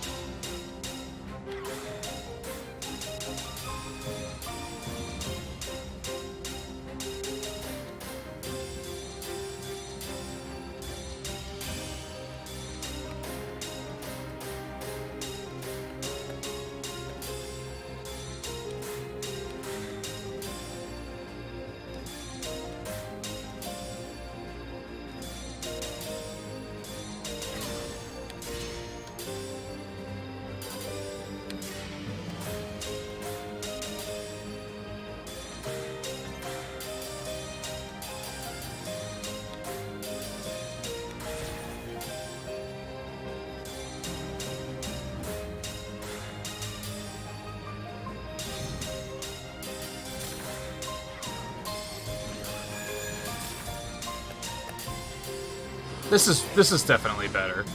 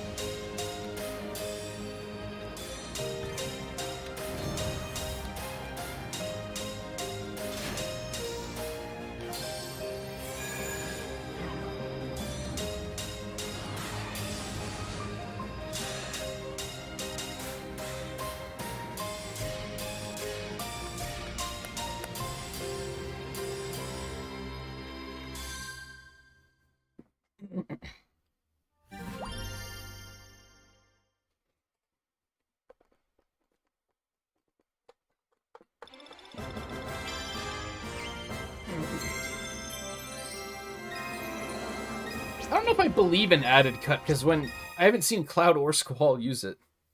So I don't know if I'd give it to anyone else when I haven't been seeing it trigger.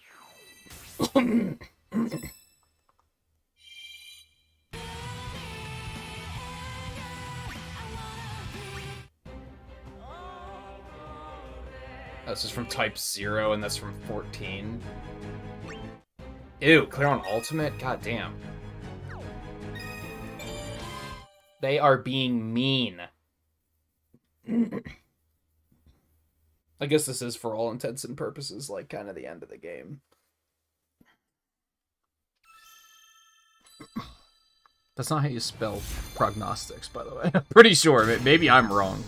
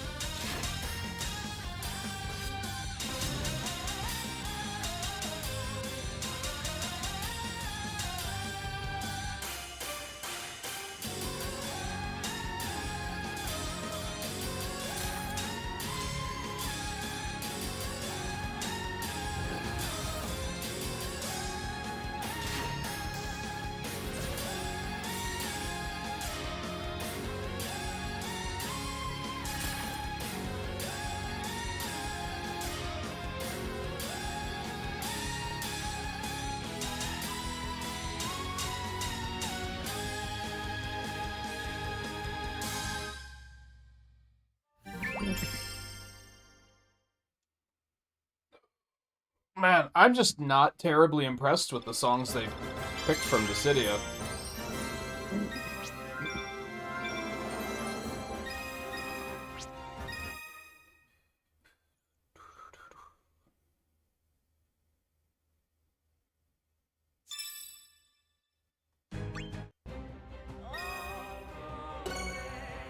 It's a 9?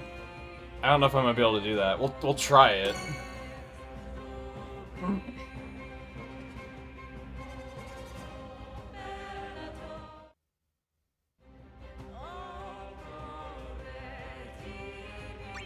Should probably use my main team, because I should have some actual healing, probably.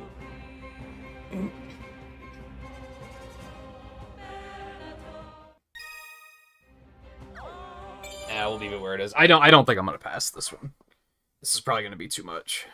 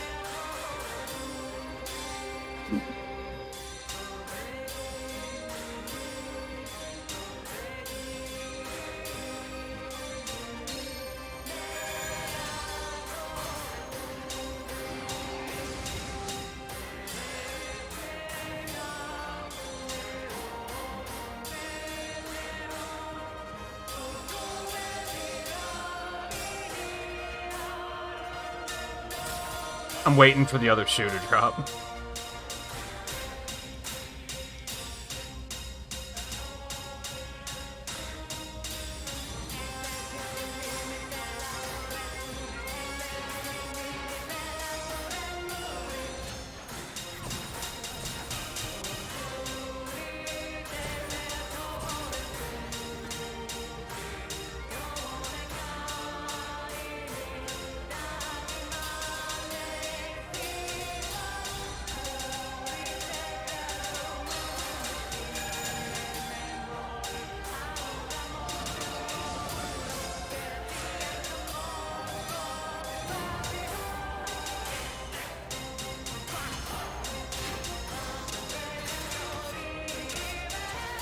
Yikes, that ending was nasty.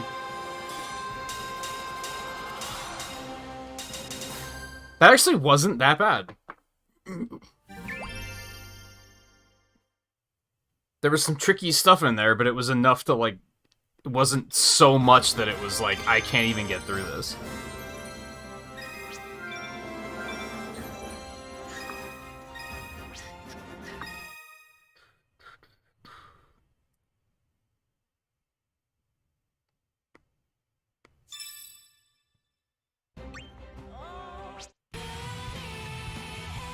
Alright, 3 more. It's from the arcade. I guess I kind of remember this theme. Of course, I don't know how much healing came through for me there. Maybe it came through quite a lot.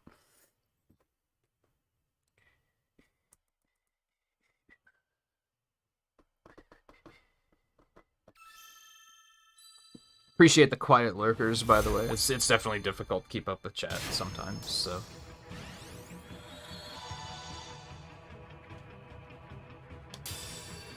Despite that, sometimes...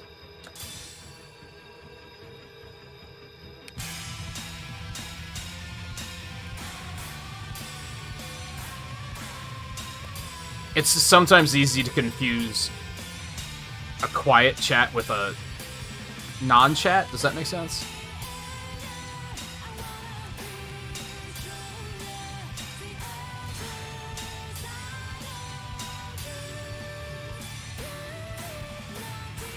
But that number there tells me people are watching. And I just wanted to point out that it is appreciated.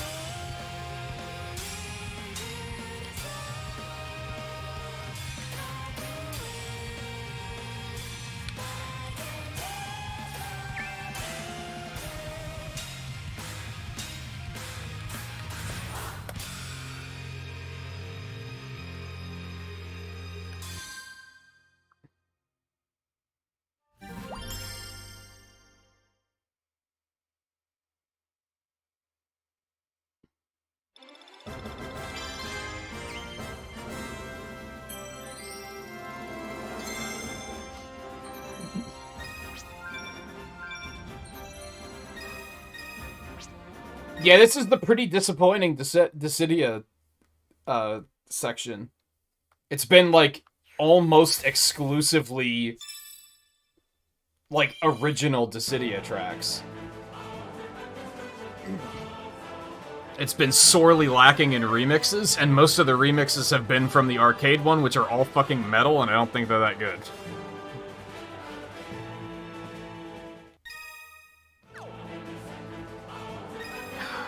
I don't know if the boss killers are gonna be able to do this, but fuck it, let's try it.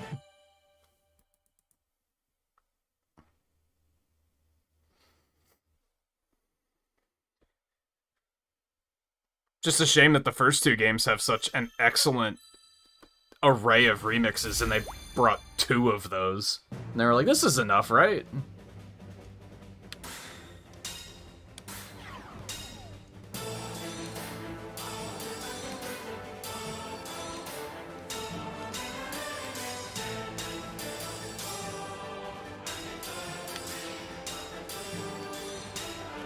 Dissidia main theme is pretty good, at least.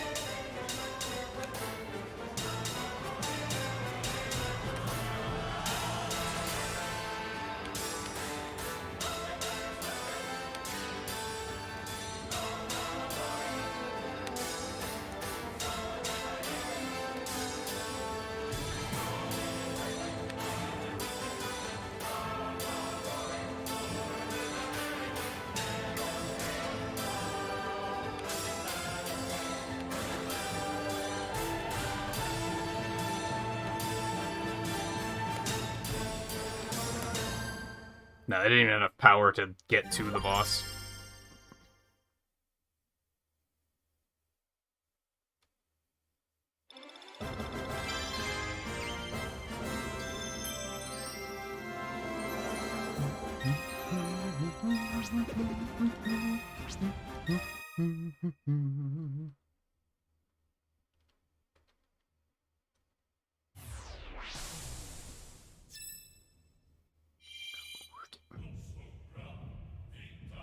This one's specific. This is the only one that's specifically from NT.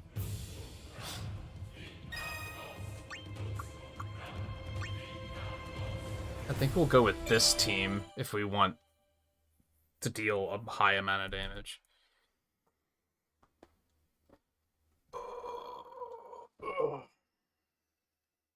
I think like half of the tracks have been from the arcade version too. Even in the game's death, Square Enix thinks very highly of that game, apparently.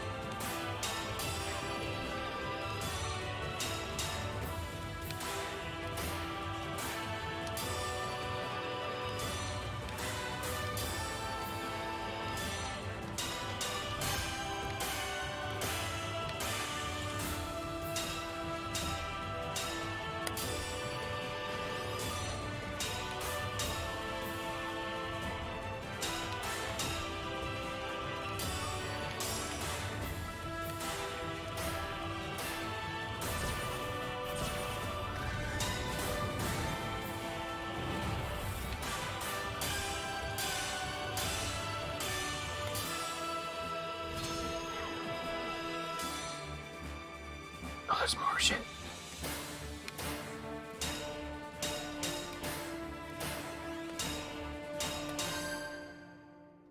No, not enough damage.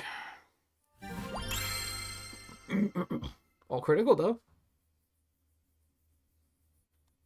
I'm pretty sure Shinryu is the final boss of NT, so I wouldn't say it's interesting.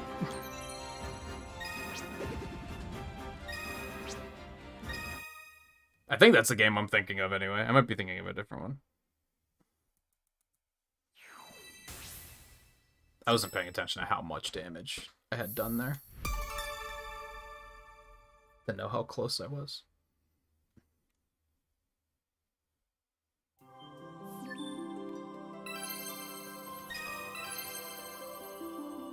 I forgot Spiritus was a thing, actually. To be fair.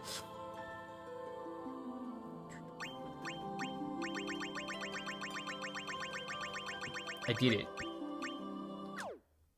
Go clear that event really quick. There wasn't an achievement for finishing all the series quests or unlocking all the characters? That's kind of strange. Yeah, a couple of these I have to replay too since they had me do them on Ultimate. I didn't want to use this team. God damn it.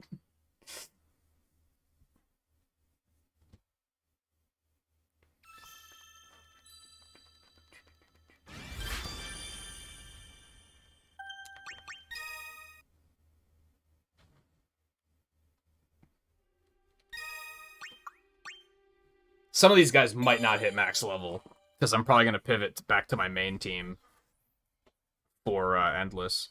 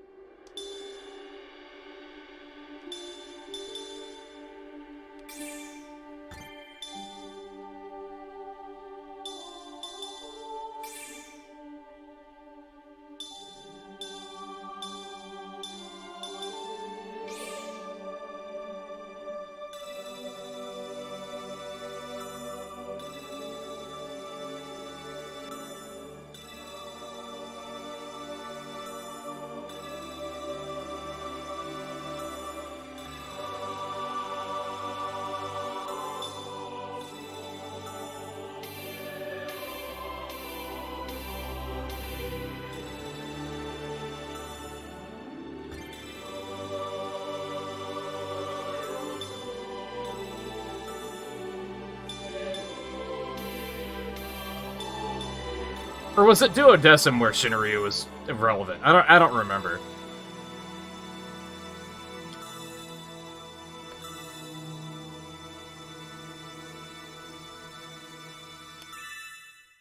Oh, that was it?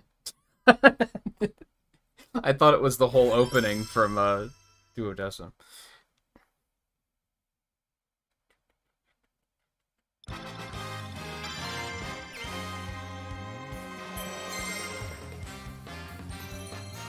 In every song. Cleared every song. I did it.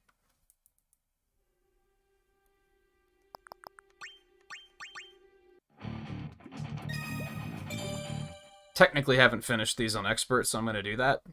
And then I can say every song has been cleared on Expert with S rank or higher. Will I try to get higher than just S rank eventually? Maybe. That one Big Bridge remix is a little scary.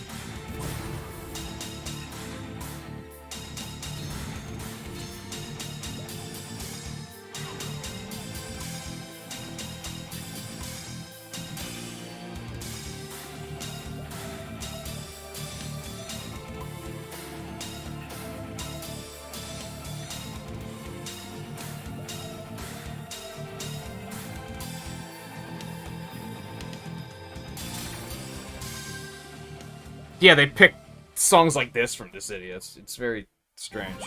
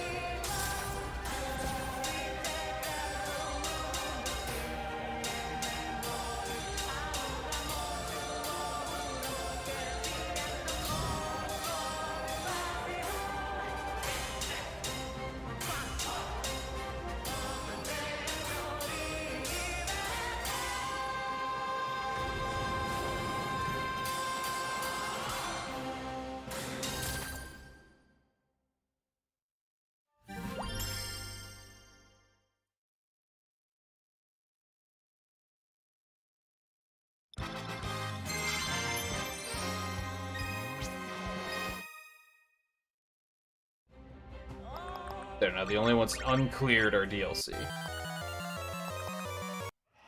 Actually, this is the only one that I have only an S rank on. I thought there was more than that. 17 double S and 1 1S.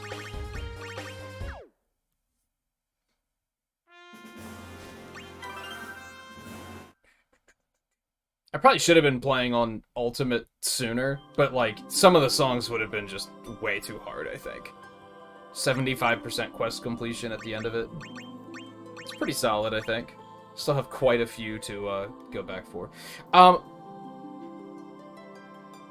have to check out Endless tonight.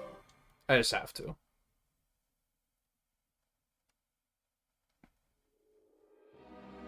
Man, it just throws you right in, huh? Very dramatic.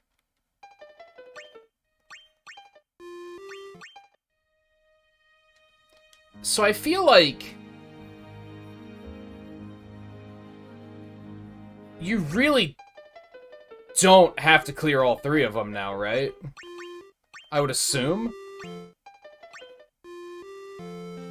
Because you're only getting cards for the rewards, even. So you don't even have to necessarily worry about quests. That was something I was worried about, is that it might put too much of a focus on quests, and I think a lot of quests are, like, a little on the tedious side, if I'm being honest.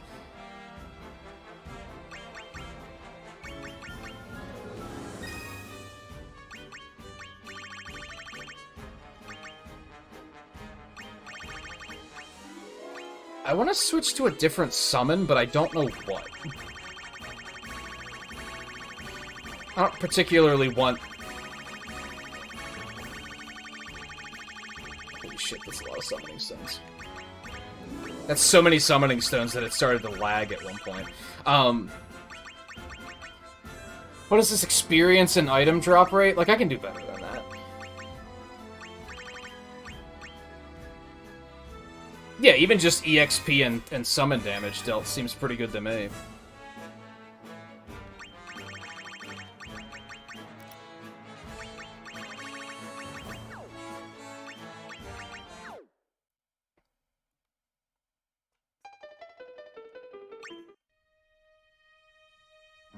Well, I'm not going to put Noctis or Rosa in my party. That's just not going to happen, so...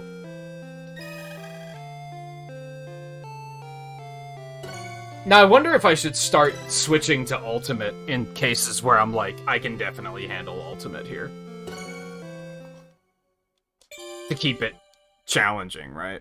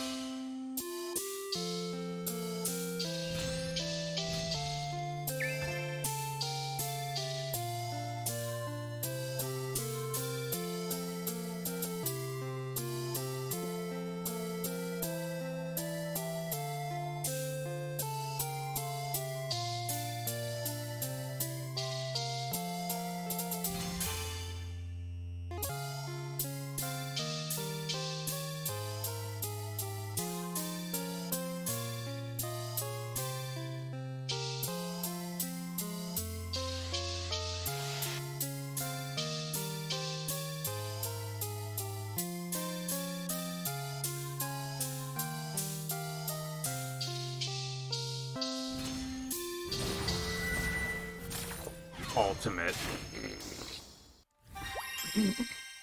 Who do you think you are? Agnes, chill. He's gone.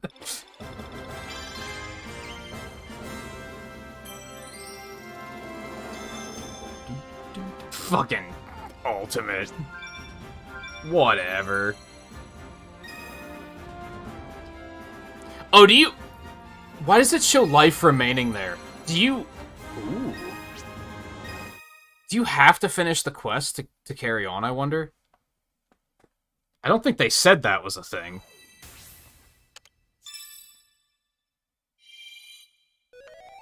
Yeah, you can't go back.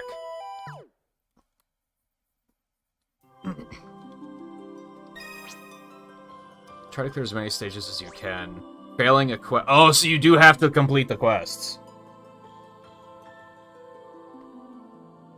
So you can't just ignore those. That's slightly scarier. I think I read it the first time and thought it just meant if you fail the song.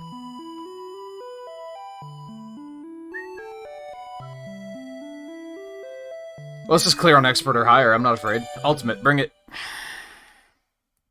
a lot of games needed more representation in Dissidia. Dissidia has so much potential, and I think it's, like, fucked now because NT was so bad. Because now they're just gonna be like, oh, I guess nobody wants this.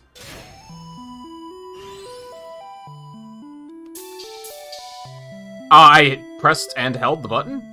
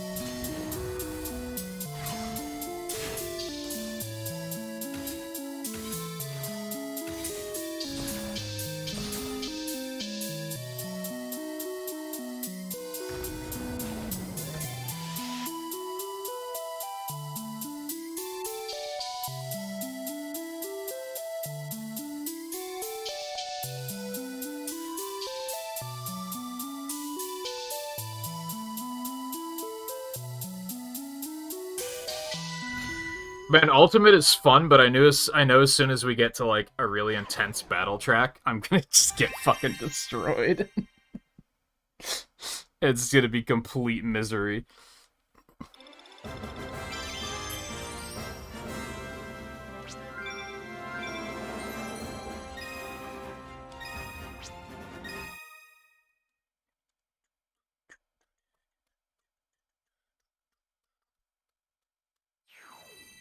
So yeah, something I'm unsure of now. Yeah, like, that's probably gonna murder me, and apparently it's only 6. Now it's gonna be really important to have, like, multiple teams set up for, like, completing certain types of quests. And I feel like that's gonna get kind of annoying. Oh, you can get health back by completing quests, which is pretty high risk, because if you fail it, you're gonna lose more life. That's mean. It's a mean video game right there.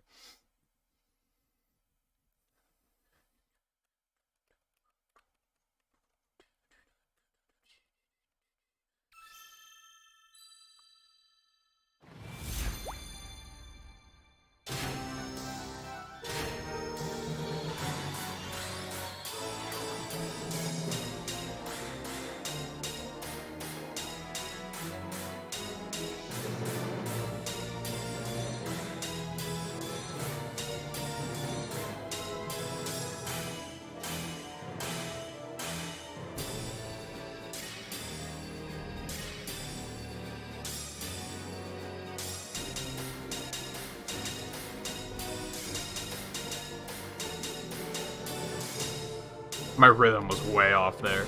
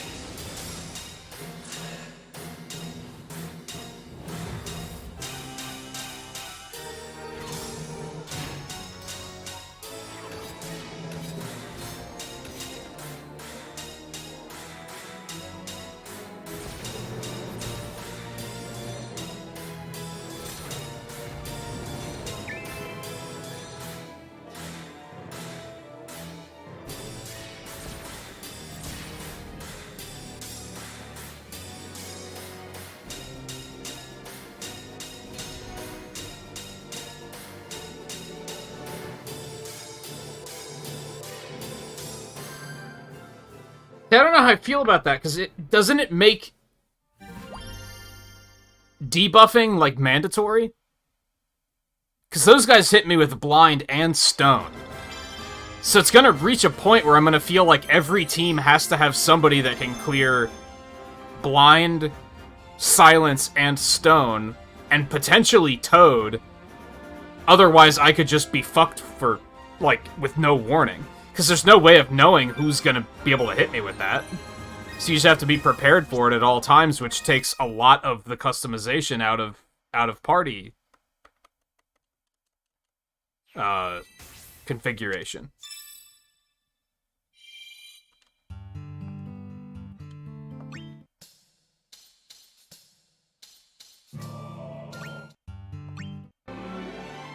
Ooh, perfect chain. I don't know if I trust that. I think I'm gonna go for the 5 or more enemies.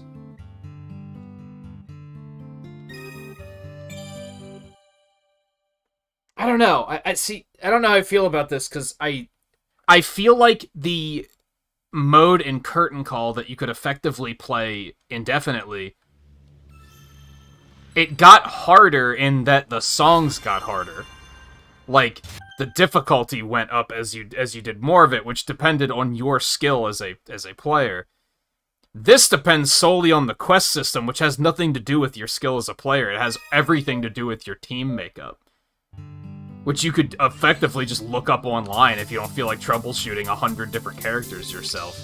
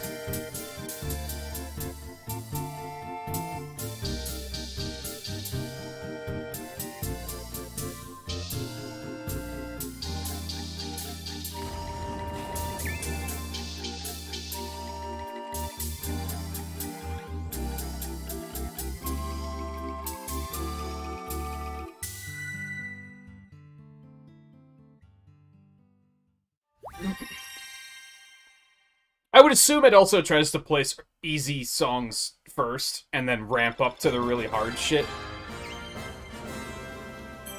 But still.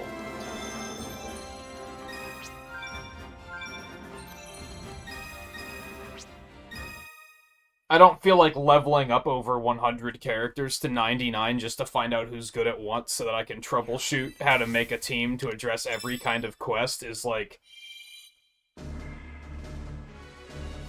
not why I want to play the game. Like, that's not why I was like, I want to play Theatrhythm. You know what I mean?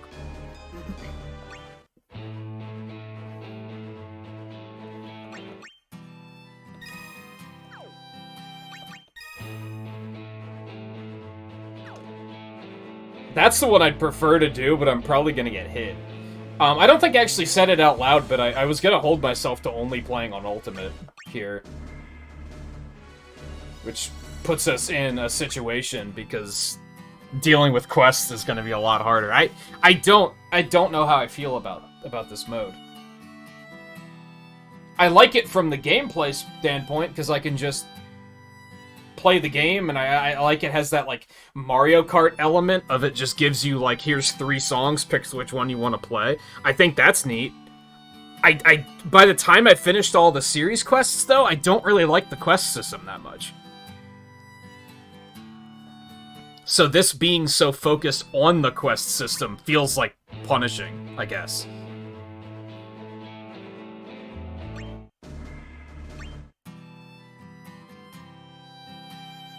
And I think part of it is because I have no idea, and I was talking about this a bit at, like, the end of... within the last, like, 2 hours. I don't know what makes... The quests don't feel reliable. Because, like, this one is just to defeat the boss. Am I going to be able to do that or not? I built a team that I think is really good at killing bosses, but every now and then, they just can't fucking do it. Every now and then, they're just like, nah, we couldn't get the job done. And it seems kind of, like, random. Like, I kind of don't...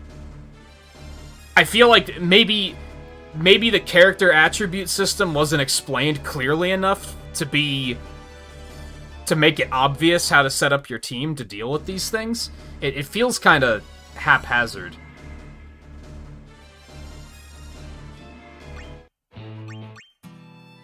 Also, these are all, like, we're on the 5th stage and we're already up to 9 and 10-star quests?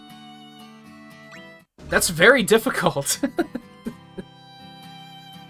Like, these are all gonna be tough, I think. This one might be our greatest chance.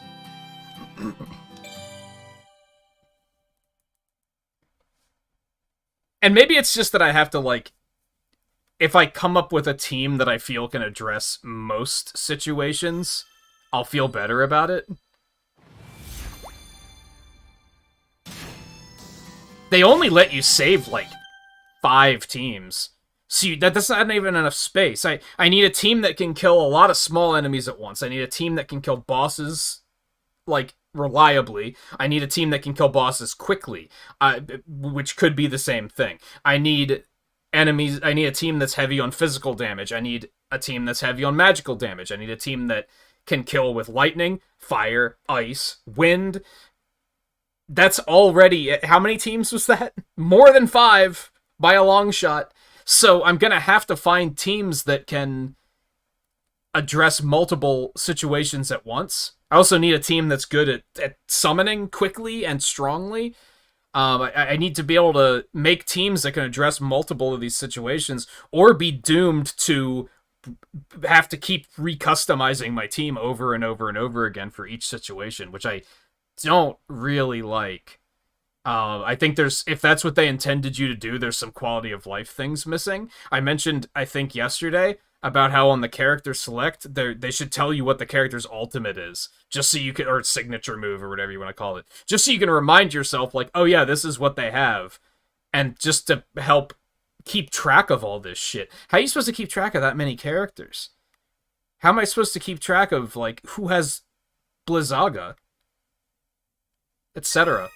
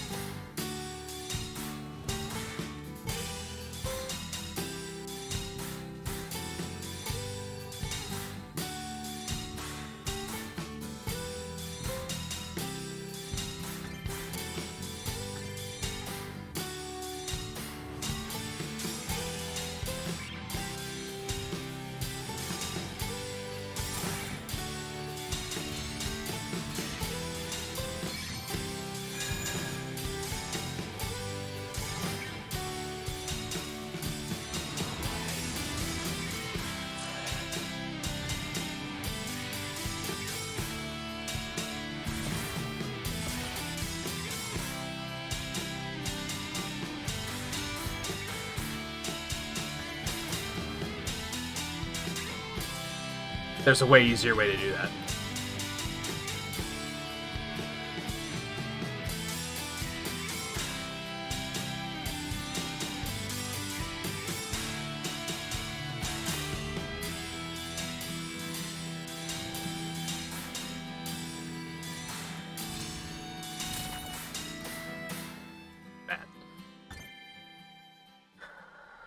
And we didn't even finish the quest, so I've already lost a life. You know what it reminds me of? And I think only Darian's gonna know what I'm talking about here? You know how in, like, really, really, really late game Dissidia, it started being like, do you have an equipment and summon setup that's gonna completely just cheese the fucking boss? No? Well, you're fucked then. It very rapidly hit the point of the RPG elements are the only thing that matters.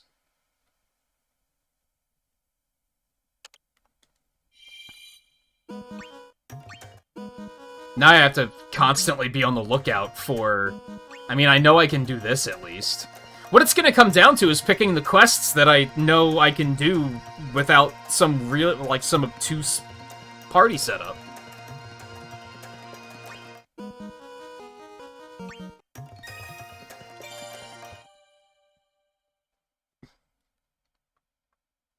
It's a shame, because I think this mode had a lot of potential, but I think putting such a focus on the quests was not the right way to do it. And excuse me. And again, maybe I'll come up with some good team comps that will make it feel more comfortable.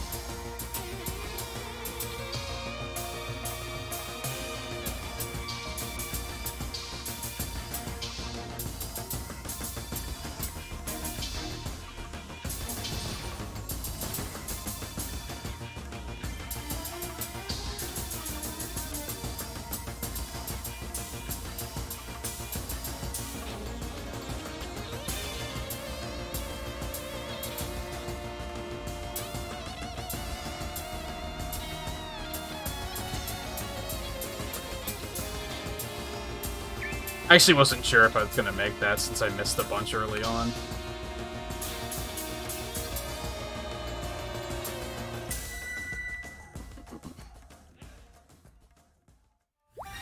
Yeah, and of course the A, and something I don't like about the way Dissidia does it, and that it's not an issue here, is that the opponents can... I think I had this criticism with Fire Emblem Engage, too. The opponents could have literally any setup they needed. They could just... And they have the cheapest equipment setups in the game. You have to put in fucking dozens of hours of commitment to grind up and be able to get all of that equipment and make that setup. The AI can just fucking do it. Instantly. They're not limited at all, which feels really cheap. And again, Fire Emblem Engage has that, where they're just using all these crazy weapons because they don't have to earn the weapon. And they also have no value of life. They can just throw their life away because if it means that you lose, they don't care. If they throw away 21 units to kill your main unit and give you a game over, that's a win to them, which is just, it feels very, very cheap. Now, it's not a problem here. Thankfully.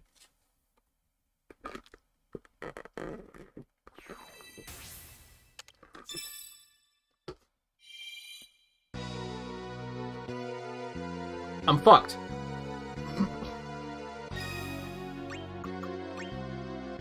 Best bet is that they're going to be able to handle this.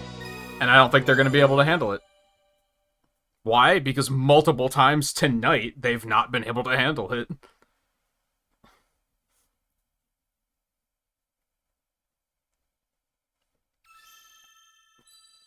Now, maybe there's just a lot about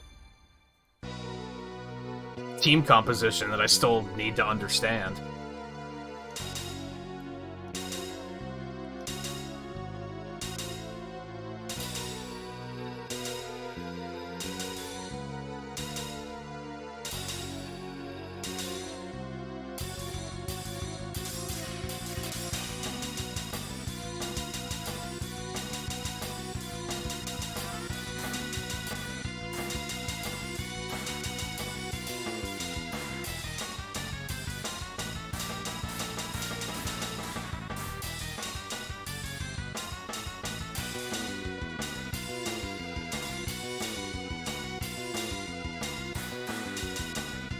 My brain's on tilt because of the quest bullshit. Now I just can't do stuff like this. What difficulty was that though? No, 9's pretty goddamn high. I think now see that I deserve to lose life for. It's annoying that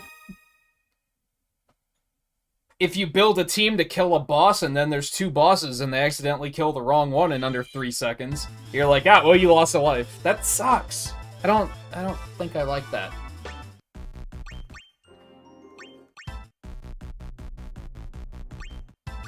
And like I said, a lot of these quests are annoying to do.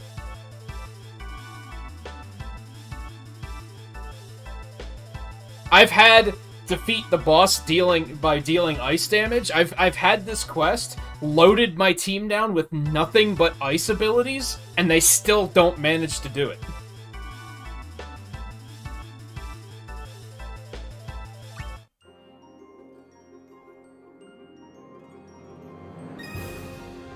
I'm probably not going to be able to do this one on Ultimate. I'm probably not going to be able to do this one on Ultimate, too. This difficulty also spiked really quickly. They gave me, like, 2 songs that were easy, and then they said, fuck you.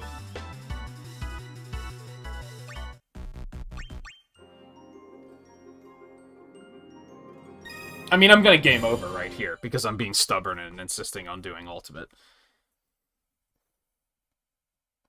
The good news is I'm glad that I tried Endless out here instead of, oh, we'll be back tomorrow playing more of this and we'll try Endless then, because it would have been a real downer to figure out in the first 45 minutes that I don't really like the Endless mode very much.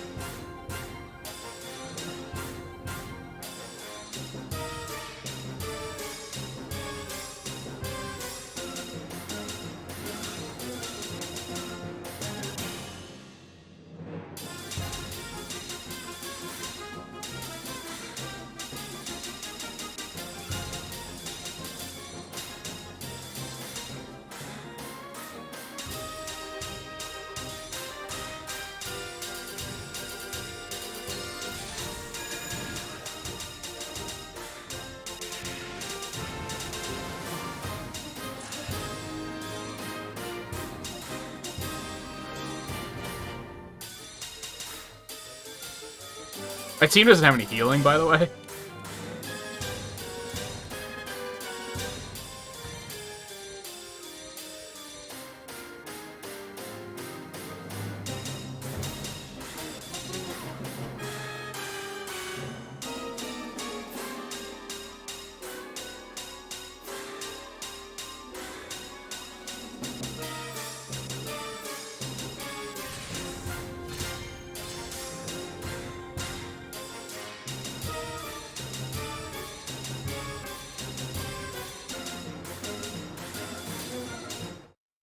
So close.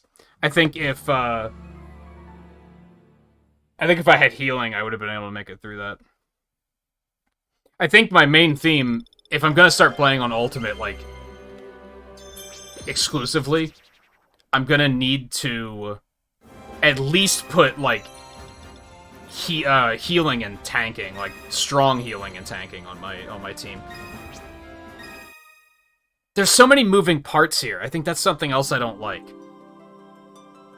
Like, I'm gonna need... I don't like the character growth as much in this game either, is something else. In Curtain Call, it was like kind of the Dissidia system. You could equip 4 abilities at once. But the abilities had like different costs, and you had like a capacity. You had to have enough points to be able to spend to equip those abilities. And when you prestiged the characters, the capacity got bigger. So the more you used the characters, the stronger they got, because you could equip more powerful abilities, and it allowed you to make them a little bit more versatile. And it felt very rewarding, because you'd put the time in, and then they'd be able to handle a lot of different circumstances. In this, their stats just get higher. It doesn't feel as immediately satisfying. It feels more restricting, which again is a problem, because I caught that fight hit me with stone. So I have to have somebody on the team that can cure stone. Just 100%. Have to have it. That's shit design. I'm sorry. Demanding that you have certain abilities on a team where you're only allowed a certain number of abilities is shit design.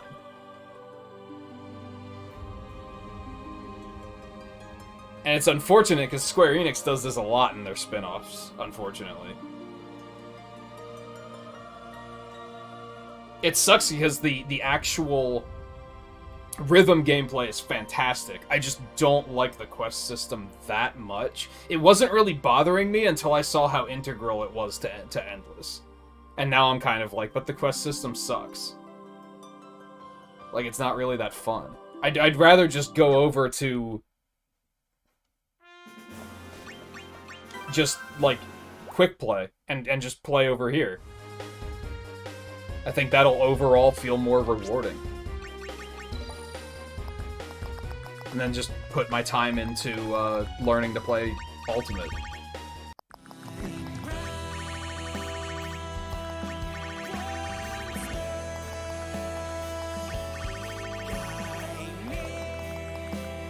Hell, I'd almost rather play multiplayer.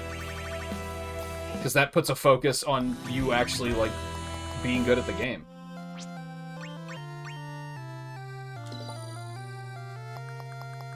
And I really like that you can sort by like, not just those 4 difficulties, but, like, the difficulty level. So I can just start at, like, the bottom of Ultimate and then work my way up.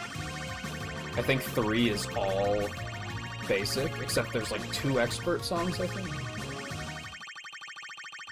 246 songs on... Well, most of the basic tracks are probably here, if I had to guess. There's 4 expert songs that are level 3.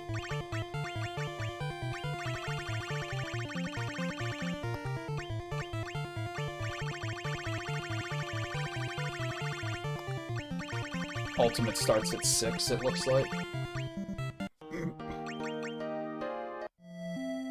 Yeah, I think it would be more rewarding to just start here and work my way up through Ultimate and see how far I can get.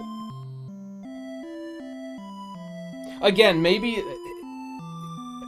I just need the solution to endless mode, and then it'll make sense and not bother me as much.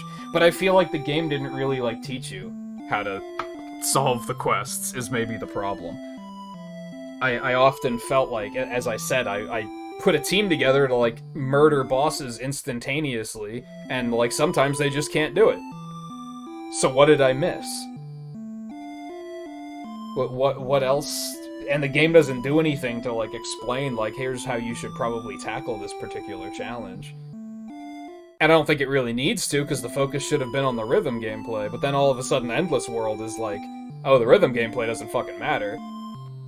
You can just play on the easiest difficulty, and you're still gonna lose really fast, because you have to focus on doing those quests. I don't know if I like that pivot that they did there.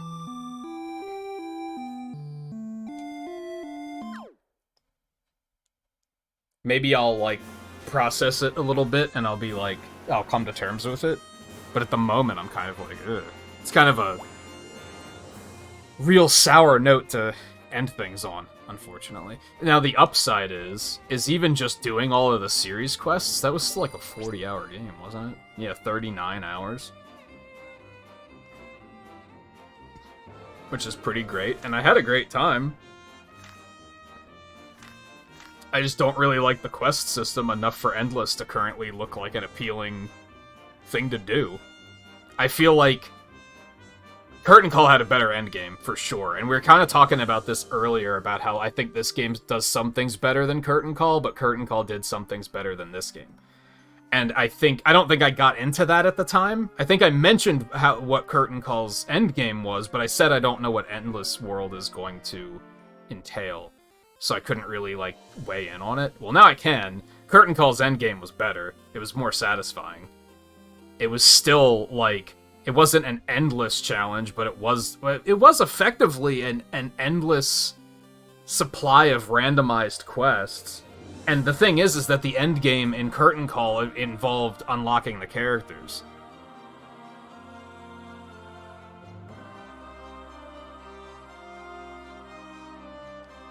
So I don't know. It was still a really good time. I'm immediately kind of disappointed in Endless World. As time went on, I became kind of disenchanted with the quest system in general, and it sucks to see that Endless is just completely focused on that. When I heard that it was an endless thing that where it just gradually gets harder, I figured it was going to be the songs got harder. Because Curtain Call also did this thing where the songs, like, scaled. So even the easy songs you could play, like, really late game and they would be, like, really hard.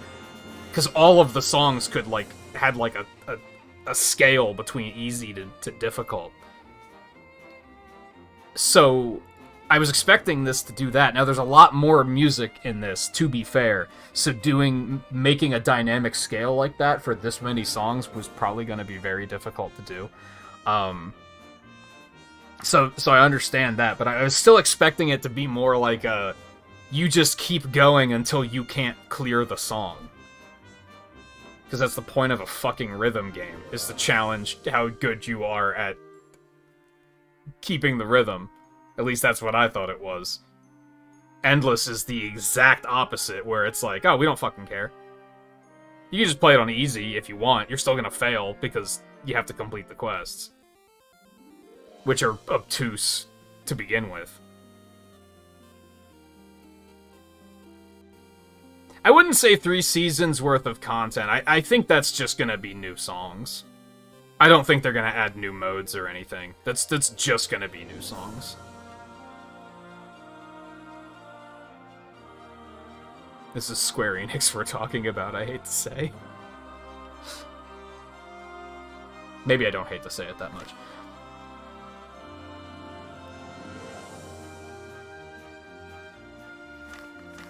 I don't like the feeling of, I guess I need to go online and read what people are coming up with as far as team strategy. That's a disgusting feeling. In 2023. Aren't we beyond that? I feel like the game should do a better job of explaining, like, hey, if you need to do a lot of damage, here's some tips. Hey, if you need to do a lot of damage quickly, here's some tips. It doesn't... It just kind of fucking leaves you to figure that shit out. Which means it's gonna turn to Googling on... and going to Reddit and being like, okay, how do I beat this quest? And people are gonna be like, use this team composition with these abilities, and you'll get it. Like, that's stupid. It has no effect on, like, the rhythm gameplay, then. It doesn't matter how good I get. I could start mastering the hardest songs in the game on Supreme, and I could still fail those quests. That's fucking dumb. Speaking of which, what's the hardest song in the game?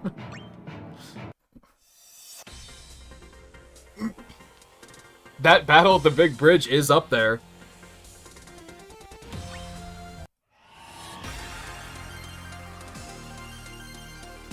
Basically this and these. These are basically the Painkiller and Freebird. We watched this on Ultimate, right? I don't think we watched it on Supreme. Volpe, I'm not playing right now. If you're still here. This is autoplay. I just want to see what the chart looks like. Or did we watch it on Supreme? Maybe we did.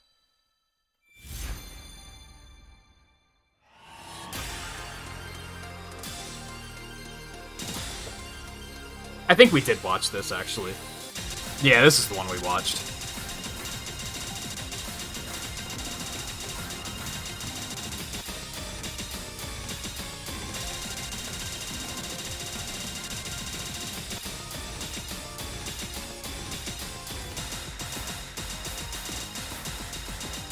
You could learn to do this, and it doesn't matter, because the quest system's more important. I really don't like that.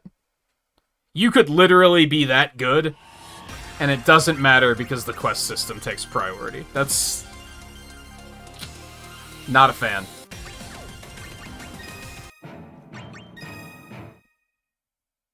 Not a fan of that particular design decision.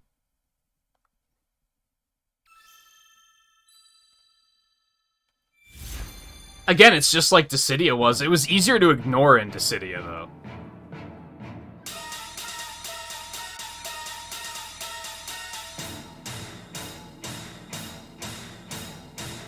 Oh my god.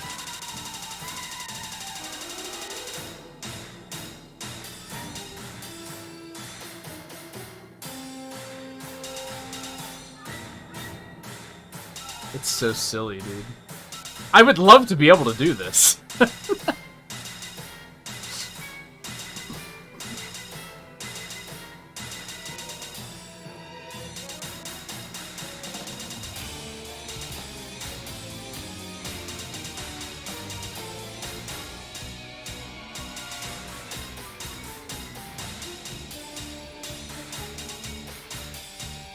See, this actually looks kind of manageable. I think I could actually hit some of these.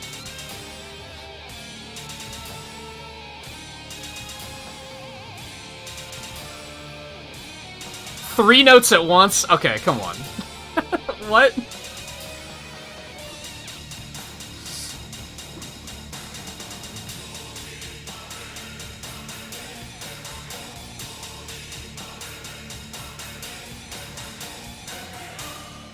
And see, that was something with Curtain Call, since the song scaled and slowly and gradually went up in difficulty, you were getting better at the game without even realizing it. And then you could go back and play Ultimate and be like, oh, I can do this now. Because that game's endgame actually eased you into it. It was very well designed. This one's a little dumbly designed in that regard.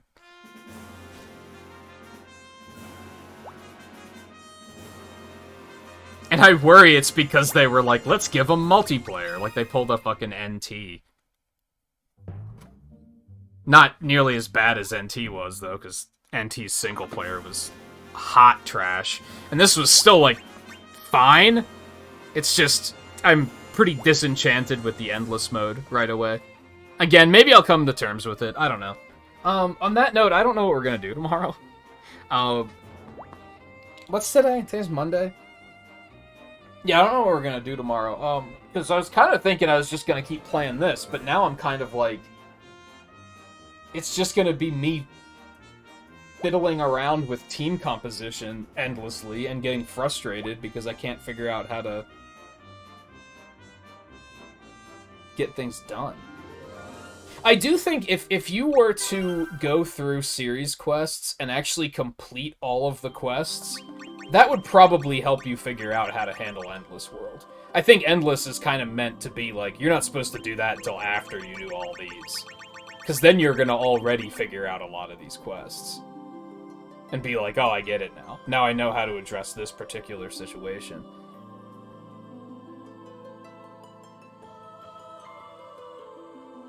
So maybe that's something I need to do. Maybe I need to sit down and just start working through these, which I'm probably going to do tonight.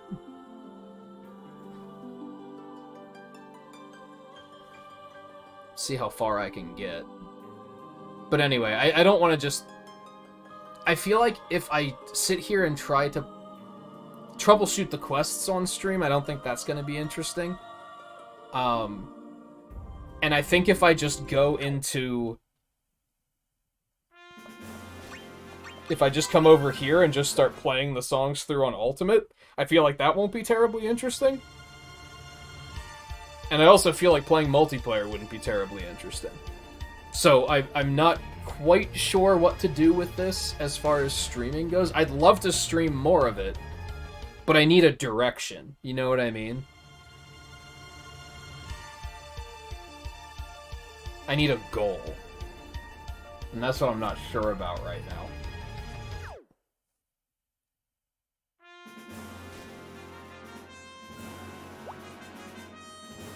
So I might let it cook a little bit. And, I don't know. I'll think about it more tonight. I'll probably be off on Wednesday. I guess I don't need to be. I don't know. I won't have other plans. Maybe I'll just take off tomorrow and then stream on Wednesday. That's something I could do.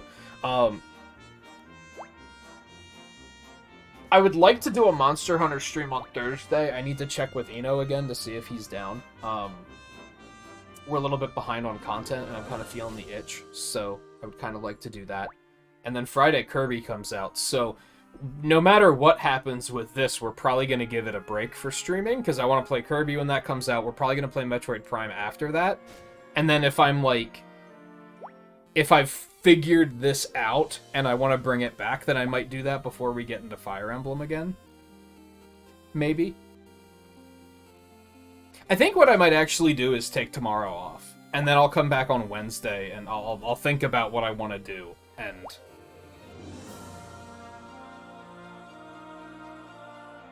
see what happens for Wednesday.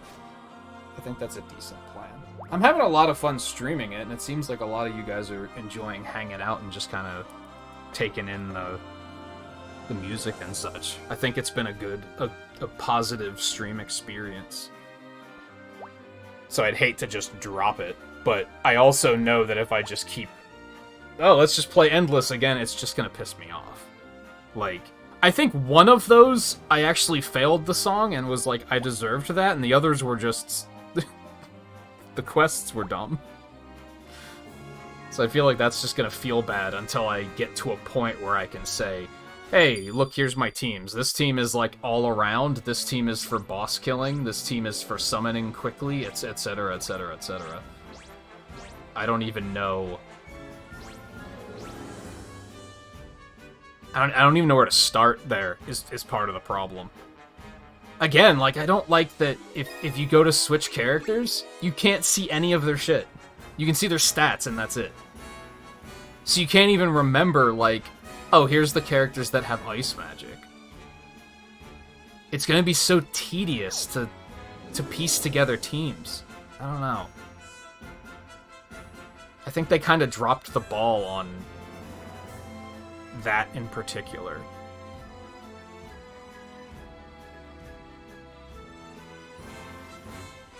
I think the quest should have just been more focused on being good at the game. Maybe. See, again, I liked how in Curtain Call, there was still incentive to make your team strong enough to, like, take bosses down, because bosses were what dropped the shards that allowed you to unlock other characters. I think that was overall better incentive, because if you didn't get the shards, at least you weren't failing. It was just, oh, I'll try again, and I'll try to get a shard again. I think that was overall a more rewarding system.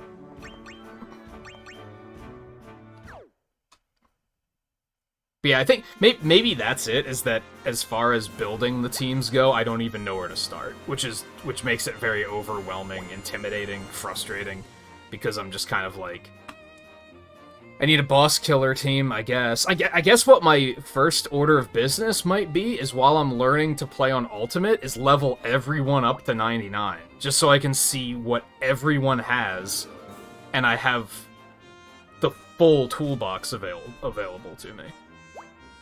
Because that'll help to build better teams. But then again, you have to keep track of what fucking everyone has. And everyone has like a dozen abilities. That's thousands of abilities you gotta keep track of. That's idiotic. And it could have been saved with a couple of quality of life improvements. You need a more robust party editing system. You need to be able to be like... You need to be able to search by ability or something. That would be handy. But you can only search by series, level, and type. You need to be able to say, like, hey, show me, who has Thunder. And specifically, who has Thundaga. There needed to be filtering here. And I think that would have helped. Instead, what am I gonna do? I'm gonna make a fucking Google document that has every character written down with every ability they have, so that I can search it more conveniently. Someone else is probably already doing that, because they probably realized that's necessary. You need to be able to say, I need a team that can kill bosses, who has abilities that are used when the boss appears. There's no way to search for that in-game, which is, in 2023, is insane. Especially when it's that important. I probably won't 100% the game for other reasons.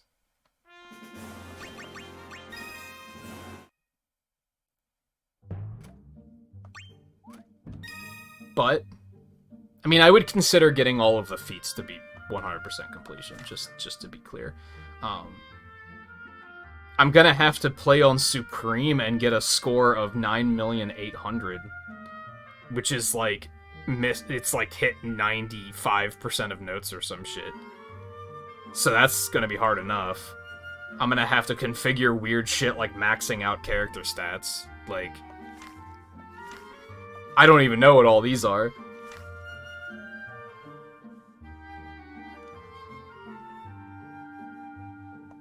Get all the collector cards. Do you know how many of those there are?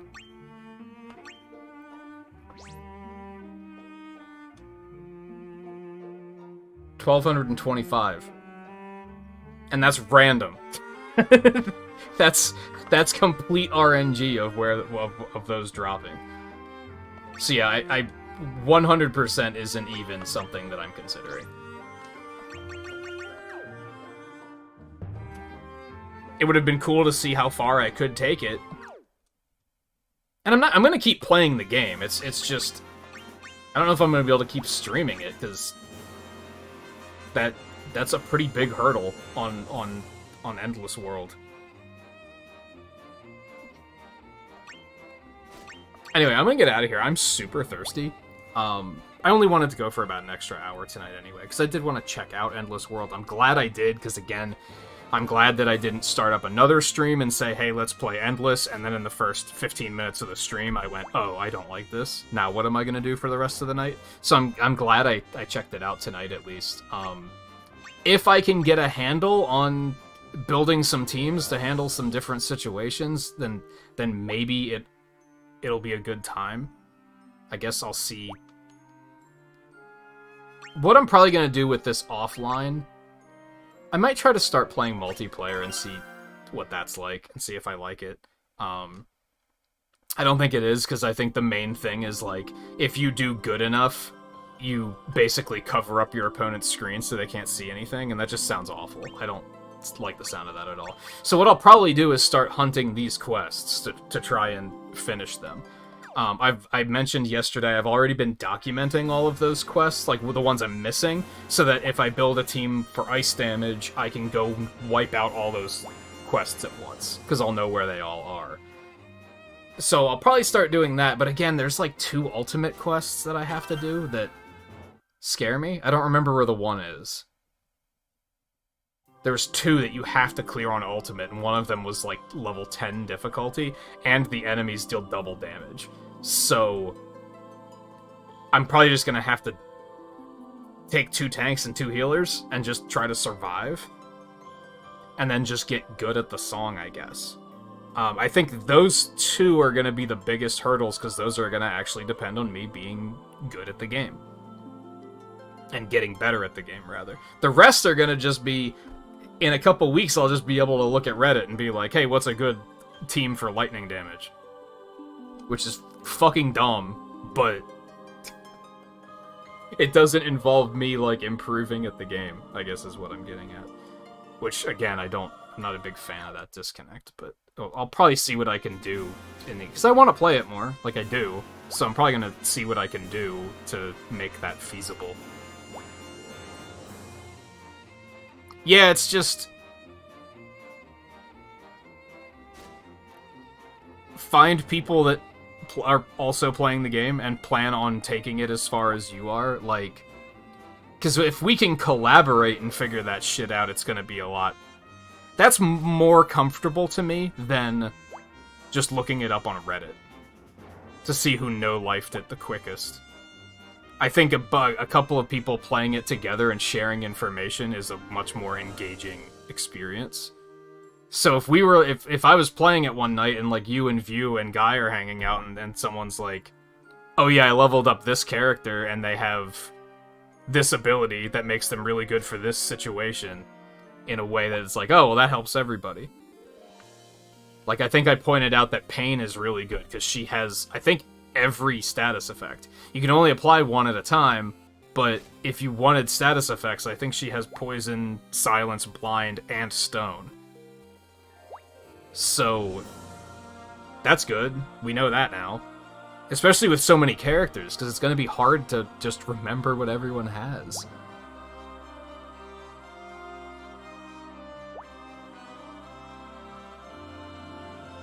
I don't know if I trust you, Jack. I appreciate the sentiment, but I don't know if I trust you. But anyway, yeah, I would still recommend getting it. I'm just a little disappointed with that end game mode at a glance. But I'm definitely gonna keep playing it because I'm still having fun. But anyway, like I said, I'm very thirsty and I'm out of beverage, so I'm gonna get out of here. I think, like I said, I think I'm just gonna take off tomorrow, and then I won't be off on Wednesday. What am I gonna do on Wednesday? That I don't know. Maybe I'll see if Ina wants to do Monster Hunter on Wednesday. We can just do 2 Monster Hunter streams. We'll wing it. I'll figure it out, hopefully. So yeah, I'll be off tomorrow. We'll be back on Wednesday. So, everybody take it easy. Thank you for hanging out tonight. This game was a lot of fun to play and was a lot of fun to stream, so I would like to continue doing it. As disenchanted as I am with that endless mode, I'm probably going to try to troubleshoot a way to actually make it feasible to play, because I would like to continue playing it. But even best case, we'll probably give it a break for a bit while we play Return to Dreamland Deluxe and Metroid Prime Remastered. And then maybe we'll come back to it. So anyway, thank you again for hanging out, and I will see you guys on Wednesday.